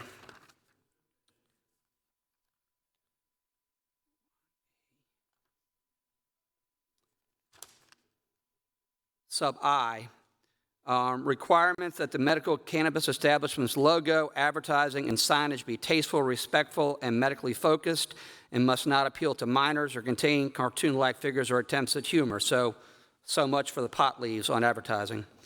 Requirements that medical cannabis establishments submit any logo or sign for review to the department in accordance with department regulations. Prohibitions on medical cannabis establishments from using marijuana leaves or slang for cannabis or cannabis products in or on their signs, logos, packaging, or structures, limitations on size and location of signs, and prohibitions against using neon-colored signage, logos, or packaging, or neon-colored signage or logos or structures. It continues on in the subparagraph 8 on the following page.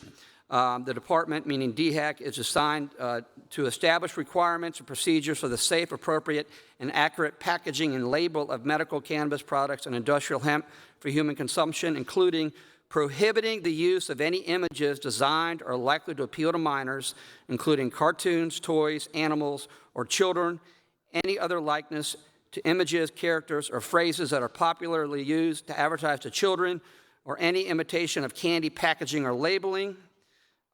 Requiring establishment requirements to ensure that cannabis products are designed, marketed, and packaged in a manner that is appropriate for a medicinal product and that does not resemble commercially sold candies or other food that is typically marketed to children. Establish restrictions on the forms, appearance, and flavor of edible cannabis products in order to reduce their appeal to minors, including prohibition edible cannabis products in the shapes of cartoons, toys, animals, or people. So, first of all, she was referencing a recreational state. Second of all, she was referencing products that expressly are not permitted under this bill. Second of all, she talked about Arizona and had that Arizona law enforcement officials there testifying as to medical cannabis in Arizona that are prescribed there by chiropractors and naturopaths, okay?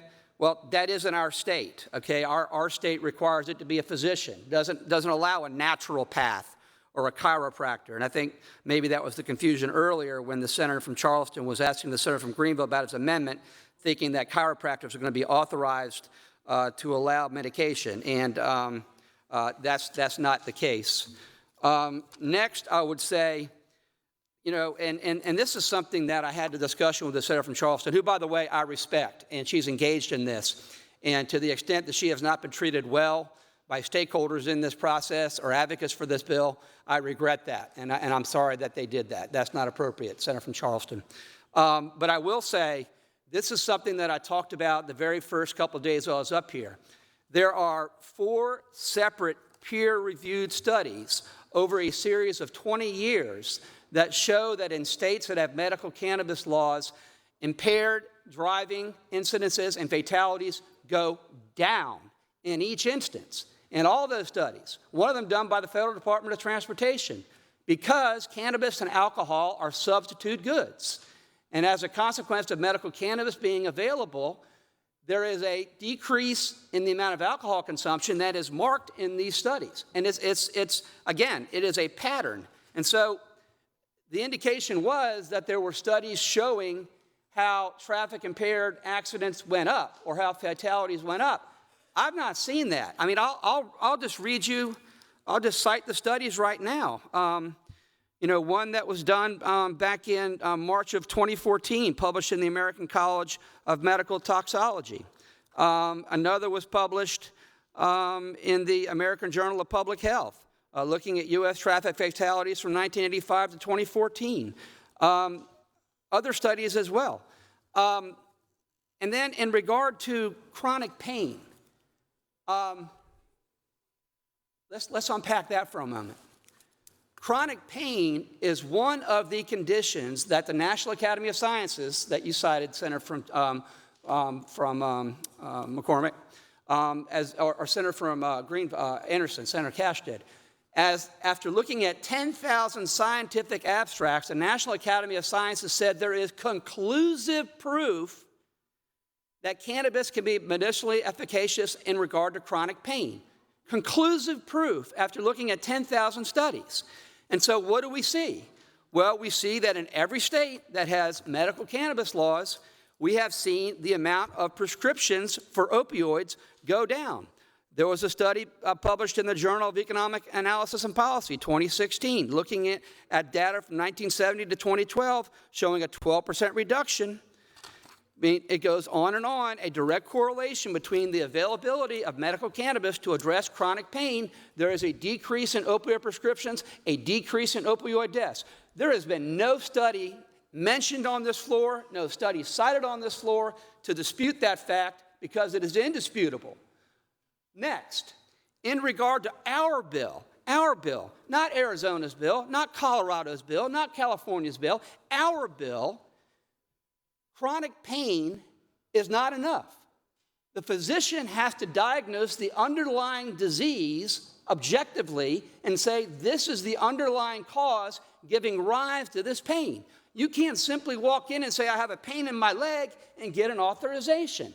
A medical doctor needs to make a diagnosis. They need to do the etiology of that pain. What is causing that pain? So, you can put up testimony from somebody from Arizona where chiropractors and natural, whatever it is, prescribe it or authorize it. It isn't our bill. PTSD, in regard to PTSD, and the senator is right. She did come to me and said, can you come up with some way to make it more objective? Can you come up with something to where we can tie it to some underlying objective thing? And I did that. Now, I admit, perhaps not to the senator from Charleston's satisfaction, but in section 44-53-2100, subparagraph A of subsection 3, it provides that the department has to publish guidelines for the type of evidence accepted to confirm that the applicant experienced one or more traumatic events. Acceptable evidence must include, but is not limited to, proof of military service in an active combat zone, that the person was the victim of a violent or sexual crime, or that the person was a first responder. Now, the senator from Charleston seems to be okay with military service in an active combat zone, but not somebody who's the victim of a violent or sexual crime? That person can't have PTSD? I made an attempt, a good faith attempt, to look at chronic pain, to look at PTSD, to recognize that compared to the other conditions, these are more subjective in nature, and I dug into this and tried to find a way, which I can't find any other state has done, to have underlying objective proof that's observable to support that diagnosis. And again, Senator. why, let me just finish this one thought, Okay, Mr. yes, sir. President. Why in the world are we upset that individuals are taking medical cannabis for chronic pain instead of opioids? Would we rather they take opioids? Is that really what we want? No, no. And the reason you see the authorizations for chronic pain is 10,000 abstracts, National Academy of Sciences, conclusive proof that it's medically efficacious to address chronic pain. That's why you see it. That's why you see it authorized. I'll yield to my friend. Senator McCormick, what purpose do you rise, sir? Will the senator yield for questions? Yes, sir. Senator yields for question. Then I guess the idea of flavors, you would be willing then, if flavors are enticing, you would be willing to take the flavors out of this operation of dispensary or therapeutic pharmacies. Why would I take the flavors out, sir? Why would you include flavors in medical cannabis if it's a medicine? Why are you trying to flavor it up? Yes, because it's more desirable for patients to take something that's sweeter. I mean, it's but it's not shaped like candy. It's not shaped like in toys. It's not marketed to children. Okay, so I guess the objection is that a gummy can't taste well. So if it doesn't taste well, then that'd be better. No, I'm just asking you, why are you going to go through and flavor? Because I've been to one of these dispensaries and I saw the various and sundry.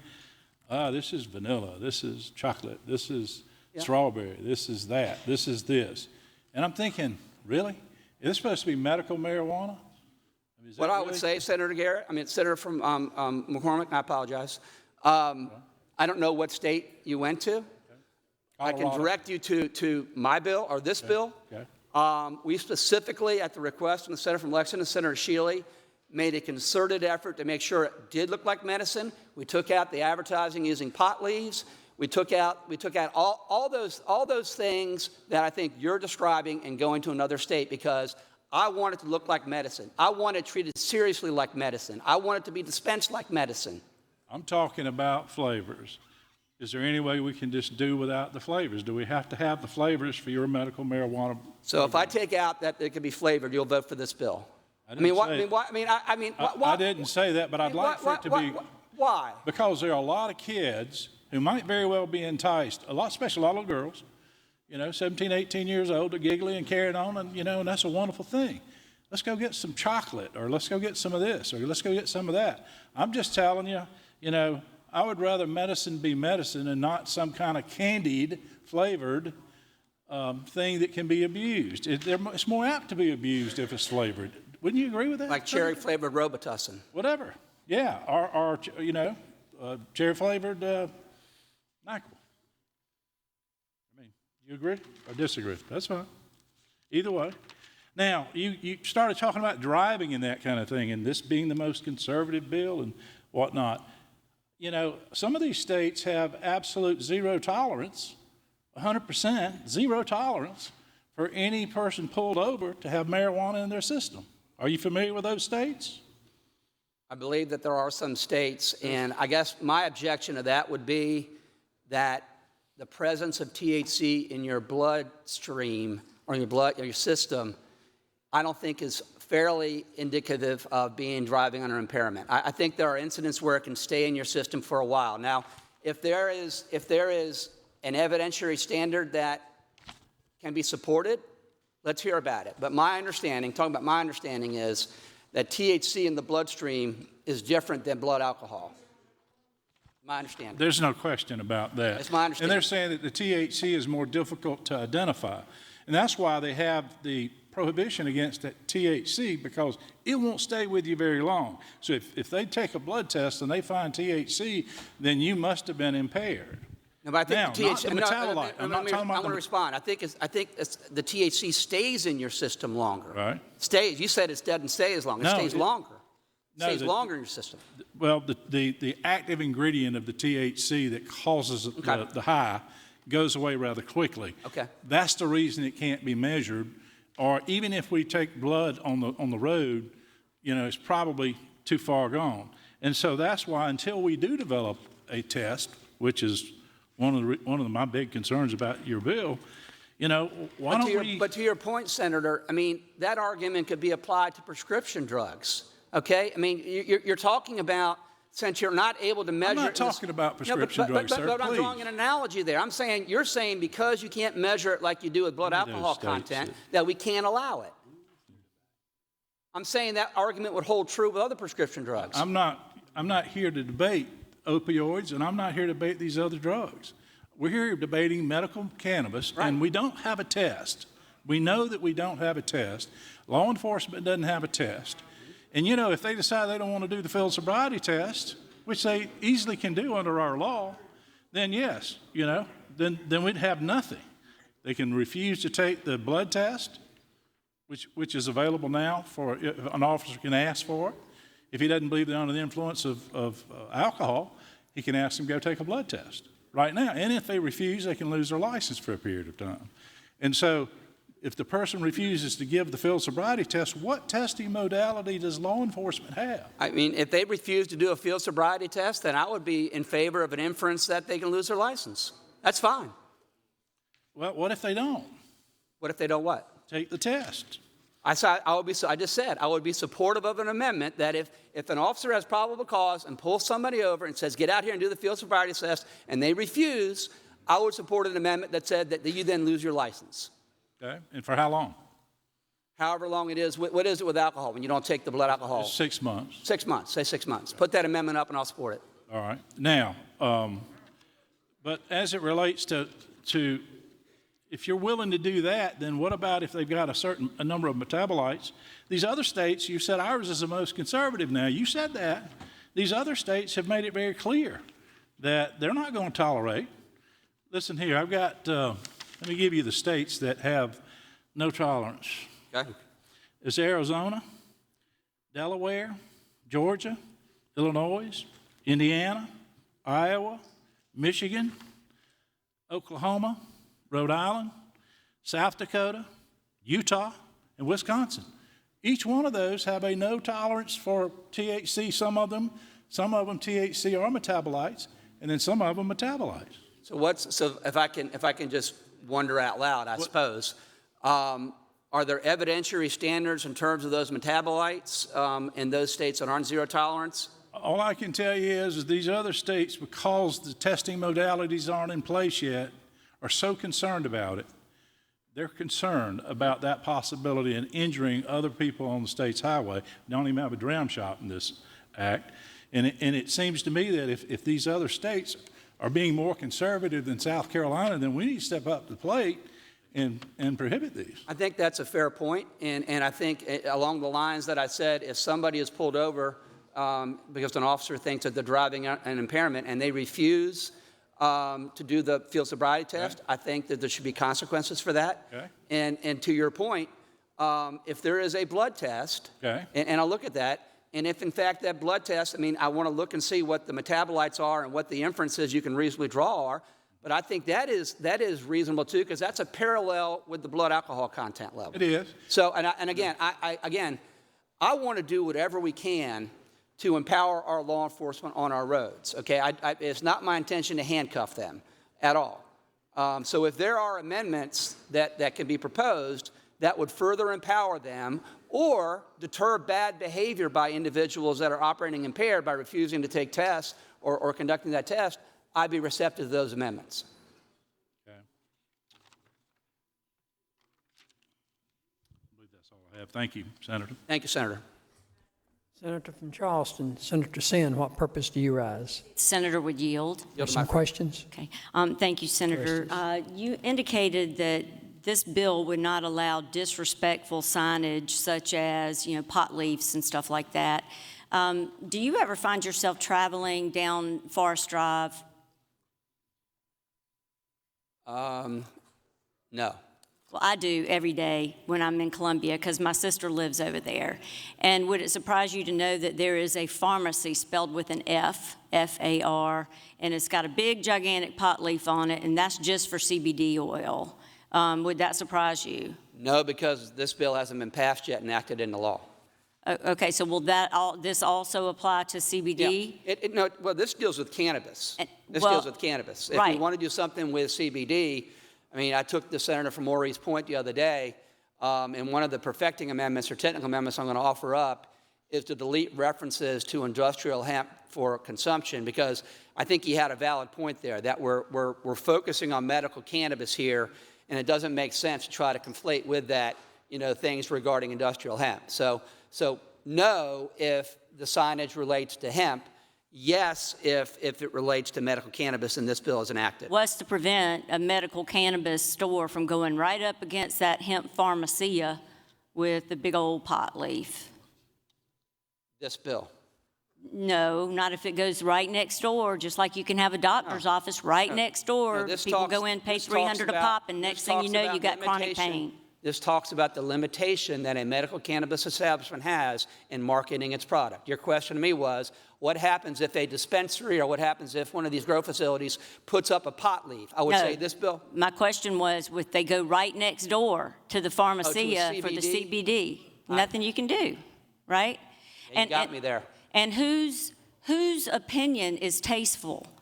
That's a little nebulous, isn't it? I'm surprised the senator from Hartsville hadn't stood up on that one. Tasteful. It's DHEC that promulgates the regulations. What we're doing here is providing them with parameters within which to promulgate those regulations. So what constitutes tasteful? You can appear at the subcommittee hearings when we take up the regs, and you can be heard on it.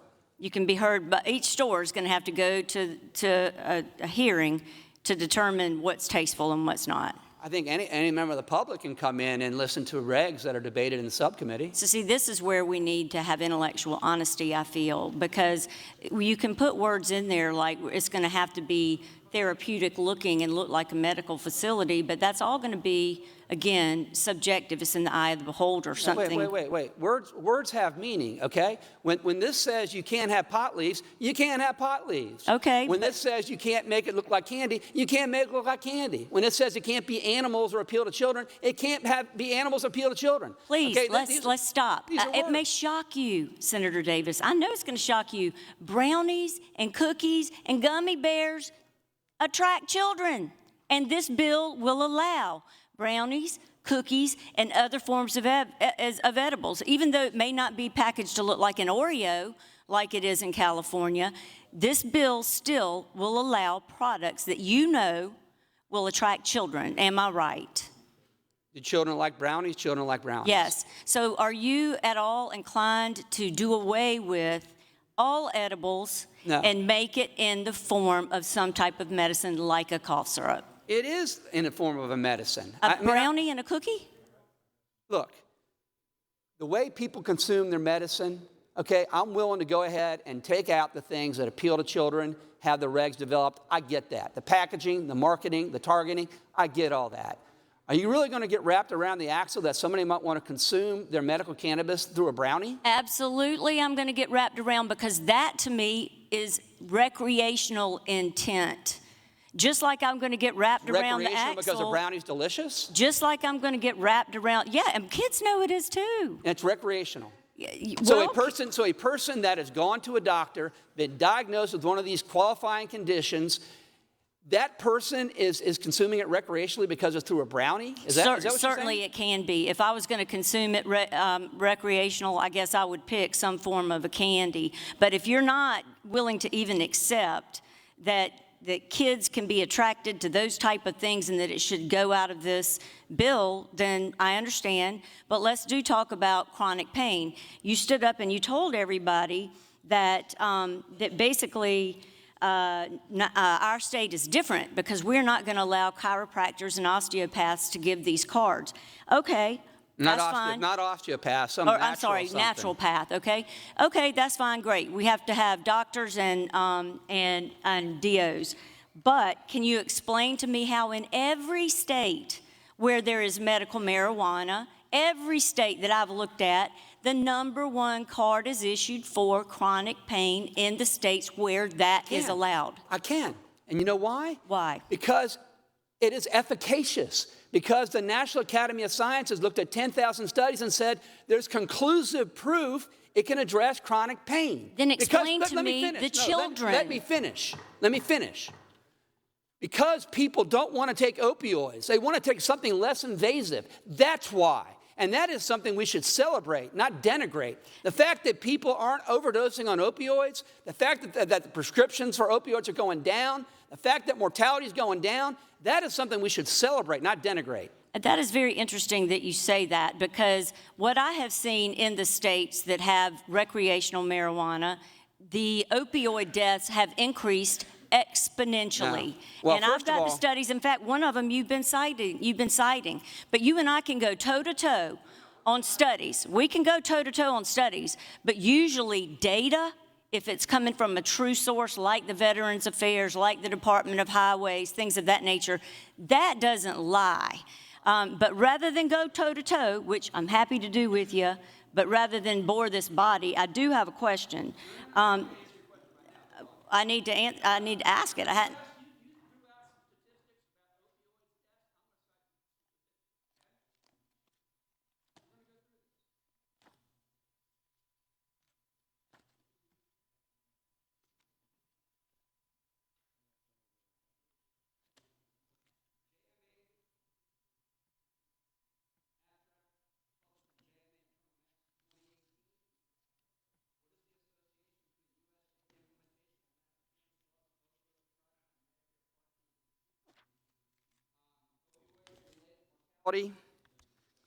Conclusions.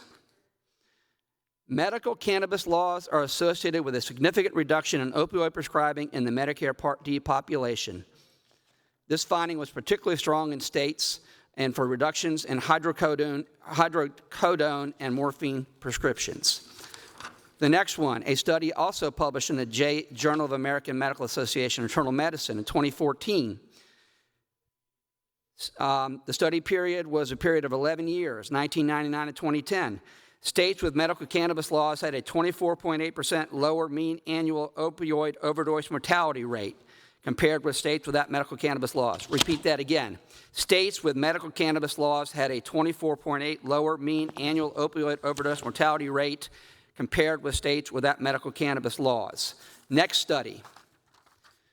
This was published in the Journal of Health Economics in March 2018.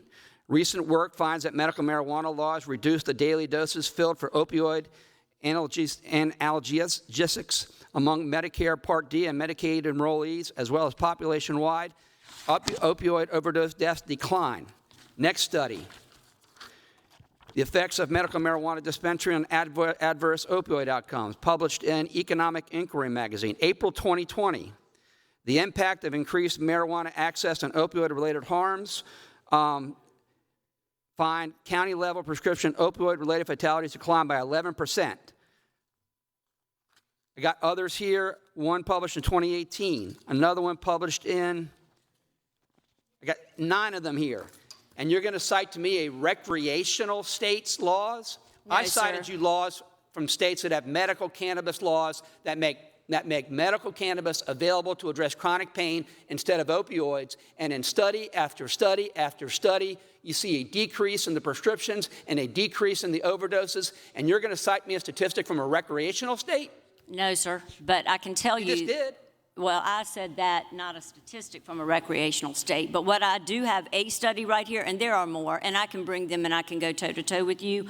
But what I am seeing Now's the here, time to bring them. We're debating the bill. What I am seeing is that you were right in 2002 in states that had medical marijuana, that indeed they saw a dip in opioid-related overdoses. And that was true until about 2013, to where it took a significant incline.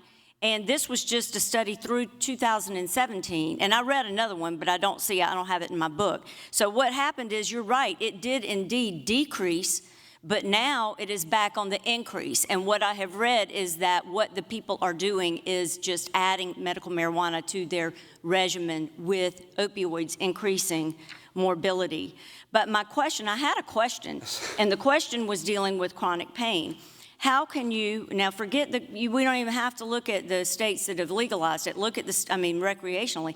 Look at the other states that have chronic pain as a way to get medical marijuana cards. How can you explain that one of the biggest demographics is the 30 and under crowd claiming chronic pain? Seriously, Senator Davis, how do you do that? Well, I broke down those Arizona statistics for you the other day in terms of the percentages across the board, and they didn't match up with what that couple that was at that table they were saying. Okay, so you I'll go deny. back and get those statistics. I'll go back and get those Arizona statistics that I wrote down before. You and I had a conversation about that last week. So are you going to tell this body that in all the states that allow chronic pain to be a reason for a medical marijuana card, there is not a disproportionate group of 30 and unders that have chronic pain? My understanding in looking at the Arizona spread is that it kind of hits a peak at around 25 to 35, it then plateaus at about 35 to 50, and then goes down at 50 and below. I'm not just talking about Arizona. I'm talking about the fact that you have so many card holders, whether it's 25%, 30% of the overall population that are in the very younger category, the ones that should not have chronic pain. The ones that are older, I get. Yeah, I'm older. I get pain when I wake up in the morning. I don't have cancer, thank goodness. I don't have any of these other debilitating illnesses. But still, I don't see any way for you or anybody else to square why in so many of these states that allow chronic pain to be a cause for a card, that the ones who get it are younger. How do you explain that? I don't think that it's skewed in the manner you suggested, Senator. I think it's spread out more over the population. Okay. Well, and then let's see. You mentioned that I would have anything to do with not wanting someone that's a victim of violent sexual crime. What I saw in the version of this 56-page bill that I wrote, that veterans who were combat veterans and law enforcement and first responders would not have to basically prove or have a diagnosis of something of that nature. That's the section that I'm referring to. And that's what I'm looking at. And it doesn't say they don't have to prove. It says that constitutes acceptable evidence, among other things. Right. And what it says is it includes but not limited to proof of military service in an active combat zone, that the person was a victim of violent or sexual crime, or that the person was a first responder. What you said up here at this well was that you came to me and you wanted it limited. You wanted it limited to people that were in active combat. I was suggesting to you, why are we leaving out individuals that were victim of violent and sexual crime? Why isn't that sufficient evidence of having PTSD? The first time I ever talked to you about the adding the person who has been in combat was after reading your bill. When you and I spoke, I wanted it to be only objective illnesses, and I still think if we're going to go down this path, we have to have diagnosable medical illnesses. And Senator, with respect, and maybe I didn't do it to your satisfaction, but with respect, what I did in that regard, and I'm going to look at. What prevents me from coming in and say I was date raped? Let me finish my thought here. In regard to chronic pain, okay, this is what a physician has to attest to in writing. An attestation that the physician has reviewed objective proof of the etiology of the patient's pain, such as a diagnostic test, which may include, but is not limited to, the result of an X-ray, computerized tomography scan, or magnetic resonance imaging, or an attestation by the physician that the patient has been diagnosed with a specific medical condition or disease that causes the patient severe pain, which includes, but is not limited to, complex regional pain syndrome, residual pain, limb pain, rheumatoid arthritis, spinal cord disease, spinal cord injury, fibromyalgia, shingles, or trigeminal neuralgia. I attempted to tie the chronic pain authorization, Senator, to an underlying objectively observed condition. And I appreciate, look, I mean, you and I are friends, and I tried to address your concern because I understood it. I understood that you were concerned about people who were going to lie to a physician about chronic pain, or they were going to lie about PTSD. And so even though other states didn't go beyond saying chronic pain and have some underlying objectable, observable thing, I went ahead and did that. And maybe, as you said in your newsletter, I failed you in that regard, okay? I didn't try to fail you in that regard. I really tried to come up with what I thought was reasonable, objective, diagnosable things by the physician. And again, as with other parts of this bill, I'm open to other ways of nailing that down if it's possible. And speaking just for myself, every single amendment you put on that desk will be listened to me in good faith. And every single amendment you put on that desk, I'm going to listen to with an open mind. Because I am not arrogant enough to think that what I'm bringing to this floor, heck, it's already been approved by the senator from Spartanburg with the pharmacy amendment. This bill can be made better. But I was trying to be responsive to you in the committee because I do want to listen to my colleagues' concerns. Thank you, and I do appreciate that. And with respect to my newsletter, I'm sure you also read that I told everyone that I had a great deal of respect for you and that you were wickedly smart. I showed that to my daughter, and she said you were wrong. I hope she agreed with me. Yeah. So I definitely did do that. Yeah. We're probably just going to sort of be at loggerheads when it comes to serious medical illnesses. You know, if you had put all that list of stuff other than fibromyalgia as one of the qualifying medical conditions, those can be objectively determined by a physician. I think you can add those if you want to the list of qualified stuff. But then to say that chronic pain includes but is not limited to, having some tests, it does not say that the doctor listening to this, please. Yeah, that's it does fine. not say that the doctor listening to this person that is bucking for a medical marijuana card based on chronic pain, that he has to follow up and determine whether that person was in the military, whether somebody really has had a diagnosis of all of these things. They just listen to what the patient coming in and says. I've had this incident. But ultimately, Senator, under this bill, the physician has to put it in writing, put their name to it, say they've gone through this process, and say that they believe, in their medical opinion, medical cannabis can be therapeutic for this particular patient. And then we will end up with the same type of doctors, the 25 or so that ended up prescribing, for lack of a better term, 62% of the chronic pain cards. That's what we can see in the future. If that's what we come up with, and I don't think we will, but if that's what we come up with, I'm going to have a hard time 7 years from now, if I'm still here, getting this bill reauthorized. Okay? Did you know that I don't think that there's any way in the world that a sunset or reauthorization is going to happen, not once medical marijuana comes in, but be that as it may, let me hit one other issue. Can I follow up on that? Because you mentioned that earlier, too.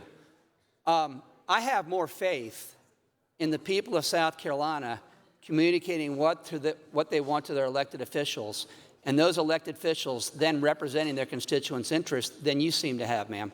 You seem to suggest that somehow legislators are going to ignore the constituents and what they want and somehow listen to these powerful forces with a lot of money instead.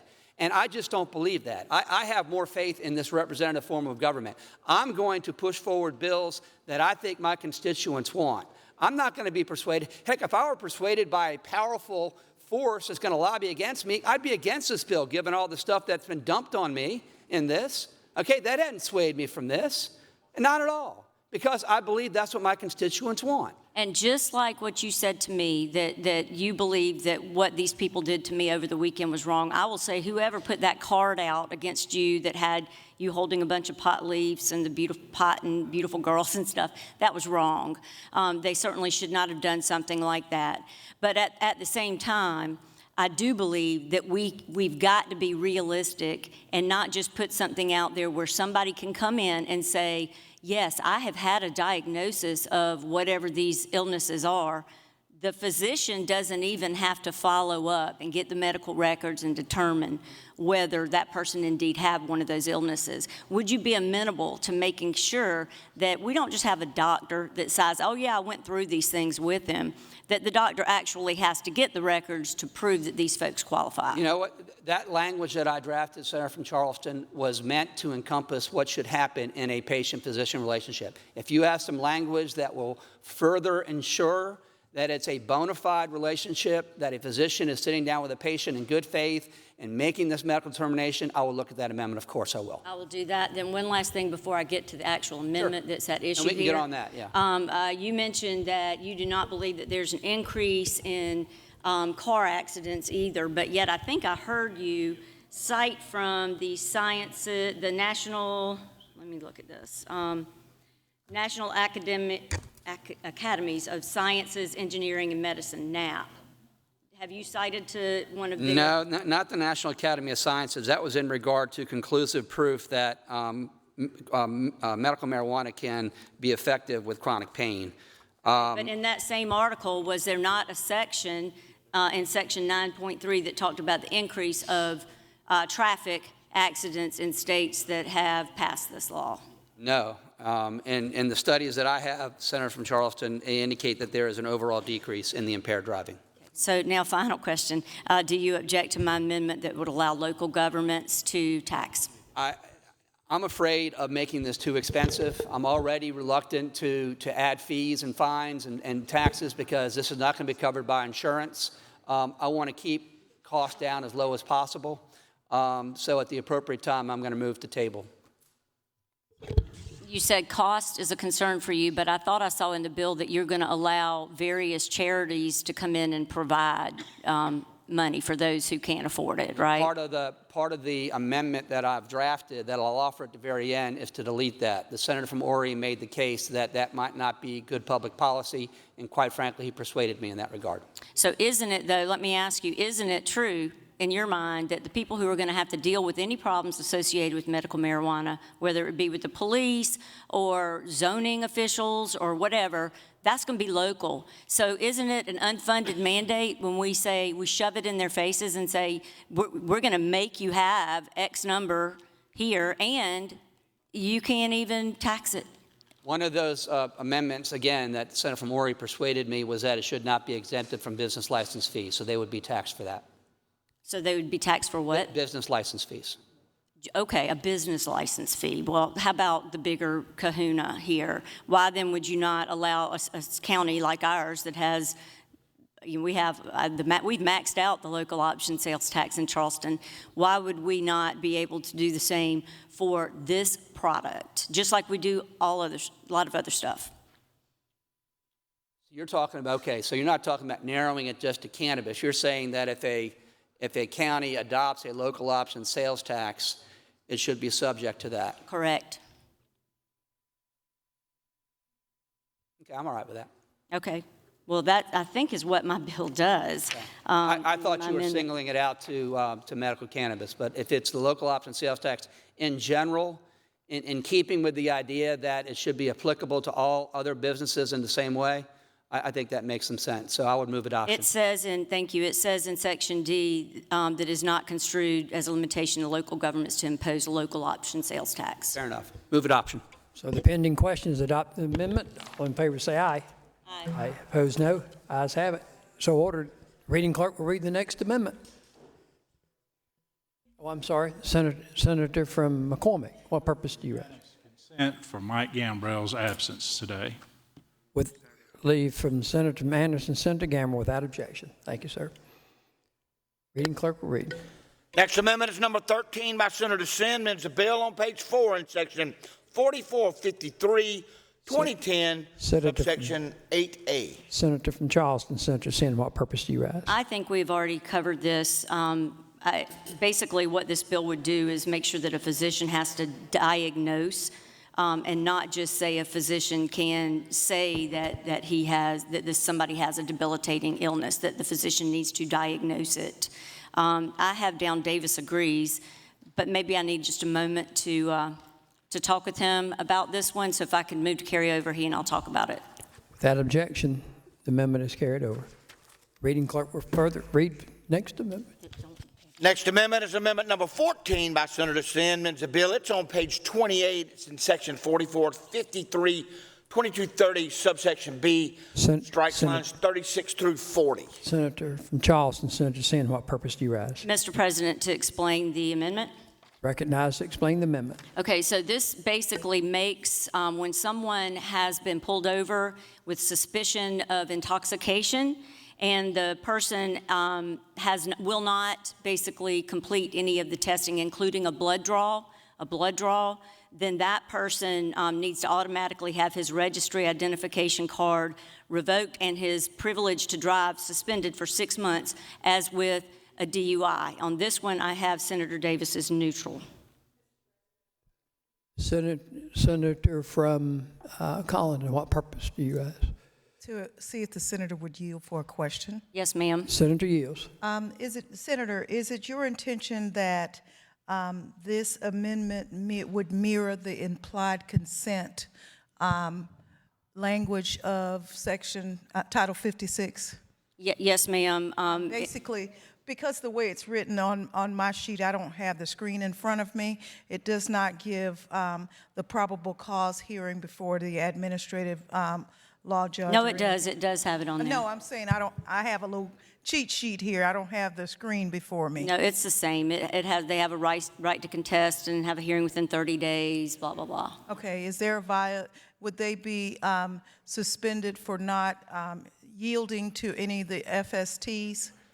The field sobriety test, I think that what it says is if a qualified patient refuses, this is dealing with a blood draw, because as you know, if the metabolites aren't there, the person may not be under influence, but we can't prove that if we let it go more than a couple of hours. So if an officer... I'm talking about the field sobriety test, because right now under the law, a person, if stopped, if they don't believe that there's probable cause for the stop or that there was any impaired driving, they could basically say, I'm not going to submit to any field sobriety test. And I would think that would be fine, but just like when you don't admit to any field sobriety test with your driver's license and you're standing accused of drinking, you are going to end up with your privilege taken away briefly, and then you can go and deal with it. Actually, under the law, the way DUIs work, if you're not required to submit to field sobriety, that's your right. They can take you in, and then there's an issue of the breathalyzer, doing data master. Right. So what I'm saying is, when we went through this with SLED, there was an issue because they're different tests. It's more difficult to determine if a person is under the influence of marijuana as opposed to alcohol. And so I'm wondering what specific standard is there if a person doesn't agree to field sobriety test, and then they're taken to a facility, and are they required then to go have a blood test? Yes. Okay. And at that point, if in fact they go for that blood test, they don't get it right away, then are they permitted to appeal? Yes. Before, okay. Thank you very much. Thank you. Move adoption. Senator from Spartanburg, what purpose do you raise? Senator from Spartanburg, Senator Martin is heard on the amendment. Thank you, Mr. President. I'm reading this amendment. I really didn't want to be heard, don't want to be heard on this amendment, but I'm just trying to figure out. I can't ask questions from up here. Hopefully somebody will ask questions, or maybe somebody else will talk, but I don't know of anything else that we automatically make somebody submit to a blood test. That's what's got me confused. If somebody could help me with that. That's really what I'm trying to figure out. I mean, Senator from Charleston, Senator Sin, what purpose do you I rise? don't really want to be at the podium, but I mean, nobody's here. So I'll be happy to try and answer your question, even though it's supposed to be reversed. Right. Senator from Yields for the question. So you don't have to be a lawyer to know that you can be pulled over, you can fail or not fail to take the field sobriety test, but if you fail to take the breathalyzer, then you're going to have license implications.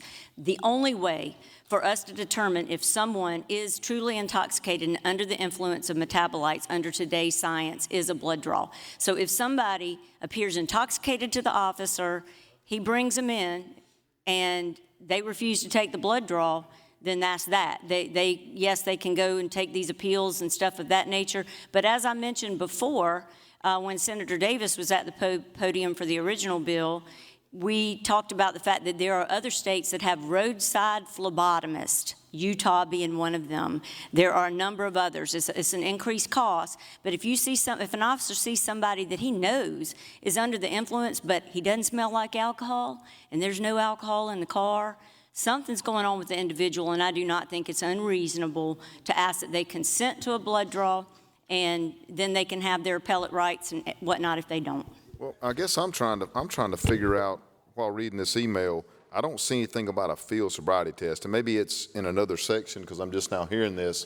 I want to make sure that we're not just automatically, somebody's obviously texting and driving and swerving, and they have to submit to a blood test because it says probable cause by the officer in here. That's what's got me. Senator from Collin, what purpose do you rise? To see if the senator would yield for a question. Senator yields for a question. Yield.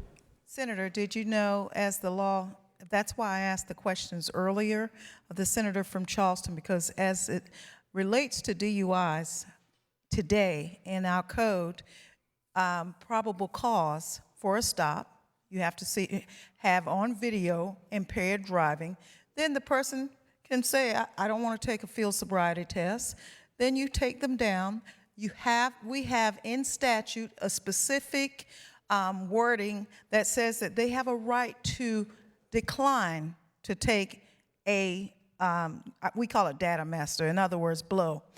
And if they decide not to blow, then they're suspended for a certain period of time, but they still can appeal that before an implied consent hearing where the officer has the burden of showing that there was probable cause for the stop. They don't lose their constitutional rights. The problem I have, did you know, is exactly what you're talking about.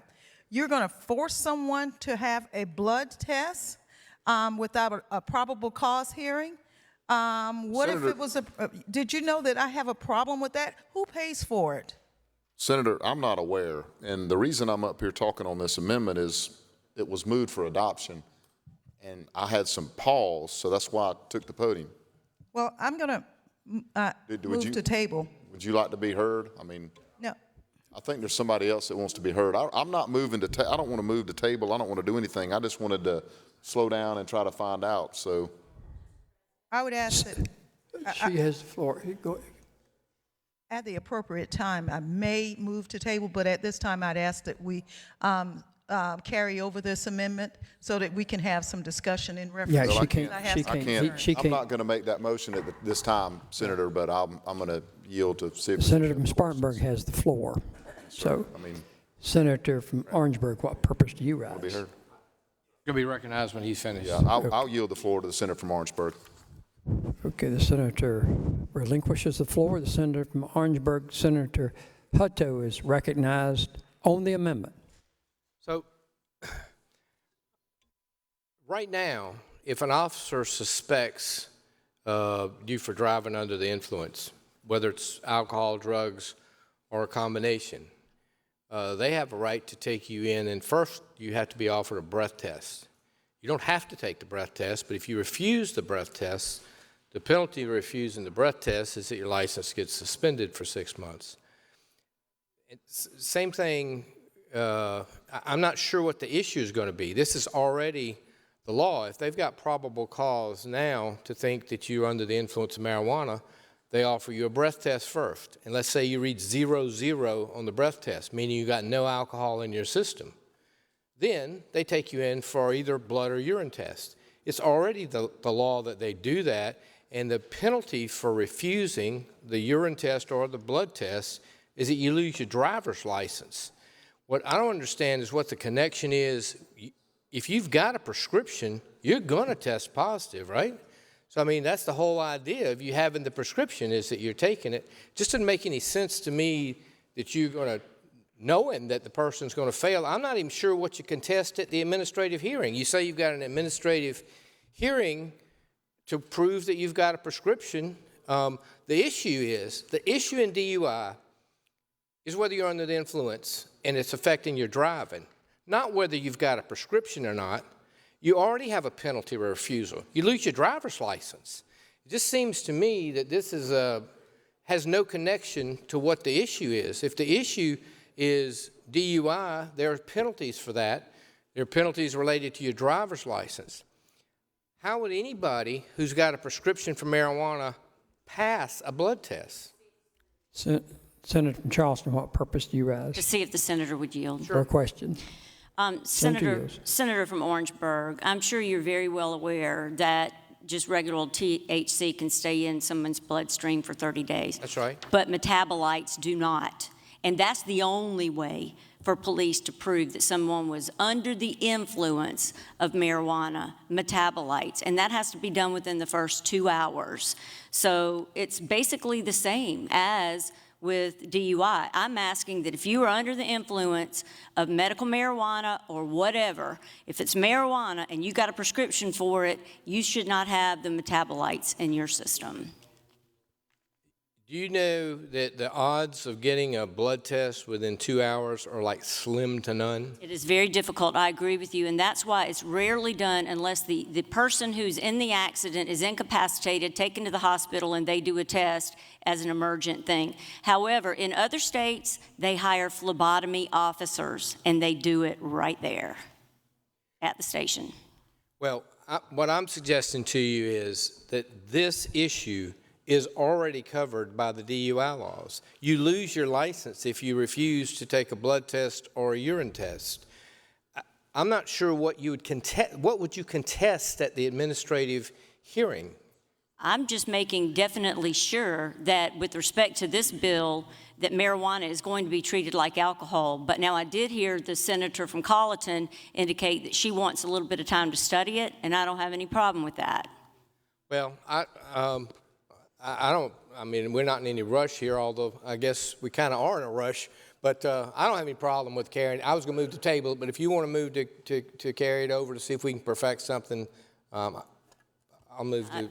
I would like to satisfy everyone. Before you, would you withhold that motion for me to recognize the senator from Darlington? What purpose do you rise? See if the senator from Orangeburg will yield. Yes. Senator yields for questions. Senator, you were speaking of the standard, in the standard materially and appreciably impaired. That is what has to be proven, yes. And you're driving your vehicle for due regard for others on the highway. Right. Mere presence of alcohol in your system doesn't make you guilty any more than mere presence of marijuana in the system would make you guilty. Isn't it true that many times that if there's someone that is charged, they already charged if they feel like that they are materially and appreciably impaired, that a lot of times that they may have prescription drugs in their system? Happens all the time. Okay. And then if they were to take a data master, then a lot of times they would blow zero. If they've had no alcohol, they should blow zero, yes. And then they would, and so some people that would refuse to take the data master, then they would end up having their driver's license suspended. That's right. And if they then went on and got a urine test or a blood test, obviously they could use that to end up convicting them or whatever for driving their vehicle without due regard for others. Well, here's the thing. If they've got evidence of bad driving that they can prove, yes. But if they've got no evidence of bad driving, like at a road check or something, and all you've got are drugs in your system, there's no way for a chemist or anybody else to generally subscribe a level of THC intoxication or even other drug intoxication. It's just present in your system. Mere presence alone is not going to convict you if there's not some probable cause of bad driving. And so if you've got the bad driving, and almost all officers have videos now, if you got the bad driving, that's the biggest single thing you're going to have in your case. The blood test is, first of all, very difficult to get into evidence because of chain of custody and other things. But and isn't it true that if we're going to carry this over, and I'm okay with that, wouldn't it be critical for the authors to consider some due process in their amendment? Whereas this one, I don't know that it has due process. We have due process now with administrative hearing, correct? Right. And all we are showing then that there's probable cause, so forth and so on for the arrest. Right. Correct. It is, and so if you have the prescription and you take the test and it shows positive for marijuana, that hasn't really proved anything, because marijuana stays in your system for up to 30 days. It just seems to want to penalize somebody for having the prescription when you know they're going to test positive. But isn't it true that the same standard would apply for this as would apply for too much Tylenol or any other drug over the counter, prescribed or not? It would still be up to the same standard? Right. I mean, you can drink too much cough syrup and be under the influence, and if you are, you can be convicted of that. But you don't test for that. You just prove it by circumstantial evidence of the bad driving and found an empty bottle of cough syrup in the car. Sure. And I get the concept and don't disagree with the concept. Just don't want to add something that's superfluous for something that we already have. I think what we already have is already in place. I agree with you, but I'll move to carry over. Senator from Colleton, what purpose do you rise? I didn't clarification. I previously made a motion to carry over. I would like to withdraw that. And he was up at the podium at the time, so that's correct. It was not in order. The senator from Spartanburg actually had the floor when that motion was made, so that was not so Senator from Orangeburg, Senator Hutto moves to carry over the amendment. All in favor say aye. Opposed, no. Ayes have it. So ordered. Reading clerk will read the next amendment. Next amendment is amendment number 15 by Senator Sin, amends the bill on page 44, section 4453, 2390, subsection A, item 4. strikes lines 17 and 18, and insert. Senator from Charleston, Senator Sanders, what purpose do you rise? To explain the amendment and to apologize to the body for filing so many in a row. I should have let other people kind of file theirs in between. But this particular amendment, to which Senator Davis agrees, it would disallow more than 2 dispensaries in any county, sort of like we do big retailers such as Walmart and whatnot, to oversaturate certain markets. So as how it presently read, it basically set a certain number of pharmacies or dispensaries based on number of pharmacies itself, real pharmacies itself. That can fluctuate. In fact, I understand it did fluctuate during COVID.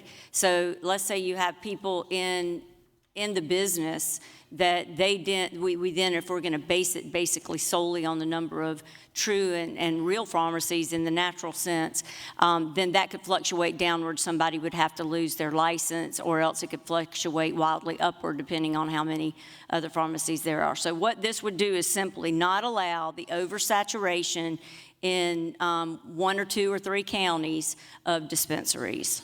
Senator from Beaufort, Senator Davis, what purpose do you rise? If I could ask the senator to carry this over, I understand the reason behind this is to make sure there's no oversaturation. I'm wondering if, since counties vary widely based on population, if there's a way that we can more precisely get at the objective here. Maybe let's talk about it. I'm sorry, I thought you That's agreed fine. to this. Just like you know, we didn't want the Costco's and whatever to come run out the other moms and pops. I just think that allowing 2 per county, and I can tell you, if I want medical marijuana, I'm going to drive wherever I need to drive in Charleston County to get it. Let's carry it over for now, and let's look at the language. I understand what you're getting at. Senator from Charleston moves to carry over her amendment. All in favor say aye. There's no ayes have it. So ordered. The reading clerk will read. This amendment is amendment number 16 by Senator Sam Menzibill. It's on page 10, lines 5 through 43, and on page 11, 1 through lines 1 and 2, strike section 44, 53, 2060. Senator from Charleston, Senator Sen. To explain the amendment, but then I'm also going to ask to carry this one over. This is one that Senator Davis also agrees that the balance of the current board makeup, as in his bill, should change. I think I've mentioned earlier that this would be a very easy board to hijack, and they will be able to allow, in accordance with the bill as written, to add illnesses on their own without ever contacting the General Assembly, and they would already, in my view, be predisposed to adding certain illnesses because of the makeup of the board.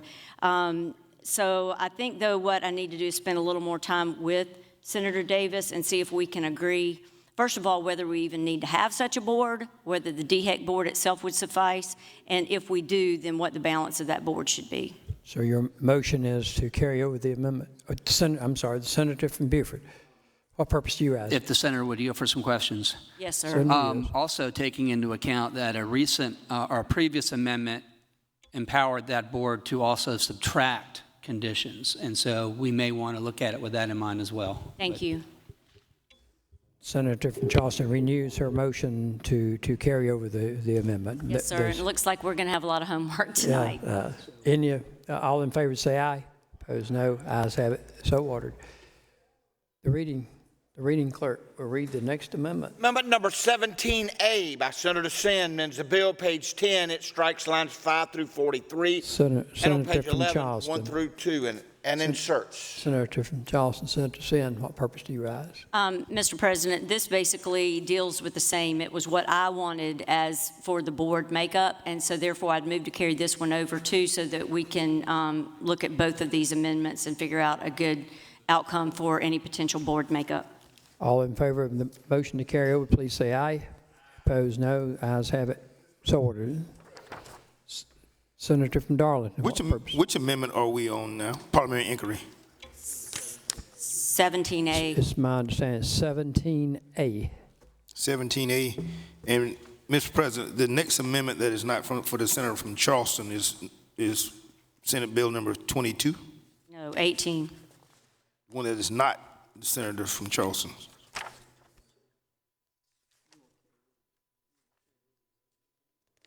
I've got number 18 next.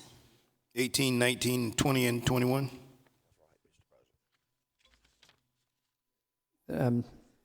Yes. The clerk will publish the next amendment. Senator from Spartanburg, Senator Martin, what purpose do you rise? I've got a parliamentary inquiry. State your I inquiry. made a unanimous consent request, I believe, on Amendment 8A or 8B to make sure it was conformed to the amendments number 6 and 7 of mine that were passed. I wanted to find out if there's any way to keep that going forward. Do I need to ask that again, or do I need to ask unanimous consent to have all amendments future adopted to conform to Amendment 6 and 7 that have been adopted?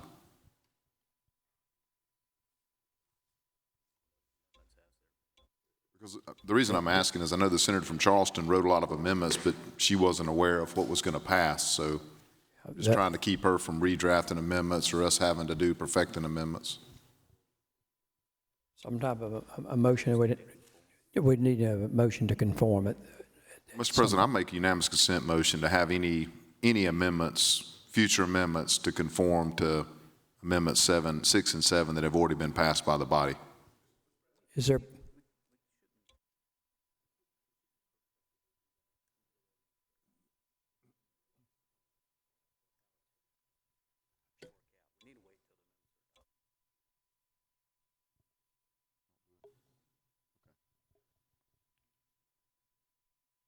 I'll withdraw that. Yeah. I'll withdraw that. Thank you. Yeah. Senator from Charleston, state your inquiry. I guess an education, because I don't know what I need to do now to make sure that we don't have to go back through all of these amendments that have passed. We'll get staff to get with you at the appropriate time. But we just need to move forward with Senator from Darlington. What purpose do you ask? Parliamentary inquiry, sorry. Do I have the floor? I recognize Senator from Darlington. Yes, sir. Members of the Senate, it just seems that obviously that normally what we would like to do is conform these amendments, but I just want to make certain that we're not fixing something that could be a point of order, and basically there are some, and so we don't want to agree to that in advance, and so understanding that some of them need to have a conformity provision, and I support that. For those, I don't want to give up a point of order on anything. Thank you. Body so notified. The clerk will publish the next amendment. Amendment number 18 by Senator Sin amends the bill on page 3, lines 7 through 9, strikes section 4453, 2010, subsection 1A. Senator from Charleston, Senator Sin, what purpose do you rise? To explain the amendment. You're recognized to explain the amendment. Thank you. So this bill is one that I don't know how many of you will agree to, and I also want to apologize because I was not present for the senator from Spartanburg's discussion on vaping. But I can tell you that what this bill will do would make any type of what's supposed to be medicine come in the form of an inhaler. I find that vaping is just, to me, is just as popular as cigarettes were back in the day of the Marlboro Man. And I think that if it came in the form of an inhaler, it would provide a true patient relief, and we would not need to then have any type of vaping pens, which basically are popular. Kids think they're cool with them. Move adoption. Senator from Beaufort, Senator Davis, what purpose do you rise? If the senator would yield. Yes, Senator, sir. you have for questions. Yes. Senator, as I recall, this is one of the things that you and I discussed of the concerns that you had. One was in regard to the vaping. And at that time, like I did with the etiology of chronic pain, trying to tie it to an objective condition, and also in regard to PTSD, tying it to observable or evidentiary evidence of trauma, I looked into this to see whether or not those inhalation devices would be an adequate substitute for vaping. And what I learned in talking with patients and with physicians and with others in states that have legalized medical cannabis, it is just not as effective a way of a patient getting the medicine that they need. I feel like we've already made a concession to law enforcement in taking out the most effective way of getting the cannabis, which is smoking the leaf. And vaping, I think we have to have someone like Margaret Richardson, for instance, when I spoke about her with this, said that the vaping is the only way that provides the immediate relief that she needs. So at the appropriate time, I would respectfully move the table. If I may, Mr. Senator Davis, Senator from Beaufort, Yeah. I do appreciate your looking into that, but at this point, if we were in the courtroom, I'd be objecting to hearsay, to who you talked to, what you did, whatever, to determine whether vaping versus inhalers would be better. It seems to me like if you take an inhaler and you inhale it into your lungs, what studies, what do you have other than you're talking to people around the state or wherever that says that it's not as effective? I have talking to people I have faith in, trust in, such as Margaret Richardson, who's particularly somebody I spoke with. They tell me it would not be efficacious, that vaping is essential for them to take the cannabis. We've already made concessions in regard to burning leaf. We're not in a courtroom, so we'll just have to go with my hearsay. But my question is how in the world would Miss Richardson know? I mean, I've been hearing her name like she walks on water or something. She's got all this pain, I get it, but tell me, how would she know if inhalers don't work? Because we don't have them. She's smoking it now, right? Isn't she smoking dope? For medicinal purposes. Senator from Beaufort, what purpose? I have the floor. Yes, you could respond to Senator from Charleston. I don't have a response. Move adoption. Motion is to table the amendment. Those in favor would say aye. Aye. Opposed, no. Ayes have it. Motion is tabled. Reading clerk will read the next amendment. Amendment number 19 is by Senator Sin. It amends the bill on page 48, lines 40 through 43, section 4453, 2430, subsection B, and inserts subsection B. Senator from Charleston, Senator Sin, what purpose do you rise? Yes, sir. To explain the amendment and complain, because I wore the wrong shoes for standing up here so long today. So what this particular amendment would do would allow locals to prohibit medical marijuana in their counties. And there is certainly, as Senator Davis I'm sure can tell you, a lot of other states have done it the same way, including Colorado. They allow local governments to opt out, and they keep even separate statistics. Colorado, only 35% of local jurisdictions allow retail stores at all. So I believe that we need to allow locals to make some determinations in their areas. Pending question. And Senator from Beaufort, Senator Davis, what purpose do you rise? If the senator would yield. Yes, sir. For question. Senator, did you know that I'm a proponent of home rule? Yes, sir. And did you know, though, that what we're doing here is, if we pass this bill, is adopting a statewide policy stating that medical cannabis can be effective medicine for individuals with certain conditions. Are you aware of that? I am aware of that. And as I balance the patient's right to readily access medicine within a community against the local government's right to land use plan, I think it's adequate that they have the ability to zone these particular establishments in areas that they feel is appropriate. I feel like allowing local governments to effectively adopt a ban would be essentially a nullification of the state policy that this General Assembly has enacted. So at the appropriate moment, I would move the table. Senator from Beaufort, would you yield for a quick question? Sure. I think what I'm hearing you say is locals shouldn't be able to govern this issue, and that it should be a statewide issue where the state law preempts. But the argument that I keep hearing in favor of medical marijuana is, well, 38 states have done it. I mean, if they've done it, why can't we do it? 37 states. 37, you're right. So if 37 states have done it, then why, and other states have also allowed locals to determine whether they want that type of dispensary in their area. Why shouldn't we do and follow the lead of the other states? Well, first of all, not all other states have done that. Second of all, if we adopt this legislation or if it's signed into law, we're establishing a right of a patient to access certain medicine. I think that right outweighs a local government's right to completely prohibit it in the municipality. I mean, I think that's how I come down on that balancing.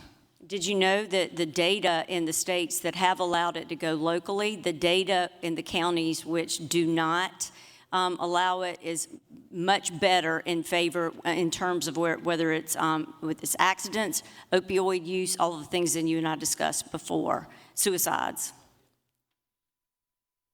That suicides are better in municipalities that have exercised zoning to outlaw medical cannabis facilities?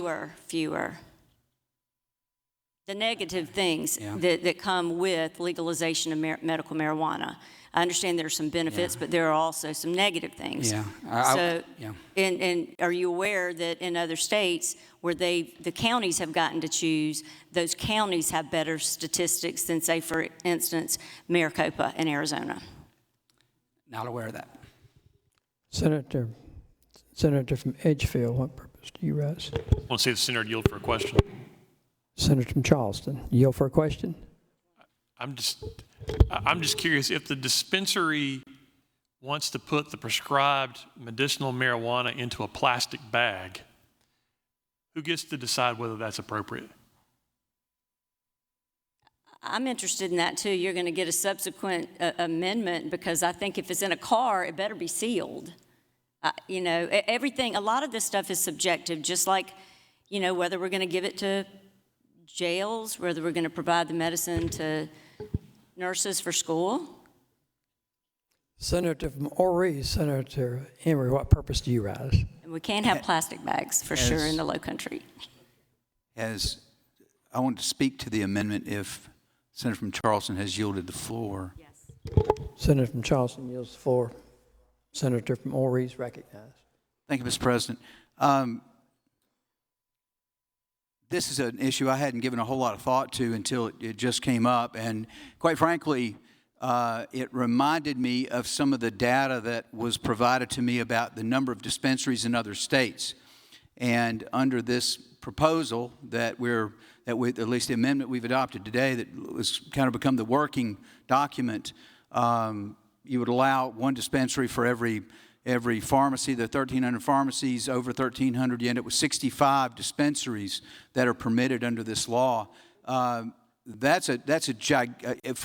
to other states, that is a Minnesota has 8, New Hampshire 6. This is a very large number for South Carolina. That is a fairly small state.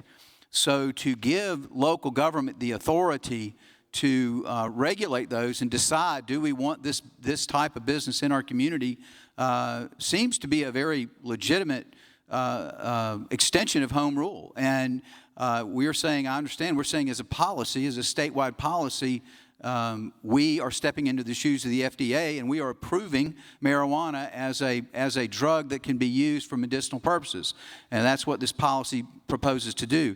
But it doesn't say it has to be in your community. That's not, that's taking it. We are forcing communities under the current proposal, we're forcing communities to take these, whether they want them or not, with 65 out there scattered all over the state. Even if half the counties don't want them, there's going to be an ability to get your marijuana within a fairly short, we're not a very big state. You're going to be able to make a very short trip to get your pot across the county line. And it's just going to be like the days when you had dry counties and you had counties that weren't dry. This is old.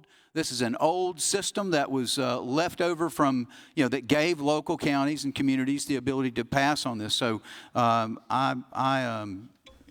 say it's an access issue seems rather disingenuous when you have that many available throughout the state.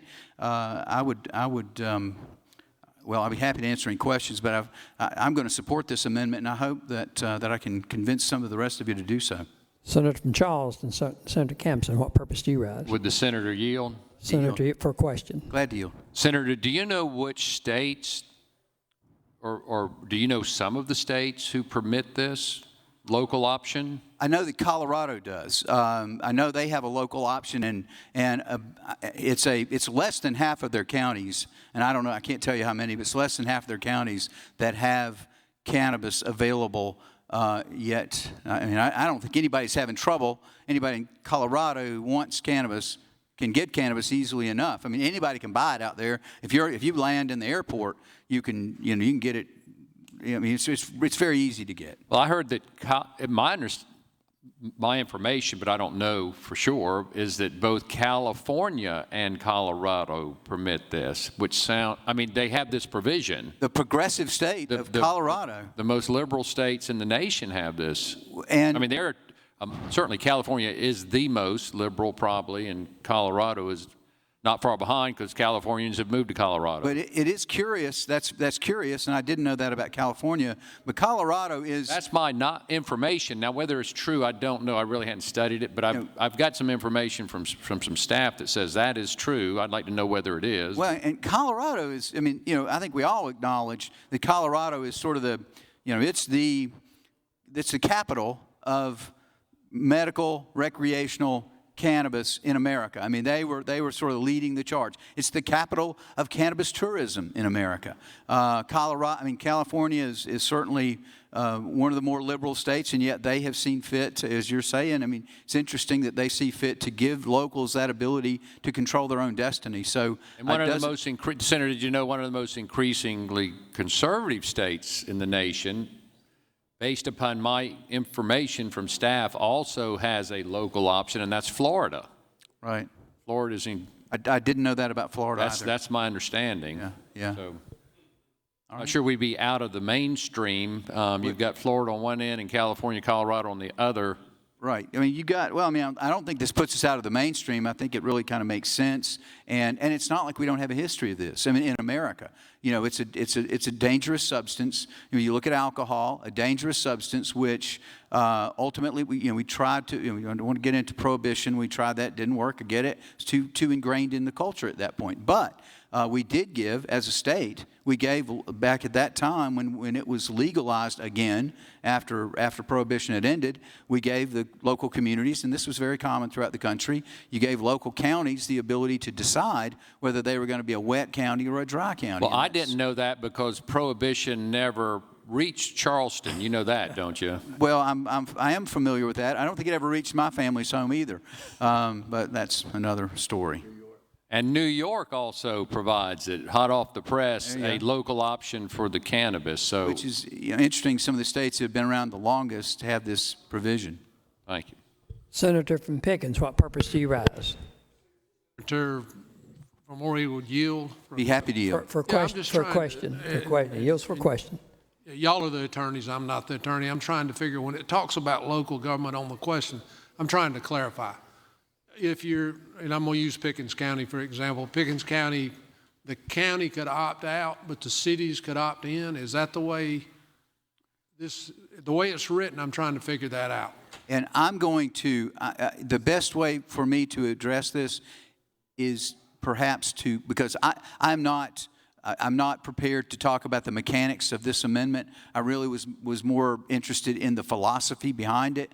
And I'm going to take my seat, and perhaps someone else can be recognized that can address that question. Okay. Senator from Charleston, Senator Campson, what purpose do you rise? I'd like to be recognized to answer the senator from Pickens' question. I think your desk mate next to you, it's my understanding, has a similar amendment which uses the term political subdivisions. I think that's correct. The senator from Anderson.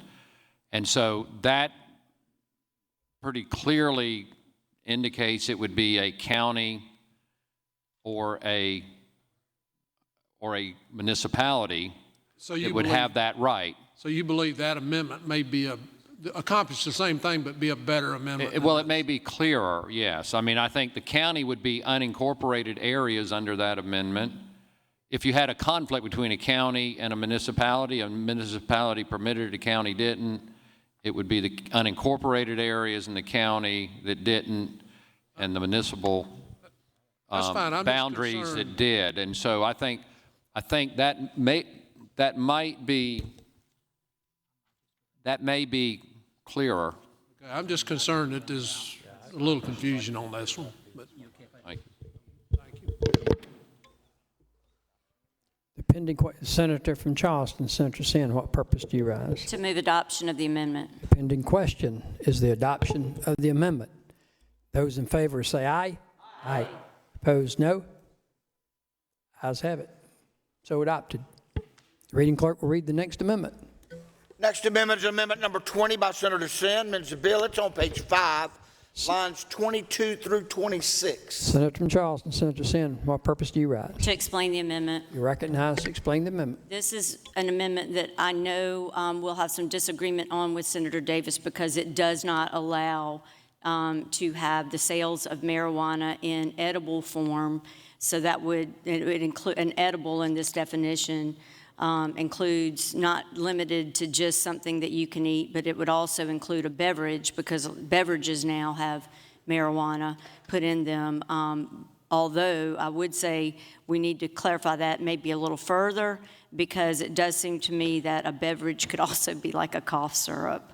But I believe that if we don't get rid of the edibles, we are going to see what every other state has seen, which is increased hospitalization by children.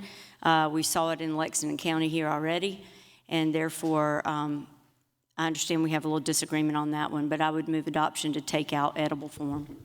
Senator from Beaufort, what purpose do you rise? Would the senator withhold that motion to yield for some questions? Yes. Senator withholds. Senator, I mean, I understand what you're saying. Again, I feel like we've constrained the modes of delivery already substantially. Edibles are a form that are enjoyed by many individuals in taking the medicine. I will just respectfully move to table at the appropriate time. So I guess my question is, okay, if it's medicine, it's medicine. I don't like taking medicine either. I do not like it. I can't stand the taste of certain medicines, but it's medicine. So I take it. I don't know of any other medicine like this that comes in cookies and brownies and gummies that will impact children. So if it's medicine, make it look like medicine. I guess my response would be I think we've gone fairly far in the bill itself to make it look like medicine. I don't want to constrain any modes of consumption beyond what we already have. Senator from Newberry, have you? I don't know. The senator from Charleston has the floor. So it's the I'll floor. relinquish No, floor. it's Senator from Newberry. What purpose do you have? Charleston would yield for a What's the question. question? Senator from Charleston yields for a question. Senator, did you know you said you were not aware of any other medicines or anything that might cause kids to want to take it? Did you know that there are a lot of vitamins? And I'm not saying I'm for or against your amendment, but there are a lot of vitamins that are gummy bears. Mm-hmm. There are vitamins that are animals, Flintstones. I mean, we can go on and on and on. And a lot of kids have ingested those. They got a hold to them. Parents should never let them get anywhere close to the kids, but had to go to the hospital because, taking a whole bottle of vitamins can be very toxic. So should I add vitamins to this amendment? Might ought to, yeah. Okay. Move adoption. The pending question is adoption, and the senator from Beaufort moves to table the amendment. All those in favor of tabling the amendment say aye. Aye. Opposed, no. Ayes have it. So ordered. Reading clerk will read the next amendment. Amendment number 21 is by Senator Sin. It amends the bill. It's on page 50, lines 16 through 31 in section 4453, 2470, subsection A. Senator from Charleston, Senator Sin, what purpose do you rise? Yes, y'all will be glad to know this is the last one in a row for me. We're going to skip and some other people can talk. But I would actually move to carry this one over as well. I think it's going to be covered. It's one that I had already drafted one that said a pharmacist must be present during business hours. And then now, since we've had this other amendment, I think this one will probably go by the wayside. Just move to carry over. All in favor of carrying over say aye. Opposed, no. Ayes have it. But the amendment is carried over.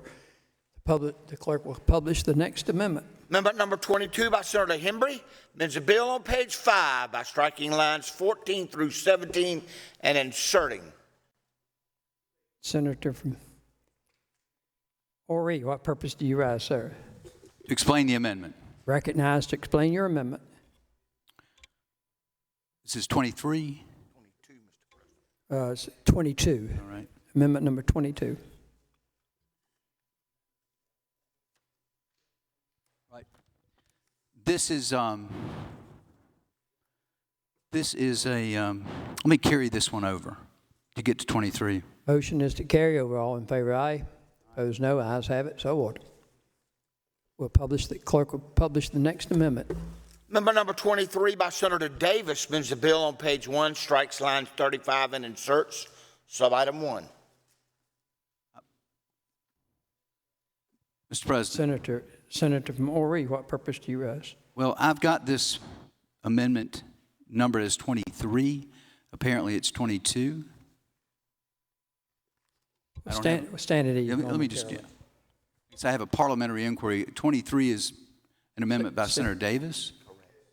Say yes. Amendment number 23 is. And I would ask unanimous consent to go back to 22 because that was just a numbering error on my part. Is there objection to going back to 22? Hearing none, so ordered. The reading clerk will publish the amendment. Amendment number 22 by Senator Hembry amends the bill on page 5. It strikes lines 14 through 17. Senator from Ori, Senator Henry, what purpose do you rise? Thank you, Mr. President. To explain the amendment. You're recognized. This amendment, and I call it the anti-corruption amendment, it simply does this, that it states that if you're dealing with the dispensary, members of the General Assembly, this is in the definitional section, members of the General Assembly and family members as defined in section 8-13-115 may not operate, directly or indirectly receive financial payments of any kind, or directly or indirectly own a dispensary until July 1st, 2032. This exclusion does not apply to members and their families if the member recused himself from voting on this act. Then it does the same thing with medical cannabis establishments. In the next section, it does the same thing with processing facilities, transporters,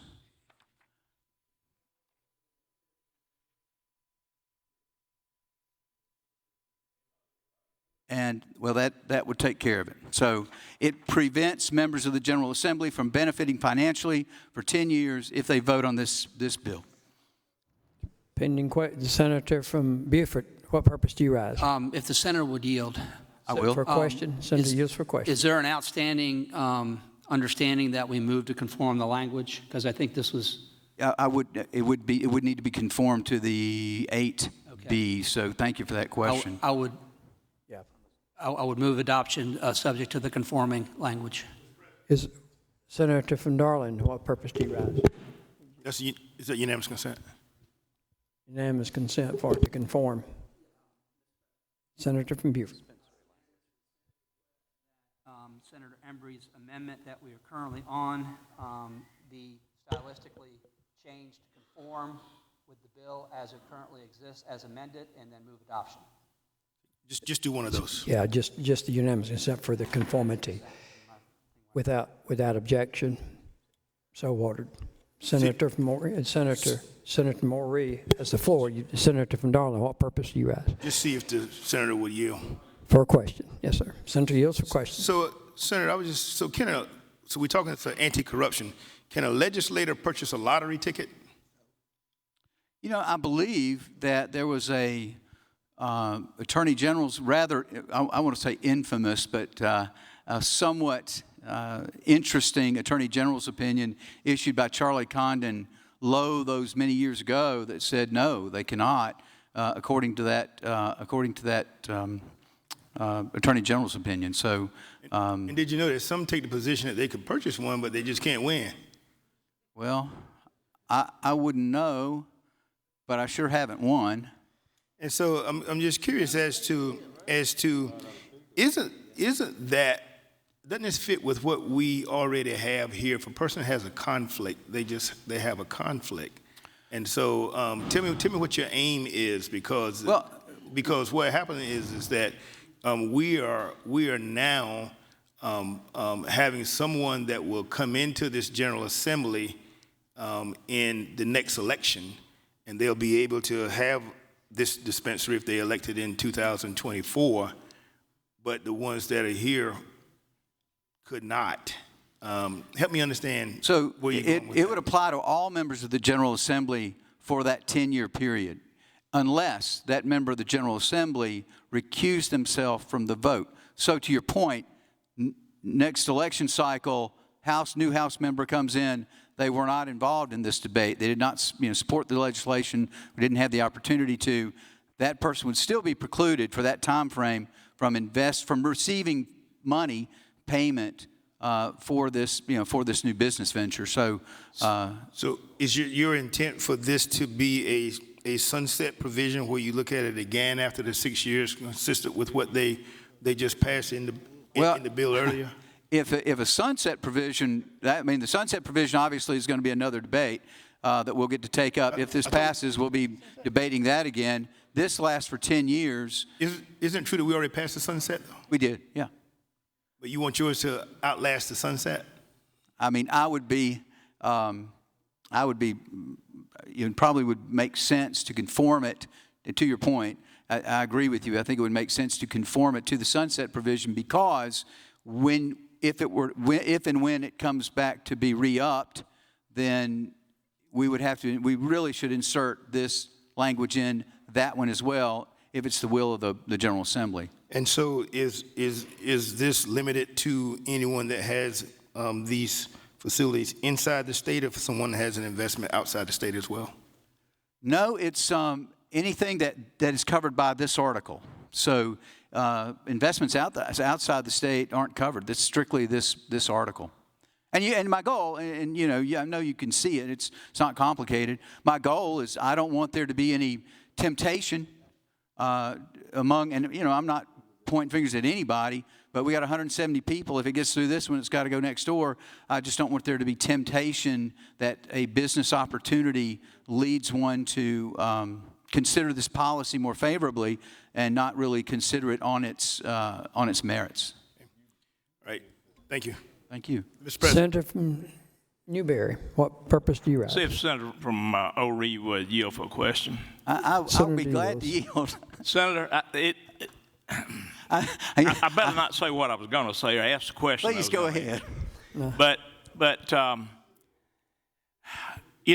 we've got I don't know if it's a rule or it's not really a rule. I think it's stated in statute somewhere that we can vote on something that directly or indirectly affects us. I think most of us will abstain or recuse ourselves or whatever. I normally do on pharmacy bills.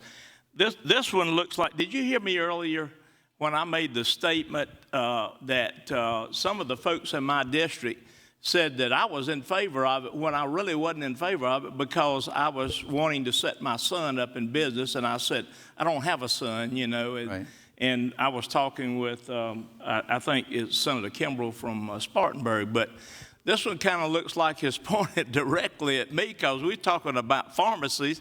And Senator, did you know that I, honest to God, was thinking about abstaining because when the bill started out, it was dispensaries. Right. Now it's pharmacies. Right. So I was thinking seriously about abstaining or whatever, recusing myself because I didn't want to vote for that. But Senator, you put me on the spot now. If I recuse myself or abstain now, people out there are going to swear that I did it because I want to open a dadgum cannabis pharmacy. It's the thing. And Senator, it is true about the General Assembly. You kind of darned if you do and you're darned if you don't some days. And this is one of those issues you kind of darned if you do and darned if you don't. However, it was not.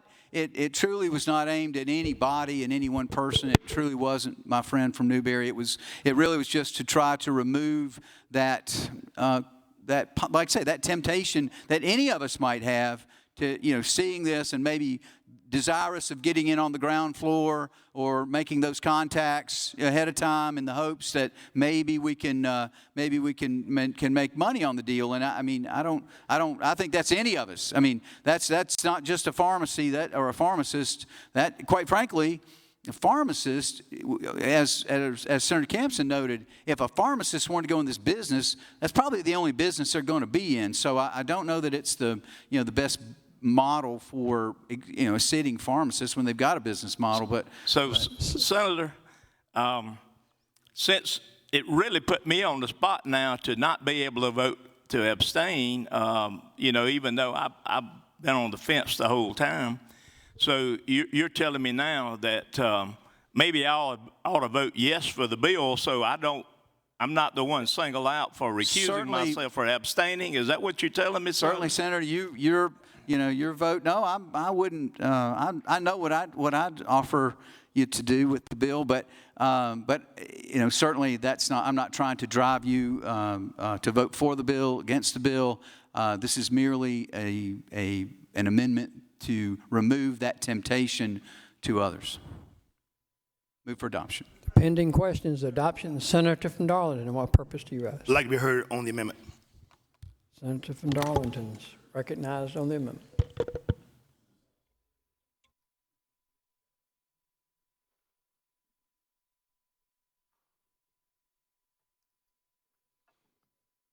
Members of the Senate, I rise to say that I wasn't too involved in this debate and not too interested in ownership of anything except for a law firm. My grandfather told me a long time ago, he says, you do what you do. He says, I don't need a bank, I need a banker. I have options a lot of times. People say, let's get in the restaurant business. I'm too scared. And so when we start having bills like this that would come up here in the eve of a debate, you know, it's a thoughtful bill to say that they don't want to have legislators to do certain things. And the public listens to this and they'll listen to me and says, guess what? Legislators, they supporting themselves.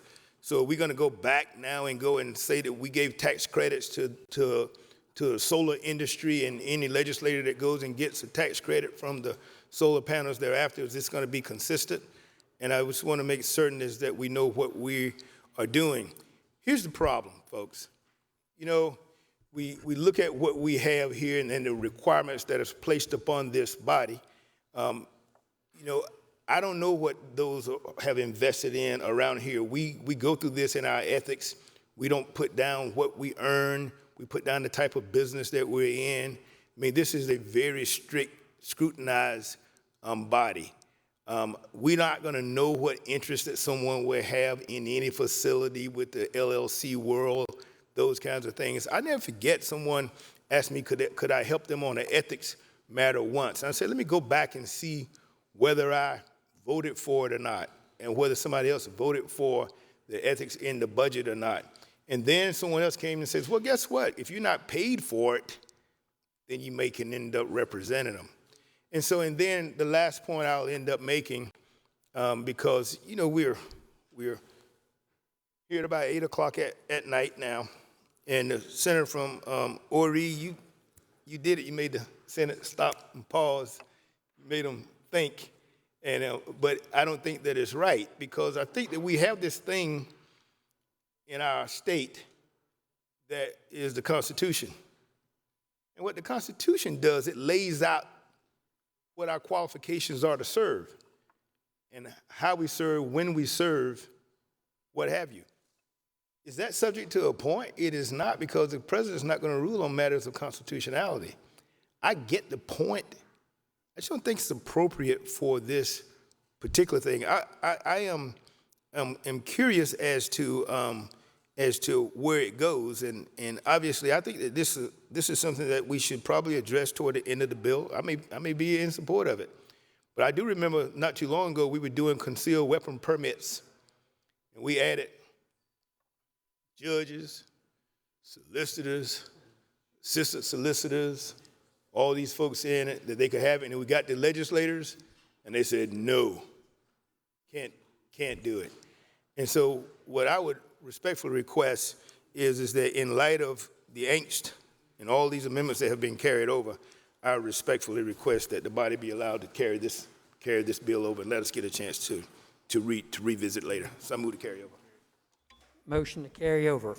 All those in favor say aye. Aye. Opposed, no. Ayes have it. So ordered. The reading clerk will read the next amendment. Publish the next amendment. Amendment number 23 is by Senator Davis. It amends the bill, page 1, it strikes line 35 and inserts a sub-item 1. As of January 1st, 2021, 37 states and the District of amends the bill further, page 5, strikes line 25 and inserts cannabis with tetrahydrocannabinol concentration of more than.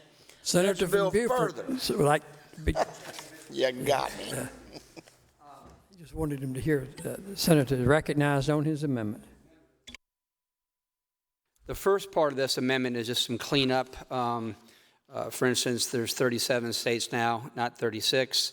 There were some other very minor technical, nothing substantive I represent to you. It just was in terms of verbiage so that it read properly. The second part of it, section 44-53-2470, quite frankly isn't relevant anymore because we're no longer having dispensaries that have to employ a pharmacist. We've moved. So I guess what I would do is make a unanimous consent request. State your request. That the second part of this amendment, the one that starts with section 44-53-2470, which talks about dispensaries having to contract with at least one pharmacist, that be stricken from this amendment, and that the technical part of the amendment, which is the first part, be adopted. So is there objection to amending the amendment by deleting the section,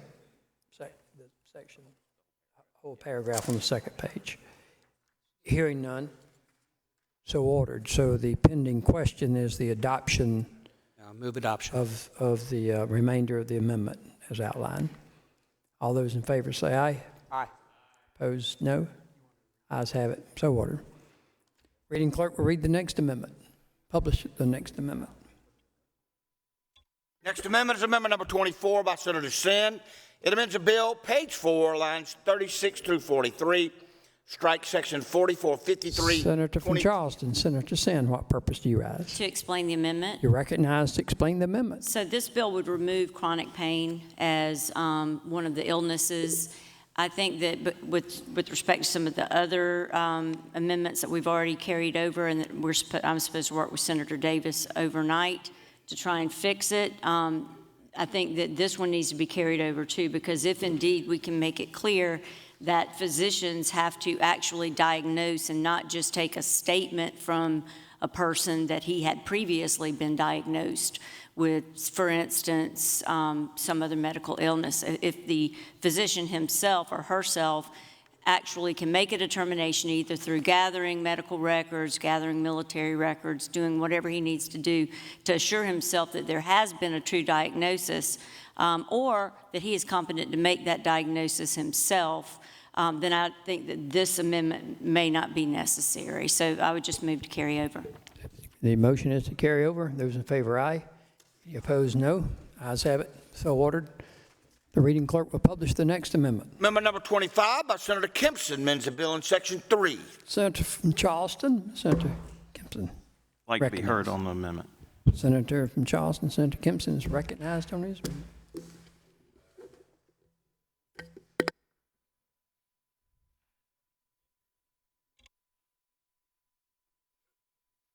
Thank you, Mr. President. You know, I hate to get in the middle of a good Republican fight, but I've been listening to this debate, and we are all better for it. I want to thank the bill's author, Senator Davis. Of course, thank myself for serving on the subcommittee. And so I think we are on the verge of doing something big with this medical marijuana bill. And I can tell you, for being on the subcommittee, that it was thoroughly vetted, thoroughly contemplated, and all parties were at the table. Now, I have studied, I was a member of the Medical Criteria Committee. And I won't be long. I won't be long. I do have a lot of remarks, but I'm going to be brief because I think this is actually can be a bipartisan amendment. And I'm looking to those who spoke about South Carolina and making sure that South Carolina businesses get the license, the limited license we're going to allow.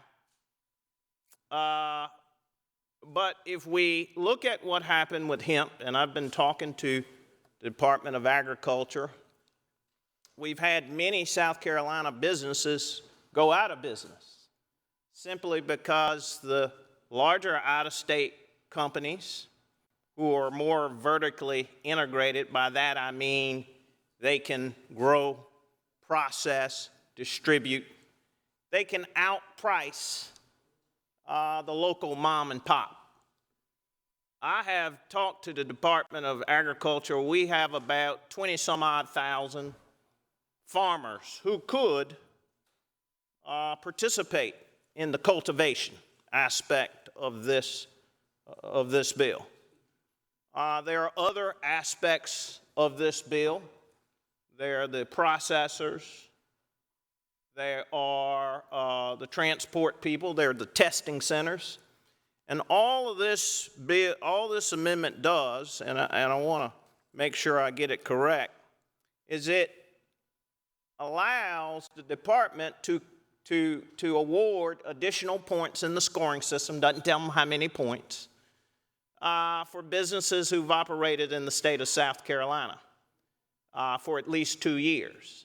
Why 2 years? Because what that prevents is somebody setting up shop tomorrow and calling themselves a South Carolina business.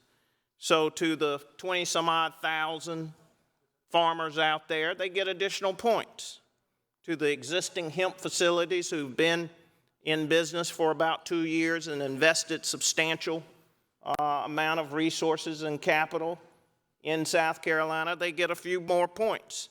And then the final aspect is it rewards points for people based on a business that has 50% or more ownership of a South Carolina business. Because what will happen is a big out-of-state business will come in, partner with a South Carolina firm just to be called a South Carolina business. But when you look at the equity ownership, the South Carolina business owns a very small part. So I call this the South Carolina First Amendment, and I move, unless there are any other questions. Senator from Spartanburg, Senator Martin, what purpose do you ask, sir? See if the senator from Charleston would yield for a question. I yield. Or yields for a question.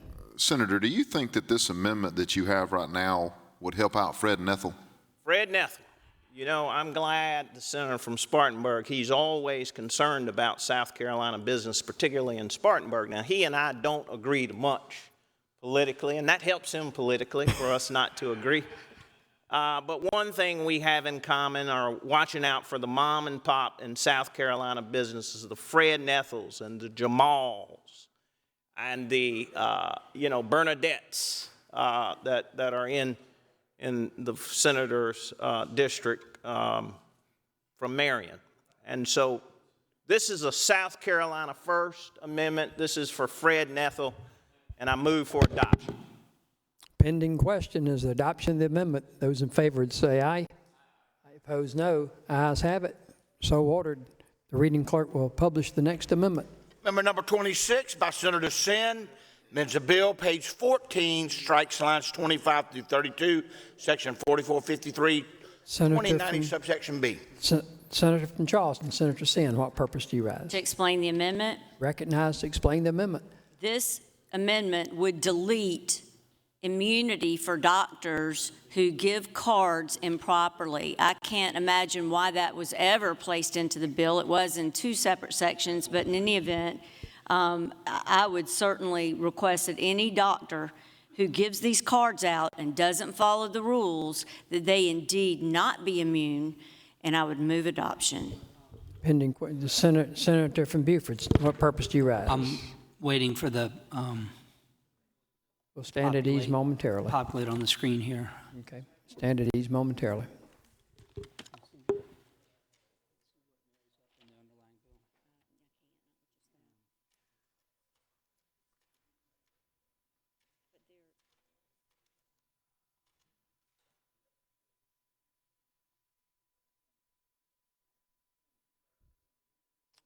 Senator from Anderson, what purpose do you rise? Senator Cash. Would yield for a question. Okay, I've got, they're trying to get the amendment to load up there, so I'm standing these just momentarily, and I've recognized the senator from Beaufort, and then I'll come to the senator from Anderson. Senator from Beaufort, what purpose do you rise? Purposes of speaking on the amendment. Recognized to speak on the amendment. I spoke with the author of the amendment. I think that there's some merit in what she is saying in terms of not insulating an authorizing physician from claims of malpractice for authorizing use of cannabis. I would ask that the amendment be carried over and that she and I work on that language, and I think that we can probably reach an agreement in that regard. So I'd move to carry over. Motion is to carry over the amendment. Those in favor say aye. Opposed, no. Ayes have it. Reading clerk will publish the next amendment. Next amendment is amendment number 27 by Senator Sin. It's a bill, page 14. Senator from Charleston, Senator Sin, what purpose do you rise? To explain the amendment. Recognized to explain the amendment. So this bill would basically demand that a physician who writes certifications for qualified patients, that he also include dispensing instructions to the pharmacist for the type of cannabis, the product, and the amount to be used by the qualified patient. I will tell you that I've been working on the amounts with various toxicologists, so I am going to have another bill put forth in this regard. I'm happy to argue this one or to move to carry it over when I get the exact amount of milligrams that I think are appropriate based on toxicology experts. So the senator from Beaufort, what purpose do you rise? Senator would yield. Yes. Senator, yield for a question. Senator, at the appropriate time, I would move to table this or carry it over if there's another amendment you want to propose. But the reason I would do so is that under federal case law, a physician is empowered and able constitutionally to authorize the use of cannabis by a patient. What a physician cannot do, because it is a Schedule I drug under the Controlled Substances Act, is prescribe that cannabis with the degree of specificity that he or she would otherwise prescribe medications. And so for that reason, since a physician is authorized under federal law, or is allowed under federal law to authorize the medical use of cannabis, prescribing or specifying exact doses or ratios is not something that a physician can do because it is characterized as a Schedule I under the CSA. So when we characterize it as a prescription, I understand this, just like a therapeutic pharmacy, is he must include dispensing instructions. So therein might lie a little bit of difference, but I also understand that, like I said, that I'm going to have another bill, another amendment that's coming up that deals with things such as what the FDA recommends for trials as far as the milligrams and stuff that are concerned. So we can carry over Move to carry if over. that's your pleasure. Thanks. Senator from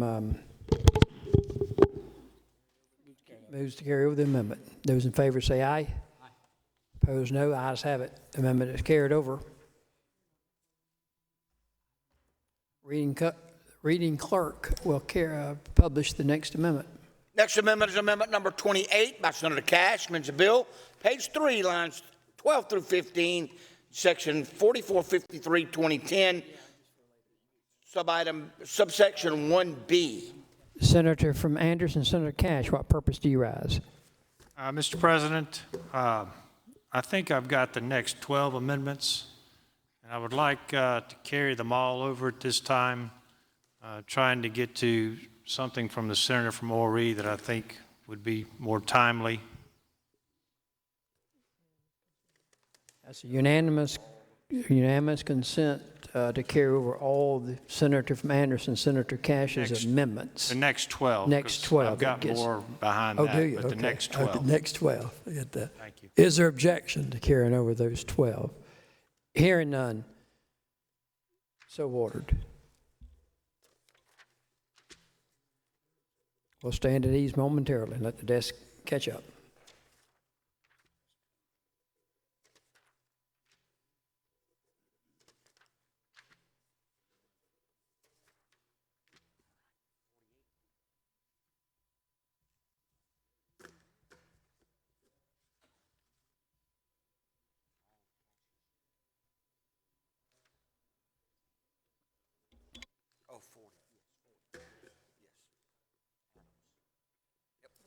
to go.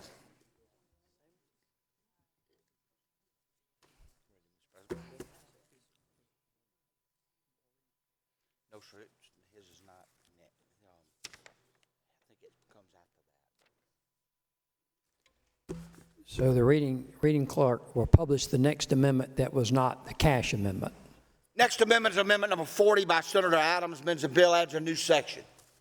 Senator from Berkeley, Senator Adams, what purpose do you rise? To explain the amendment. Recognize, explain the amendment. So what this amendment does, it actually does not allow you to use the pen or the vape pen while you're driving. And the reasons for that is if an officer pulls you over, they do not have the capability of testing the substance within that pen to see whether or not it is with THC or without THC. So that's just so the officer can test it, or is unable to test it. So that was the reason for the amendment. Depending. Senator from Georgetown, what purpose do you rise? Senator yield for a question? Yes, sir. Senator yields. Senator from Georgetown. Test. So I understand the purpose, what you're trying to get at, but I'm confused as to how that would be applied. So if a police officer walks up to me in my car, or let's make it Joe Schmo in his car, and identifies him as vaping something in his car, can't be smelled from what I understand, how would we know if it was marijuana that needed to be tested anyway? Well, we wouldn't. So the purpose of it is if there's impaired driving, then and they were vaping, I think that would be the substance of that, is in order to, you would be unable to test at that time, so you would not be able to tell if there's THC. But, I mean, if it was impaired driving, then it's impaired driving, right? Correct. So what's the purpose of the amendment again? Well, because we won't be able to test. I mean, so if we go up to the car and we're doing a traffic stop on the person driving the car, we're going to be able to smell alcohol coming from the person. The nystagmus test was going to work for him because it's the alcohol if they consent to the field sobriety test, but we can smell the alcohol. Marijuana, one, through the vape, most of them you cannot smell. Two, if they have smoked marijuana in the car before and it's been months before, the car still holds that smell. So we're going to be unable to test the vape to see whether or not it has THC in it. And if he refuses a field sobriety test, at that point in time, all we have is either left of center, off the road, or something to that effect. Well, I got all that and I understand the purpose, but I'm right back to why the vaping. I mean, if Joe Schmo was to have taken a gummy 5 minutes before he got in the car, you still have impaired driving. You can't smell it. There's no way to test for it, like you said, on the fly. So why are we targeting vaping when there's no way? I mean, if the person smokes marijuana an hour before, outside of the car, there's no way to do what you're trying to accomplish, right? If a person takes a gummy right before he drives in the car, there's no way to accomplish what you're trying to accomplish. If the person smokes the vaporizer a minute before he gets in the car, there's no way to accomplish what you're trying to accomplish, right? Well, yeah, you're correct. It's similar to the open container. You know, open container of beer or alcohol or something in the vehicle is similar to that. Right. But again, I mean, it could be a gummy, right? It could be. It could be the oil on the inside of the cheek, right? Well, no, the oil should be in the canister, from my understanding. It should not be. It should be only in the vape, the oil, or in the gummy, or so to speak. Okay, so are we going to outlaw the use of gummies in cars? You shouldn't be using any gummies or brownies or any of that stuff in the cars. Right, it's dangerous, saying, right? But I mean, I guess you could. Yeah, you should not be impaired at all. My thing is you can't test for THC in the field, and it's kind of tying the hands of the officers. Right. I mean, so it's impaired driving, wouldn't it be? It's impaired driving whether you smoke it through a vaporizer or whether you take it through a gummy or whether you roll in oil or however you do it. It's impaired driving, right? Correct. Okay. I'm using the vape for, that's going to be the most common way that's going to be used, and it's, hard for officers to test. Thank you. Move for passage. The pending question is the adoption of the amendment. All those in favor will say aye. Aye. Opposed, no. The ayes have it. The amendment is adopted. The reading clerk will read the next and publish the next amendment. Amendment number 41 is by Senators Hembry and Garrett. Means the bill strikes all after the enacting words and inserts the following. Senator Orr, Senator Hembry, what purpose do you rise? Mr. President, I would rise to explain the amendment. However, this amendment is rather significant and substantial. I note that the chamber is empty, all but empty, and I realize that dinner has been served out in the library. I would ask for a 20-minute recess so we can complete our dinner and come back to take up this amendment.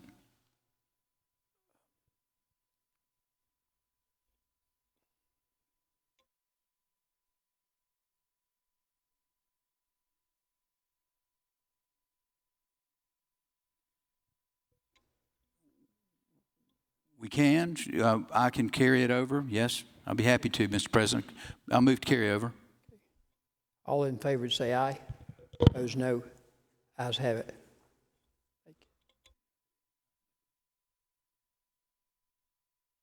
Clerk will publish the next amendment. Next amendment is Amendment 42A by Senator Cromer. Amends the bill, Section 3, page 9. Strike Section 4453, 2020, subsection B, subitem 6.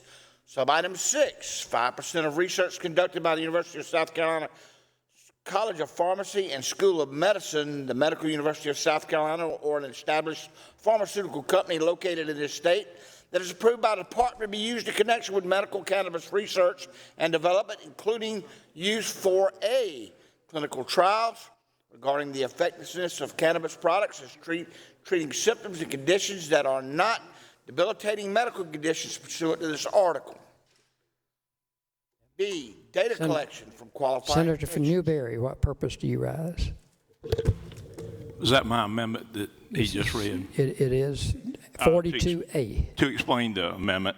Recognize, explain the amendment. All this does is the original bill had for research, 5% for research, and they had conducted by the University of South Carolina School of Medicine and the Medical University of South Carolina. All I did was add University of South Carolina College of Pharmacy and School of Medicine because the pharmacy schools will probably do the test results. Is that the right one? We're on the right one. And I also added, or an established pharmaceutical company that is located in the state, and it would have to be approved by the Department of DHEC to be used in connection with medical cannabis research and development. Any questions? Did you understand I just added the School of Pharmacy at USC and any pharmaceutical company? Move for adoption. Pending question is the adoption of the amendment. All those in favor say aye. Opposed, no. Ayes have it. So ordered. Clerk will publish the next amendment. Amendment number 43 by Senator Adams amends the bills. Page 49, it strikes section 4453, 2440, subsection A, lines 8 through 14, and inserts subsection A.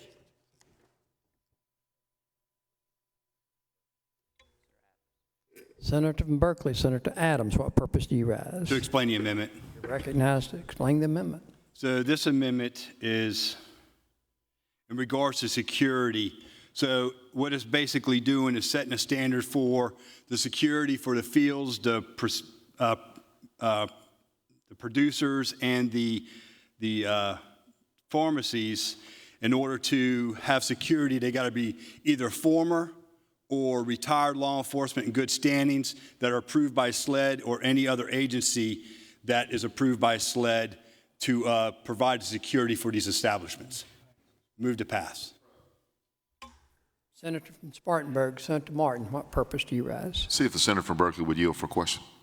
I will. Senator yields for question. Thank you, Senator. As you know, I chair the Law Enforcement Budget Subcommittee, and you're very well aware that we're struggling with officers, to get them. We're raising the pay, and we still got a lot of unfilled positions across the state. Do you think your amendment would hurt that or hinder that at all? I don't think so. This is kind of focusing towards some retired officers or officers that left the field and they've only got 10 years in the service, but they went on to a different job, but they left in good standing. I think this gives them an opportunity. The reason why I brought this up is because in Colorado and I believe Arizona, when they started opening up these different businesses, all of a sudden the security companies started developing, and they had no experience, and you had a bunch of different companies that were given protection that did not have the experience in order to do these types of jobs. All right, and then you mentioned something. I know we all, deal with the issue of the cap, and we understand what the actuaries tell us. This would also help a retired law enforcement officer or allow them to get a good paying job to retire, draw their retirement. This would not be under the state retirement plan, and they could have a good job while they're earning their retirement and still be in a law enforcement role. That's correct. Is that what you're saying? Yes, sir. Okay, and you understand where I'm coming from. I agree with the concept of what you're saying, because what we don't want is somebody with a security agency and all of a sudden we get a couple of good men or women and all of a sudden you find somebody over there and they had an issue, or you really don't want a lot of just new, fresh people in that vital role. I guess that's what you're at, right? Correct. That's what you're saying. Yes. Okay, thank you. Senator from Beaufort, what purpose do you rise? If the senator would yield for some questions. And I'll come to the senator from. Yes, sir. Senator, can you give me an idea of what sort of a pool of individuals we're looking at here? I mean, in terms of retired law enforcement, I just don't have any sense of scale in terms of how many. I don't think it would be just retired law enforcement. I think there'll be other security agencies out there too that SLED's going to approve. It's not just so it's for other security agencies, but somebody that they're going to approve also that has a capability for video, the personnel, the vehicles that's going to be required in this. But I think what it does, it sets a basis for some retired and former officers in good standing, as well as businesses already created. It's ready to take on this type of security job. Yeah, did you know that I like the idea of having individuals with experience in security being present at the medical cannabis establishments? I guess my question would be, it says it shall employ a former or retired law enforcement officer. So we're talking about a defined pool of individuals. They have to be a former law enforcement officer. And I wouldn't even say it's a concern. I guess it's a question. Are there enough retired or former law enforcement officers out there in good standing to meet the demand that these medical establishments would have to hire them? I'm just trying to get a sense of an idea of how many there are. Yeah, there are. It's a good pool out there, and I think what it would also do is, like Senator Martin was talking about from Spartanburg, is going to pull some officers that aren't able to go to other positions. I think this will open the door for them to come back. I think there is a good pool out there for that. But if we need to, we can. I see where it's kind of vague and it's just talking about them. I'm thinking, or provide that we can open it up to other security businesses that have that capability that can be approved by SLED. Yeah, I like the idea. Do you mind if we carry it over and maybe define a little bit more broadly than retired law enforcement officer to make sure? Okay. Yes, sir. Before you make that motion, the senator from Orangeburg, Senator Stevens, what purpose do you rise? The senator yield for a question. Yes. Senator, and for the sake of clarification, when we talk about establishment, are we just simply talking about the manufacturing facility, or are we talking about the fields themselves? Well, I think the bill requires security at all those separate locations, unless I'm incorrect, but I think it's required. And so you're going to need, people who already have that experience of some sort. So whether it's retired law enforcement or former, or the security business that's already established that can handle the fields, the producers, and the pharmacies, then you're going to have all that covered because you got to deal with the transportation, the video, personnel, and the vehicles and that. So it's going to require a lot. So we're talking about probably in a sense, a huge cost to the producer, in a sense, to provide that security module, I would think. Correct. So, for instance, in Colorado, when their laws passed, they had an abundance of new companies develop that were not prepared or trained to handle the situation to give adequate security for some of these establishments.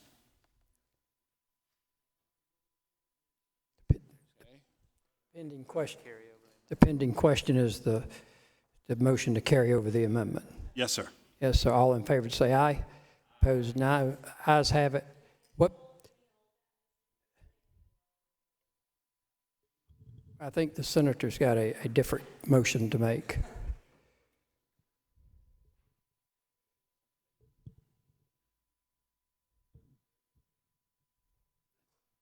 Senator from Edgefield, what purpose do you rise? President, I move that the Senate recede for 15 minutes. Motion is to recede for 15 minutes. All in favor say aye. Opposed, no. Ayes have it. 15 minutes.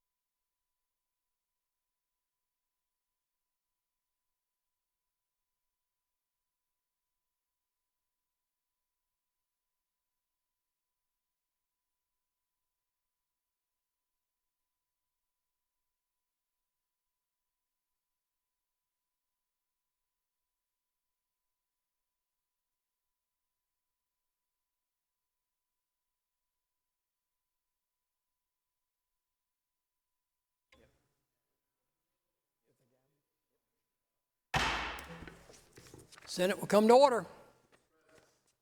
Senator from Horry, Senator Henry, what purpose do you rise? Have a unanimous consent request. State your request. Unanimous consent to go back to amendment number 41 previously carried over. Unanimous consent to go back to Amendment 41 that we just carried it over right before we had taken our break. For explanation on what the amendment is? Please, the senator from Horry, you want to explain? Glad to, Mr. President. This amendment would take a different approach to this entire model, whereby it would amend Julian's Law to permit and to encourage the clinical trials of cannabis for conditions, for a host of conditions in addition to the ones that are contemplated in Julian's Law. As I said, we were about to take it up, but we were eating dinner and the body was absent, and I didn't want to, there was no point in taking it up at that point, because it really is a kind of amendment that needs to be pondered by this body, I think, over time. What I intend to do is present the amendment, present some arguments on behalf of the amendment, and then move to carry it over so folks can think about it. I don't want to try to rush anything or sneak anything through. I would hope the membership would give it thought and prayer over the nighttime hours and come back tomorrow and take it up. Without objection, any objection, hearing none, Senator Morey is recognized on the amendment. I will ask the reading clerk to publish the amendment. The amendment is amendment number 41 by Senators Hembry and Garrett, previously carried over. Senator Morey, Senator Hembry, what purpose do you rise? Senator from Anderson, Senator Cash, what purpose do you rise? Question of quorum. Quorum has been questioned. Clerk will count.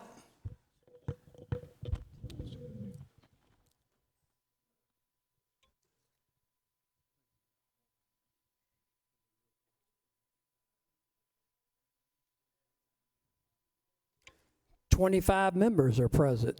A quorum is present. The reading clerk will publish the amendment. The senator from Horry, Senator Hembry, To speak on the amendment. recognized to speak on the amendment.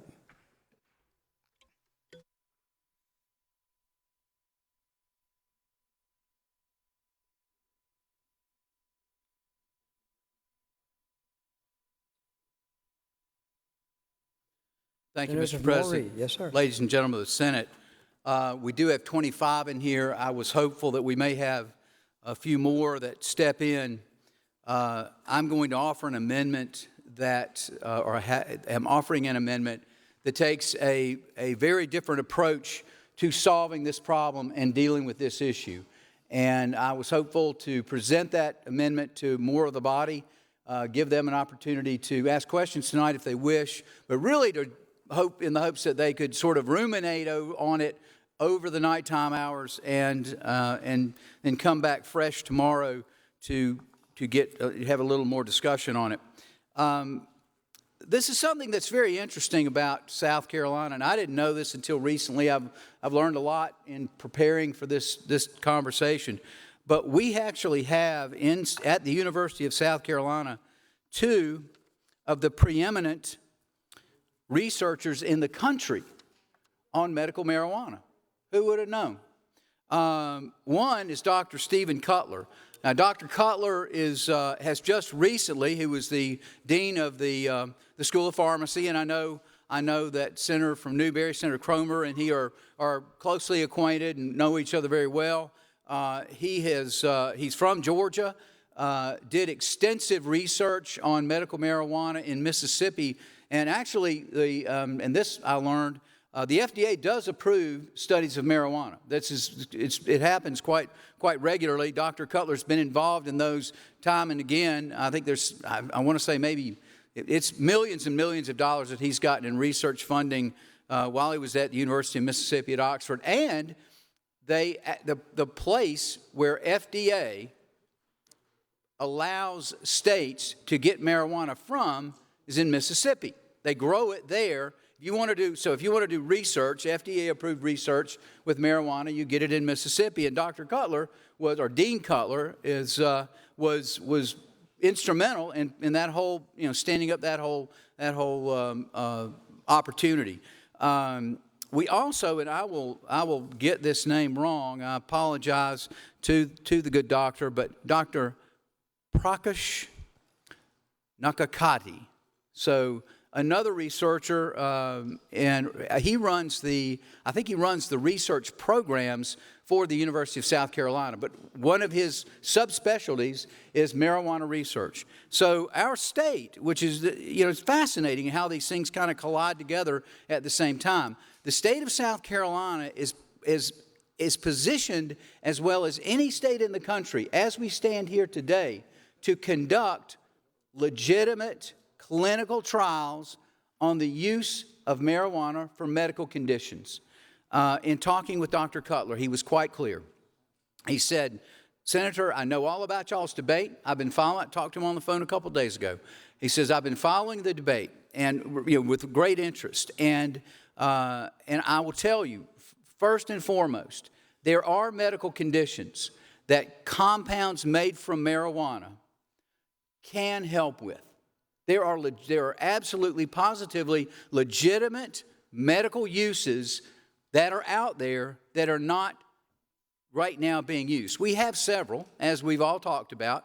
We've got Epidiolex, we've got 3 other, Marinol, a couple of other ones, to treat nausea from AIDS, to treat nausea and digestive issues related to cancer, epilepsy in children. So we've already gone down this path medically with marijuana successfully in America. All right, we've started down this path, but we need to do more. There's no question we need to do more.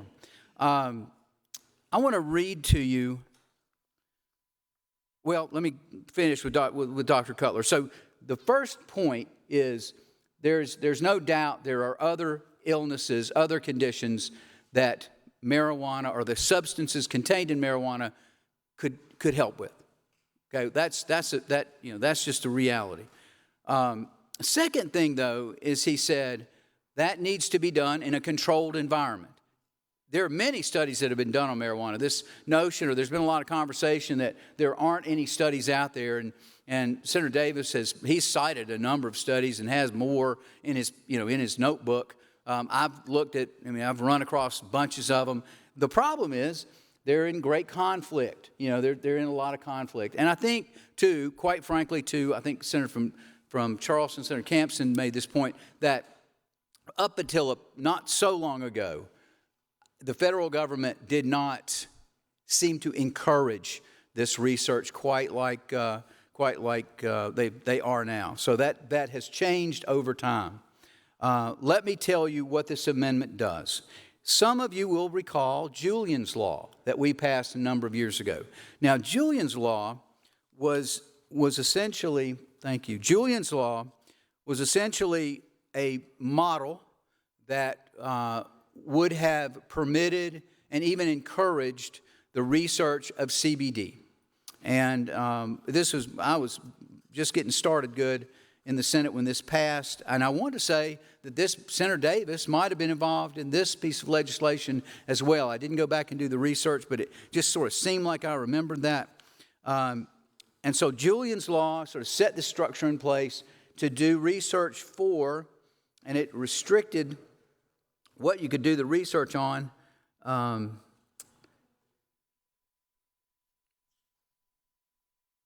it was, I want to say epilepsy,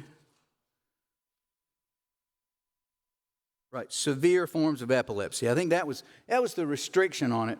So it was very narrow in what you could use it for. Julian's Law was very narrow. I don't know if it was ever used. Can't tell you about that. But I can tell you under this proposal, and this is what it would allow.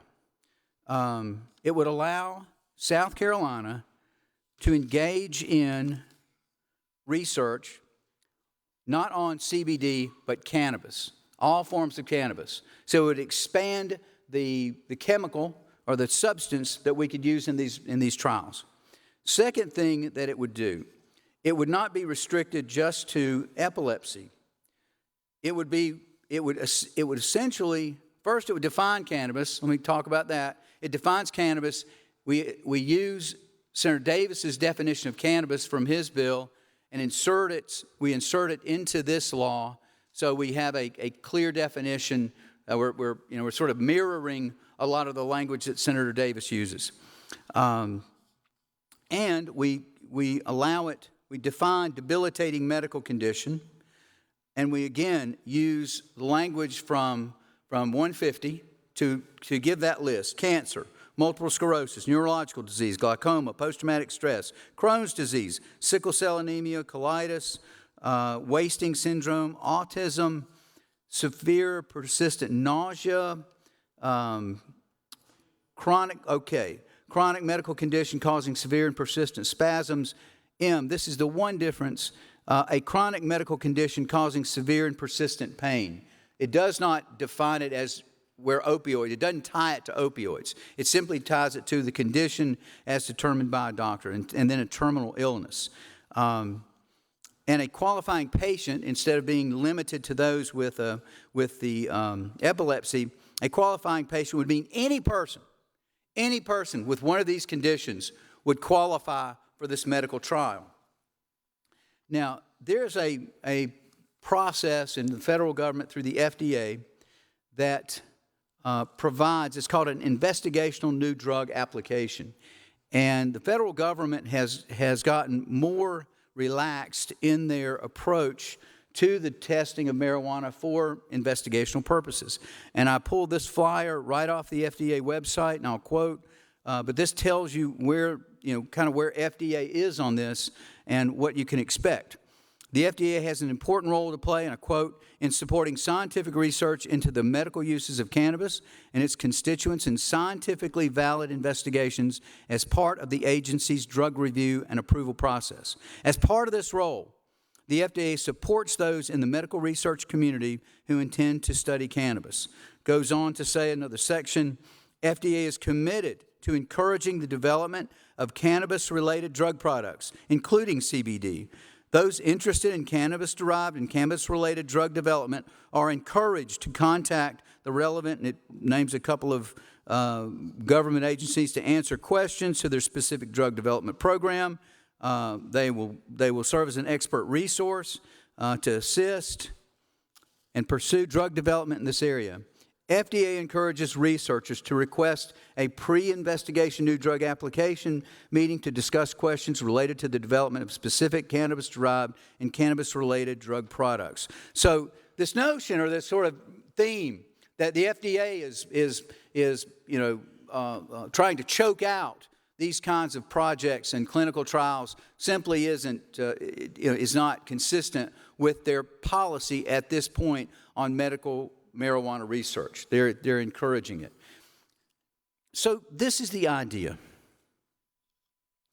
And this is what I was pitching to Dr. Cutler as a model, that South Carolina engage in the largest scale medical marijuana clinical trial research project in the history of the country, that we have a statewide project, that we engage the resources that we currently have along with additional resources to put any person who wants to enter a clinical trial on any one of these diseases in that clinical trial.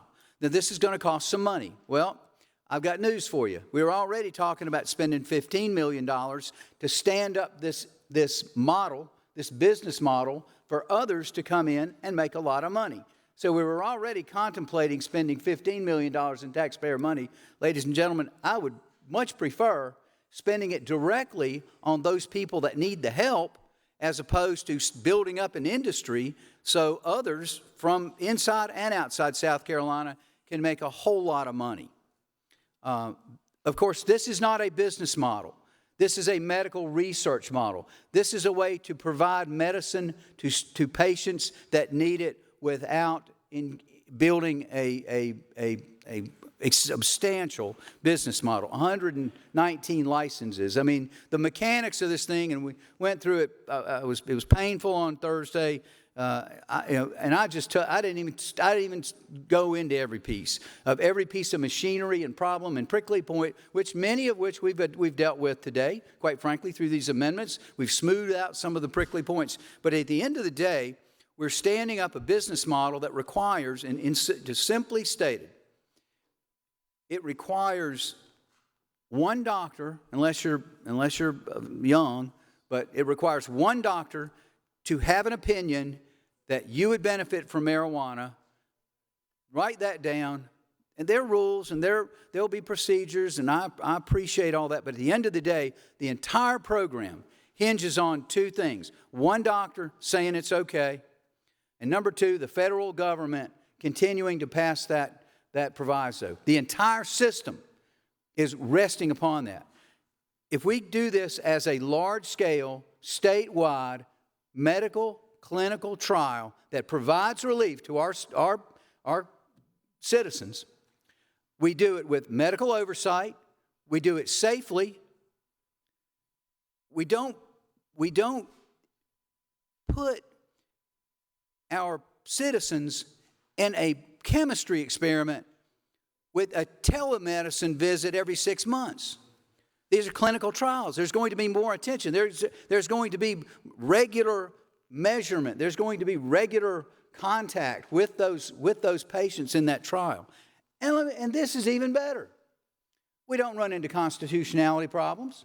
We don't run into federal law conflict problems. We avoid every bit of that. We don't run, Senator Corbin, into Second Amendment problems because the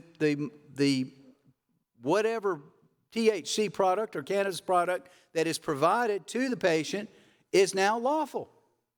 It's consistent with a clinical trial. So that citizen who goes into that trial is not forced to make a decision between medical cannabis and my right to possess firearms.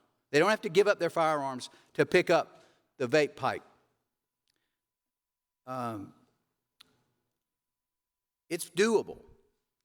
It's an option that gives us a way to provide that medicine to our citizens without engaging in this big marijuana project. Because I will tell you, and you know, it's all speculation, I'll admit it. But I'll tell you, where we stand right now, where this General Assembly stands on this subject, we stand at the edge of big pot. Now, whether it's big medical pot that grows into big recreational pot, really doesn't matter. It matters. I mean, it matters in lots of ways, but it's still big marijuana. Marijuana in America right now, through dispensaries and through recreational, today is nearly $70 billion business. Before we end the decade, it will be over $100 billion business in America. Now, South Carolina, I heard one prediction that once this is fully deployed, and it was fully engaged, I don't know how many years that would take, that it will be at least a $1 billion business in South Carolina. We can sign up for that, okay? We can sign up for that and take on the consequences that follow $1 billion. Or we can provide medicine to our citizens that really need it. And this is a pathway to do just that. I looked at a website. I was reading an article, and it mentioned the Florida Medical Marijuana Doctors Association. And they're an association. I mean, I ran across it, and I'm like, well, what do you know? I mean, of course they do. They've got their own trade group.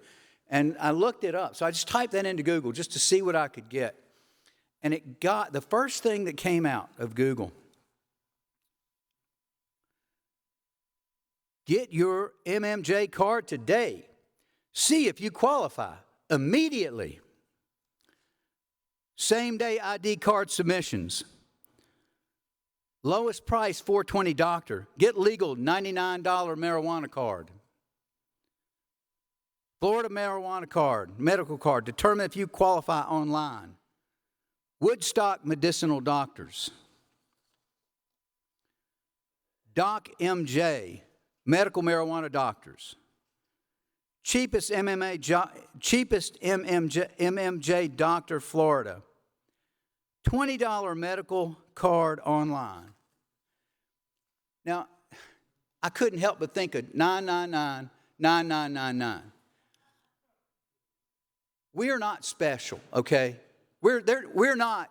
I wish we were exceptional in South Carolina, and that our professionals were somehow above or better than what we see in other states. But I submit to you, as we look over the edge at this thing, that's what we're going to have. It's going to be the pot doctors. We all know it. That's how this thing's going to unfold in reality. I wish it wasn't that way. I wish it was all, we were all just straight as an arrow and not going to let the business of marijuana corrupt or influence our decision-making process. But when you're advertising on Google for $99, get your card today, there's a profession that's lost its way, okay? And there is nothing about South Carolina that's going to make us any different. So we are standing at the abyss, looking over the edge at big marijuana. And I thought about this. If we knew what we knew now about tobacco today, because tobacco, if y'all remember, some of y'all remember, tobacco was presented as a healthy product. In the 50s, there were doctors on television that were advertising tobacco as something that was good for you and that would help you. Okay? We've been to this rodeo before. Okay? It's not really that different. It's a dangerous, unpredictable product. And if knowing what you know now about tobacco, and you were in the General Assembly and you had a vote as to whether or not you could stop big tobacco, would you do it?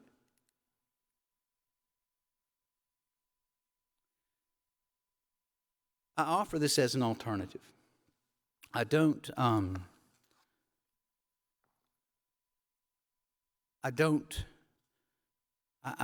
talk a little more about some ideas I have about how to set it up, and I don't know how much it would cost because I don't know how many patients will be in it. I would submit to you that only patients that are really patients, like the ones we all want to help, every one of them, that poor lady on the screen, we all want to help her. The poor little children that have, spasms, and there's a lot, we want to help. It's not that. That's not what. There's not a soul in this General Assembly. I'll drag the House into this. Nobody's going to be against that. We all want to help people that have a real medical condition. What we don't want to do is have it abused.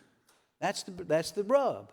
This is a way to help those people, and at the same time, not advance abuse. With that, I'll move to carry it over. Motion is to carry over the amendment. Those in favor say aye. Any opposed, no. Ayes have it. The amendment is carried over. The reading clerk will publish the next amendment. Next amendment is amendment number 44 by Senators Garrett and Hembry. Amends the bill, page 3, strikes line 35 through 40 in section 4453, 2010, subitem 4, and inserting subitem 4. Cannabis product means a product that is infused with or otherwise contains cannabis or the extract thereof, and that is intended for use, consumption, absorption, or any other method of ingestion by humans, cultivated and produced by a licensed facility in South Carolina. Senator from Spartanburg, Senator Martin, what purpose do you rise? Must consent request. State your request. To be added as a co-sponsor to the bill, to the amendment from Senator Kempson that passed earlier. South Carolina First Amendment. Without objection. So ordered. Senator from McCormick, what purpose do you rise? Senator is recognized to explain the amendment. You're recognized. This amendment, in the event we are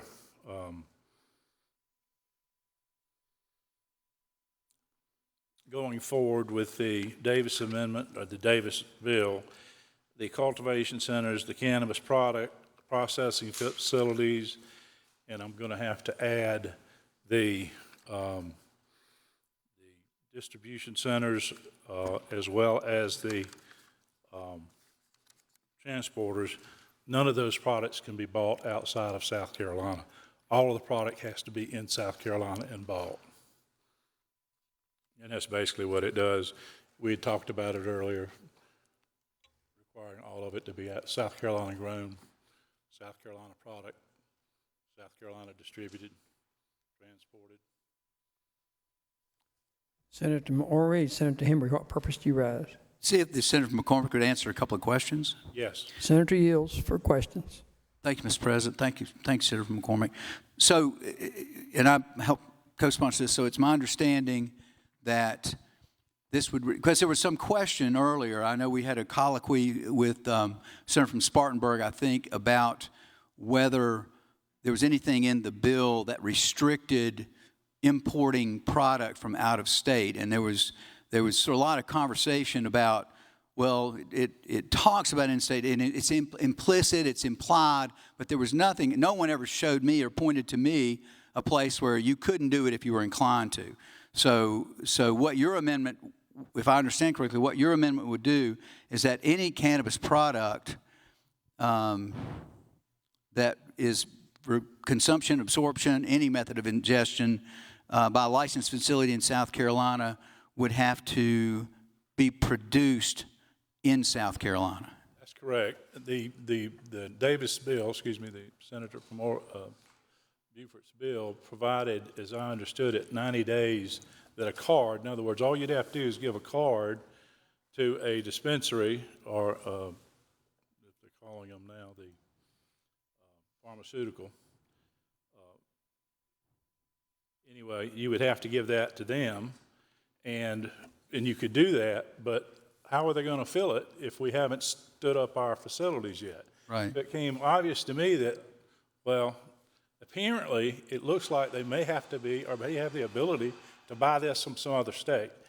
And then the senator from Berkeley concerned me when he said they just received a big batch of marijuana out of California, along with a bunch of vape apparatus and that kind of thing. So it just concerned me as to the possibility that that was the intent. Now, the senator has indicated that's not the intent earlier today, so this should not be a problem. So clarify that. Thank you very much. Yes, sir. Senator from Beaufort, what purpose do you rise? The Senator would yield for some questions. Yes. Senator yields for questions. Senator, I wanted to, again, thank you for your workmanship on this and drafting an amendment that does make explicit that's what was implicit, and at the appropriate time, I move adoption. Pending question is adoption of the amendment. Those in favor would say aye. Aye. Opposed, no. Ayes have it. So ordered.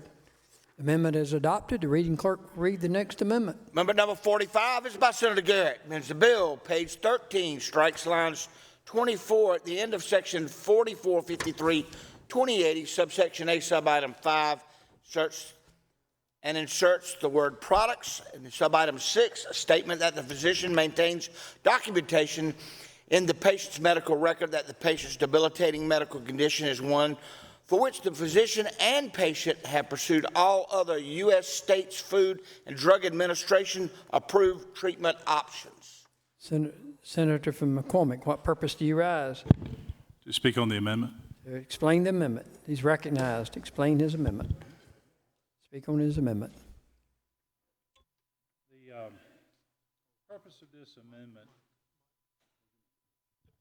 The purpose of this amendment will be to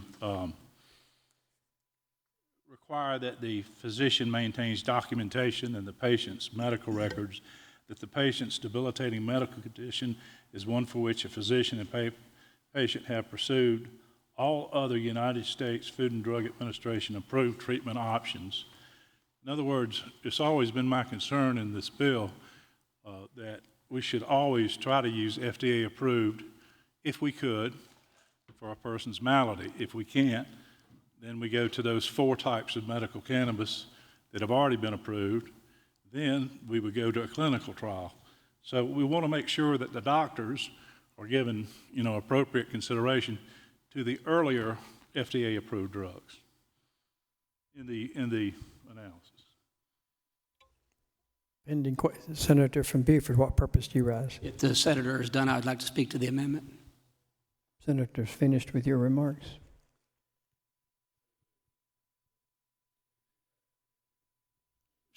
Moves for adoption. So the senator from Beaufort is recognized. To be heard on the amendment.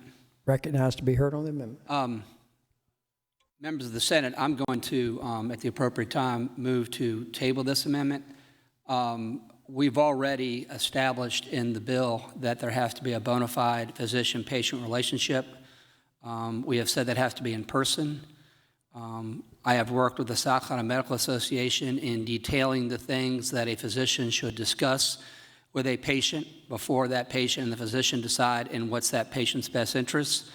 I don't think it's a good idea for us in the General Assembly to be prescriptive downward to the physician, saying what that physician must do and what that patient must do, must go through every single FDA drug that there might be available. I don't think that we want to get involved in the practice of medicine. I don't think we want to involve ourselves in dictating beyond what we already have the sorts of things that a physician and patient ought to talk about.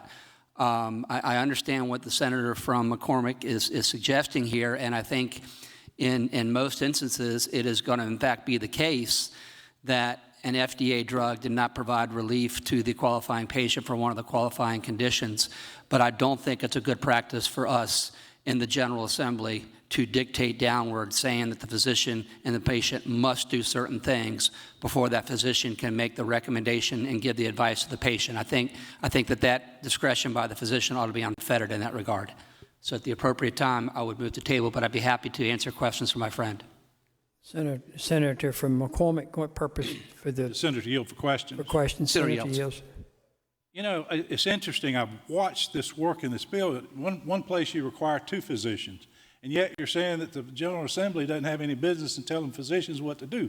But you got 2 of them over there in that other circumstance. So aren't we, we're playing with this word of physician-patient relations. Your bill is supposed to help people with medical marijuana. I'm fine with that, okay? But, it's a violation of federal law. We've established that.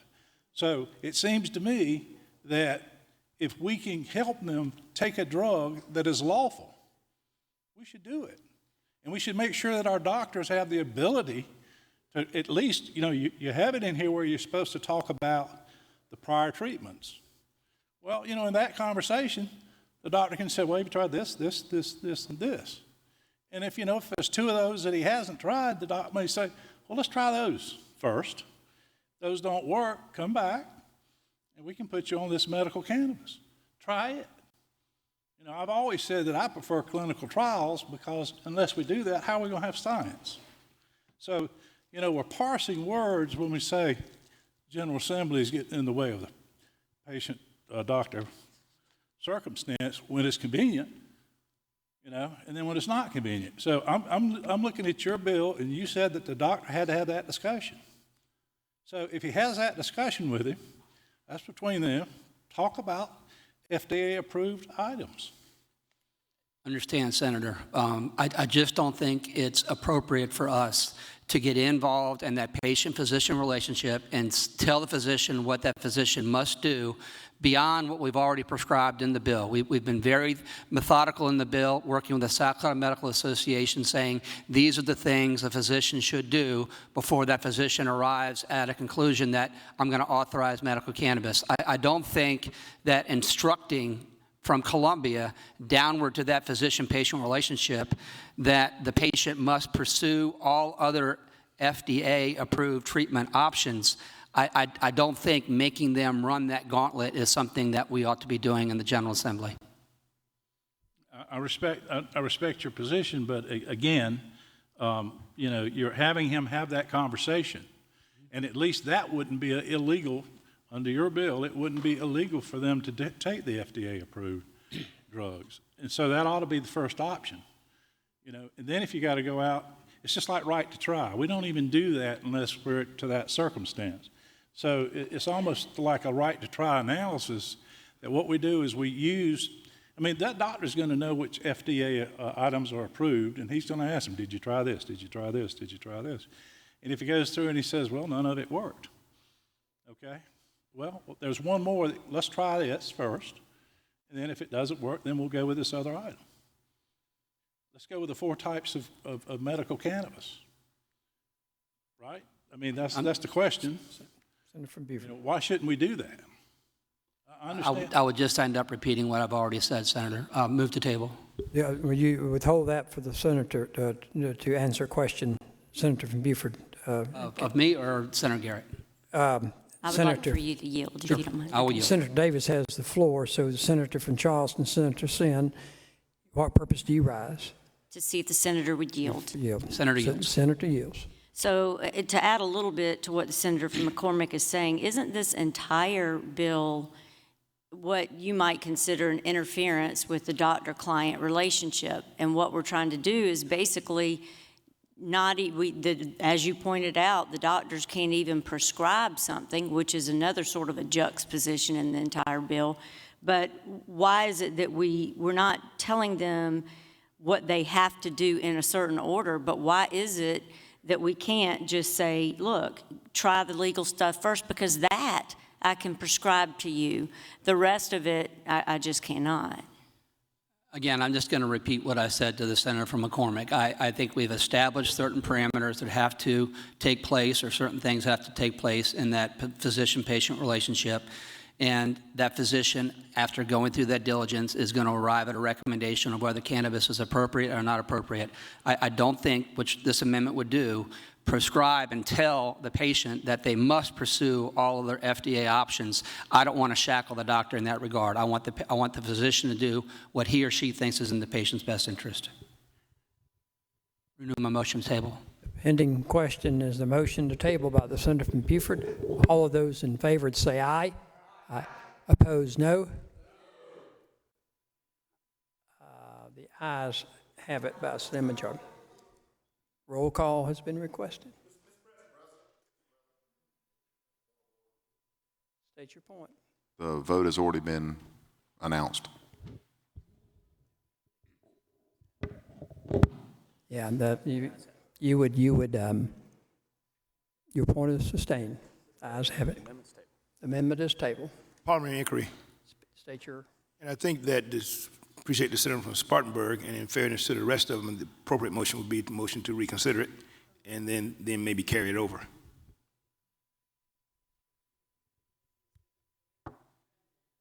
Having voted on the prevailing side. She didn't vote on the president.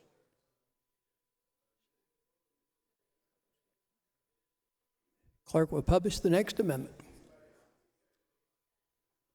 Next amendment is amendment number 46 by Senator Goldfinch, amends the bill as if amended by striking all after enacting words and inserting Section 1, Article 3, Chapter 53 of Title 44 of the Code is amended by adding Section 4453-371, subsection A, Item 1.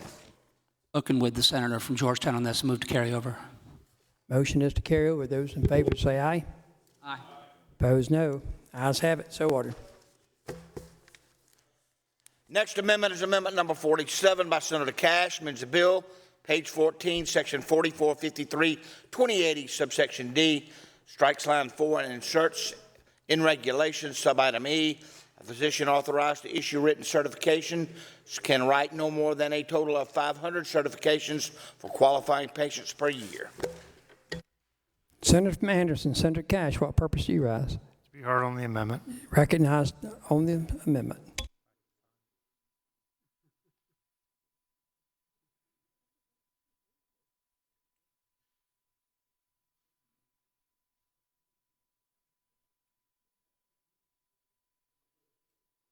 Senator from Anderson. So this amendment would limit the number of certificates that any one physician could write to 500 per year. Purpose, I think, is pretty obvious. You wouldn't want to have a handful of physicians writing a vast majority of the certificates across the state. I read some out of a book on the opioid crisis, and one of the ways that got started was someone started writing prescriptions, and the prescriptions became pretty popular, and before you know it, when that doctor opened up every day, he had a line of people lined up around the block. And so that became his business. And I think if you think about a physician being able to write 500 certificates a year, that'd basically be about 2 a day, based on working 50 weeks, 5 days a week, 250 times 2, 500 a year. What we don't want is someone who's writing 5,000 certificates a year because he writes 10 or 15 or 20 every day because that's all he does. Someone, I don't remember who, made reference, I think this senator from Ori, about, come get your medical certificate here, $99. And if someone writes 15 of those certificates a day, then he's pocketed $1,500. And there's no saying that someone couldn't do that. I've looked at a number of the states. I've got 13 of these medical states I've got reports on. And you do have some states where a very high number of certificates are written by a very small number of people. So, this is an attempt to say, we don't want the word to get out in a certain area that if you want one and you want to know you're going to get it, go to this guy. He'll have you in and out in 30 minutes, and you'll have a certificate. And that guy, if he's that guy, will certainly have a steady stream of business, but that's not exactly what we're hoping for when we're talking about the bona fide doctor-patient relationship kind of thing. So it's just putting up a little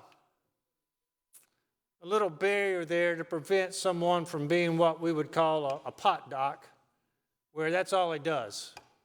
He opens the door and he writes prescriptions all day long, as many as he can get through. And I have looked at some of the information, Senator from Beaufort. I agree, with your contention that chronic pain is one of the things for which the studies have said there's conclusive evidence. There's about 3 conditions in that category, and that's one of them. And I'm also aware of Senator from Charleston's concern that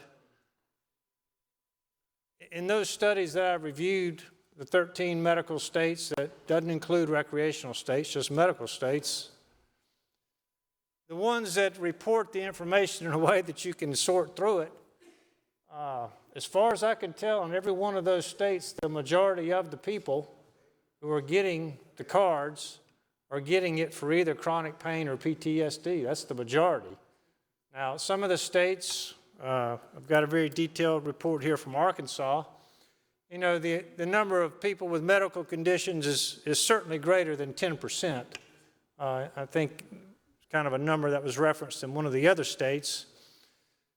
But I think it's fair to say that in a majority of the states, not a majority, in all the states that I looked at that had the data broken down to where you could figure it out, a majority of the cardholders were chronic pain and PTSD people. So what we want to avoid is just having people show up at a clinic with a physician who specializes in writing these prescriptions, and he's not really too careful in his doctor-patient relationship because his business is to write prescriptions. Senator from Georgetown, what purpose do you rise?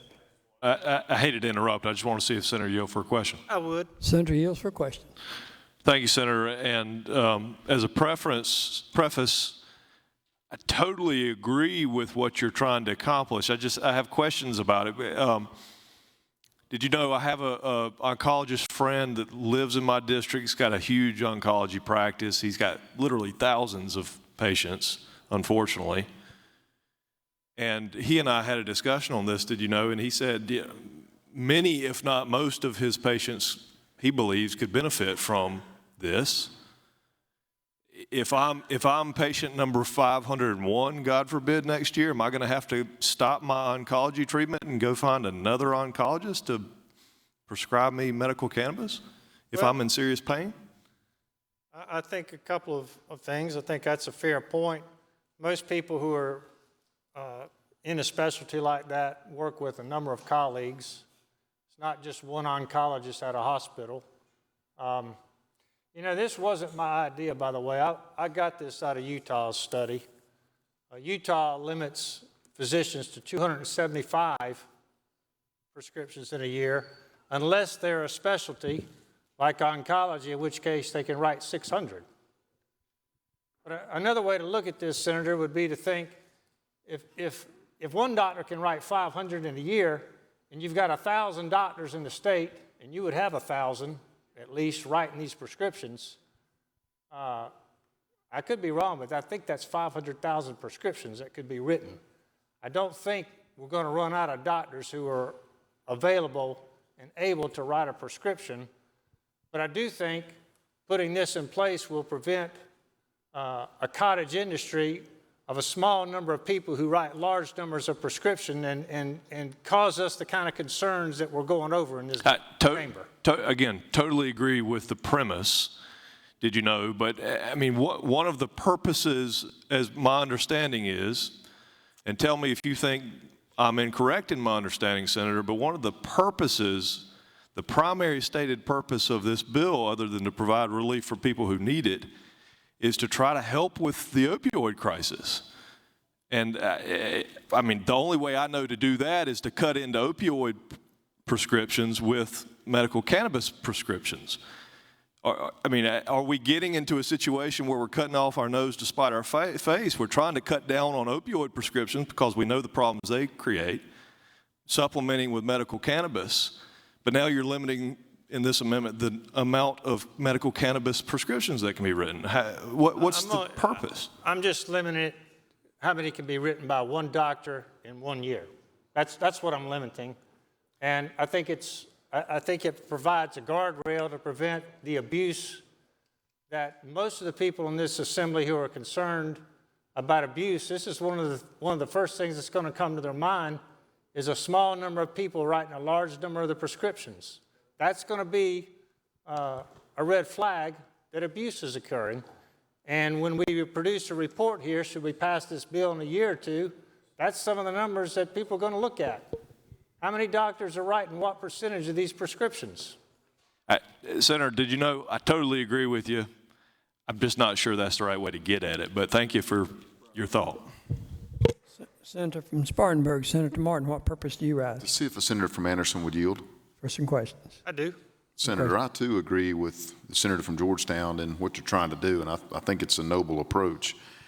Would there be do you believe that if a so-called cottage industry was supposed to pop up, do you believe that would be with new doctors or existing doctors?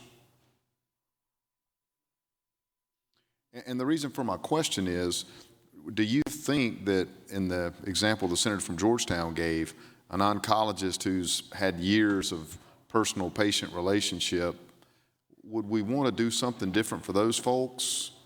I mean, I really get what you're saying, but I don't want to penalize the doctor that's been operating in this state for years and wouldn't be doing it just for that. They would actually be legitimately trying to get their patients off of opioids. So did you know, I just wanted you to maybe consider that. That's really the only question I have. It's a fair statement. I do think that when we take into account the fact that the majority of these ID cards are going to be written for chronic pain, they're going to be written for PTSD, they're not going to be written for cancer and these other 11 conditions that are down here, primarily they're not, that we're just not going to run out of prescriptions from doctors who are treating patients. But I understand that there's no easy way to get at some of these problems in terms of can you pass a bill like this and still address what we would consider a public safety issue of people getting prescriptions very easily from people who have discovered this is going to be their business going forward. Senator from Charleston, Senator Sin, what purpose do you rise? If the senator from Anderson would yield. First of questions. Senator yields. Senator, would you maybe consider a friendly amendment to your amendment? Because I think there may be a way for you to accomplish what you're trying to do. And did you know, I think that the way to do that would be to say that no doctor can prescribe X amount of prescriptions like you have for subjective illnesses. Okay, so that would include both chronic pain, it would include PTSD, it would include fibromyalgia, things of that nature that cannot be definitively diagnosed. I think I understand what you're saying is you would take that limitation and apply that to what are the larger categories that are being. The larger categories are basically the subjective ones. Those are the ones where the doctor just accepts the patient's word that, I've got chronic pain or whatever. They're accepting what the patient is giving to them as a history. Objective means they can diagnose it like cancer without the patient telling them. So if I understand you correctly, and I can't ask you a question, but what it sounds like you're saying is that this limitation would apply to prescriptions that are written for chronic pain and PTSD that no one can write. That doctors beyond. can't definitively diagnose, right? And of course, they're not prescriptions. They're not allowed to do that. But, I'm open to a different way of wording it. I think, I've made clear what I think the problem, one of the problems is, and just a way to try to get at it that I saw another state right. had gone down. And I appreciate that. Again, if you wanted to move to carry over, I don't know what the senator from Beaufort's preference would be, but maybe we can make this language a little more simple. Senator from Beaufort, what purpose do you rise? Would yield for some questions. I do. Senator yields. Senator, and I share the sentiments expressed by the senator from Georgetown and the senator from Spartanburg. I understand what you're getting at here. We don't want that physician-patient relationship to be a sham. We don't want it to be simply where a patient can go by and a doctor is going to check the box. I mean, I guess I would argue that a doctor that did that would be subject to penalties imposed by the Board of Medical Examiners, but I understand what you're trying to get at here. One of the assumptions, though, that I think that you're making, that I think experience in other states has disproved, is that there's going to be a great number of doctors who go through the process of submitting an application to becoming certified to dispense medical cannabis or authorized use of cannabis medicine and take the continuing medical education course. For instance, in the first couple years of Maryland's program, a state similar in size to us, there were only 172 doctors that signed up. And so what I would like to do is join in what the senator from Charleston suggested is maybe carry over and figure out if there is a way of getting at what you rightly point to as a concern to make sure that this relationship between patient and physician isn't a sham. And I will work with you on that and try to get to something that addresses that concern. That's fine. I'm happy to do this. I'll just finish by saying that. Sure. Looking at the statistics of how this grows in the state, it tends to grow exponentially.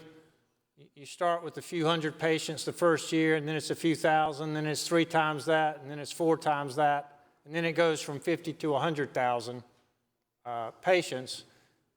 But you also see that the number of qualifying physicians grows right along with that. At first it's a small number, but every year there's more who get involved, so it tends to kind of work its way out there. I will Senator from Greenville, Senator Loftus, what purpose do you rise? Yield to his question. I would like to ask the senator if he would yield for a question. Sure. Senator, you have a question? And I wanted to address something that was just, I guess, was an assumption that an oncologist only sees patients that have cancer. Are you aware of the fact that that they see many, many patients, and that's their specialty? I'm not denying that. But do you realize the many, many patients that they see that are borderline, their makeup, blood makeup, or what have you, the blood panels show that they are prone, perhaps, to have cancer, but they are not full-blown cancer patients? Do you realize that's a fact? Not really. Do you realize that I can attest to that fact? I'll take your word for it. Thank you. Because all of our makeup is not the same, and maybe it's not a big deal, but they're not going to be recommending cannabis to all of their patients, although a volume of their patients will be cancer patients, and with treatment, I do recognize that. I just want to make that clarification. Thank you. Senator from Carry over the amendment. Senator from Anderson moves to carry over the amendment. Those in favor would say aye. Opposed, no. Ayes have it. The amendment is carried over. Senator from Edgefield. Mr. President, we had talked earlier about trying to work till about 10 o'clock. We've been going pretty steady for almost 8 hours now. I think it might be a good time to stop. But I know we've had conversations with hopefully about everybody in here about coming in earlier tomorrow so that we can get on this a little bit earlier than expected. I know there was a committee meeting that was scheduled, banking and insurance committee meeting that was scheduled for 11 a.m. tomorrow. Senator from Newberry and I have talked about that, and I think he's agreed to put that committee meeting off so that the full Senate can come into session at 11 tomorrow. So I would move that if and when the Senate adjourned tonight, that it adjourn to meet at 11 a.m. on Wednesday. All in favor of the motion say aye. Opposed, no. Ayes have it. So ordered. Mr. President. Senator from Edgefield. Mr. President, I think it's a good time for us to stop this evening. So if anybody has any unanimous consent requests. Senator from Orangeburg, Senator Hutto. I do have unanimous consent request that we read the box. To unanimous consent to read the box without objection. So ordered.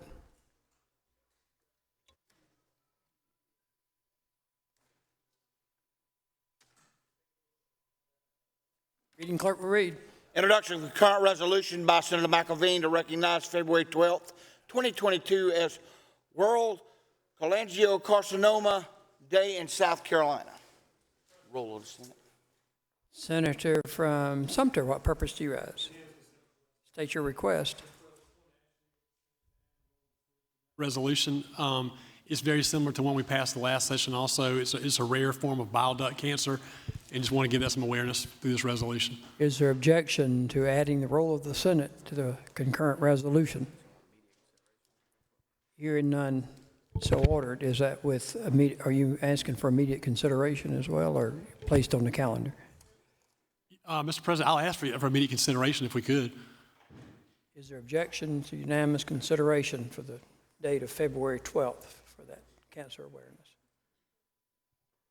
Hearing none, so order. Thank you. All those in favor say aye. Opposed, no. It's adopted. Reading clerk will read. Senate resolution by Senator McElveen to recognize and honor Colonel Lauren Webb, U.S. Army retired, and commend his meritorious and lifelong service to his state and nation. Mr. President. Senator from Sumter, what purpose do you rise? Unanimous consent request. State your request. I would ask again, Mr. President, that we add the role of the Senate to this resolution and give it immediate consideration.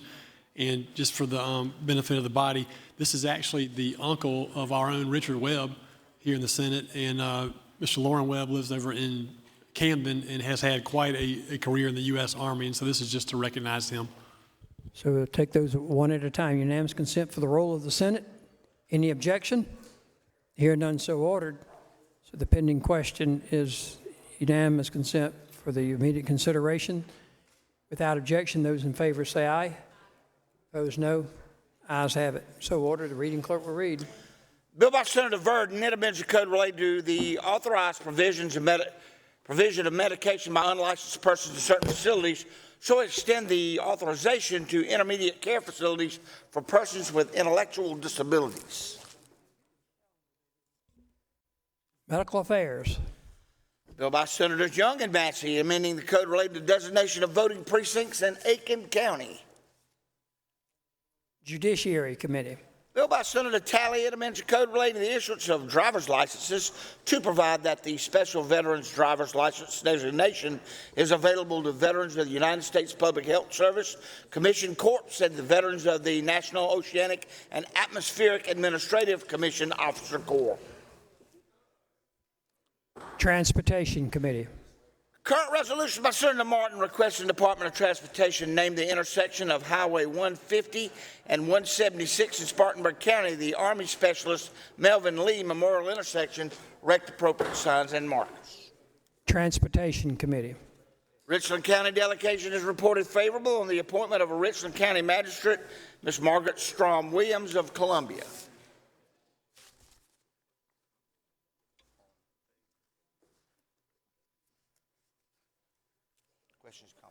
Question is confirmation. All those in favor say aye. Opposed, no. Ayes have it, so ordered. Reading clerk will read. The Horry County delegation has reported favorable appointment of the Horry County Master in Equity, the Honorable Alan Clemens of Myrtle Beach.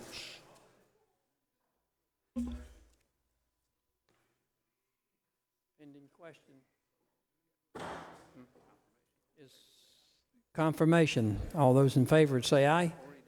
Horry delegation. All opposed, no. Ayes have it, so ordered. Reading clerk will read. Introduction of a bill by Senator Goldfinch and others. It amends the code related to prisoners generally, adds an article of the code to provide that persons who have been wrongfully convicted of and imprisoned for a crime may recover the monetary value of the loss sustained through the wrongful conviction and imprisonment. Judiciary Committee. Yeah, check that. That's Title 24. Make sure that's.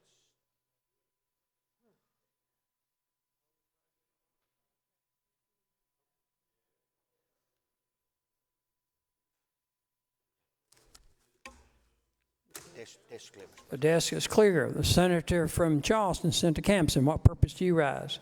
There's a Senate resolution on the desk to express sorrow for the passing of Buck Limehouse. Many of you knew Buck. Buck passed away last week on February the 3rd. He was he was Secretary of Transportation and served in did a great job there as a Secretary of Transportation. Very successful businessman, someone I grew up hunting with and fishing with all my life since I was a young boy with him and his family, and he was a neighbor of mine too. And so he passed away last week, and there is a Senate resolution that I have offered to express sorrow upon his passing, and would ask unanimous consent that the roll of the Senate be added to that resolution. Is there objection to the unanimous consent for the roll of the Senate to be applied? Hearing none, so ordered. And I ask unanimous consent to give that a reading. Adopt the resolution. To adopt the resolution. Unanimously adopted. Senator from Richland, Senator Scott, what purpose do you rise? Mr. President, unanimous consent on page 19, a bill that declares the third Tuesday of February of each year Historical Black Colleges Day here at the State House. Time is kind of running out. Unanimous consent to go ahead and get that bill second reading. Unanimous consent. Let's take those one at a time there. That unanimous consent to go to the bill on page, what page? 19. Page Last 19. bill on page 19. Page 19. 4576. 4576. Is there objection to going to H 4576 on page 19? Hearing none, so ordered. So the pending question is the second reading of 4576. Roll call is required. Okay. The clerk, Senator from Spartanburg, Senator Martin, what purpose do you rise? Make a unanimous consent request State your request. that we give the bill in question a second reading today and carry the roll call over until third and carrying all amendments over and waive the 3/5 rule. Without objection. Is there objection to that? Hearing none, so ordered. Second reading and carrying over, roll call to third. So ordered. Thank you. Senator from Edgefield, what purpose do you rise? Mr. President, I move the Senate do now adjourn. Motion is that the Senate do now adjourn. All in favor say aye. Opposed, no. The ayes have it. Senate is adjourned until 11 a.m. 11 a.m. tomorrow, Wednesday.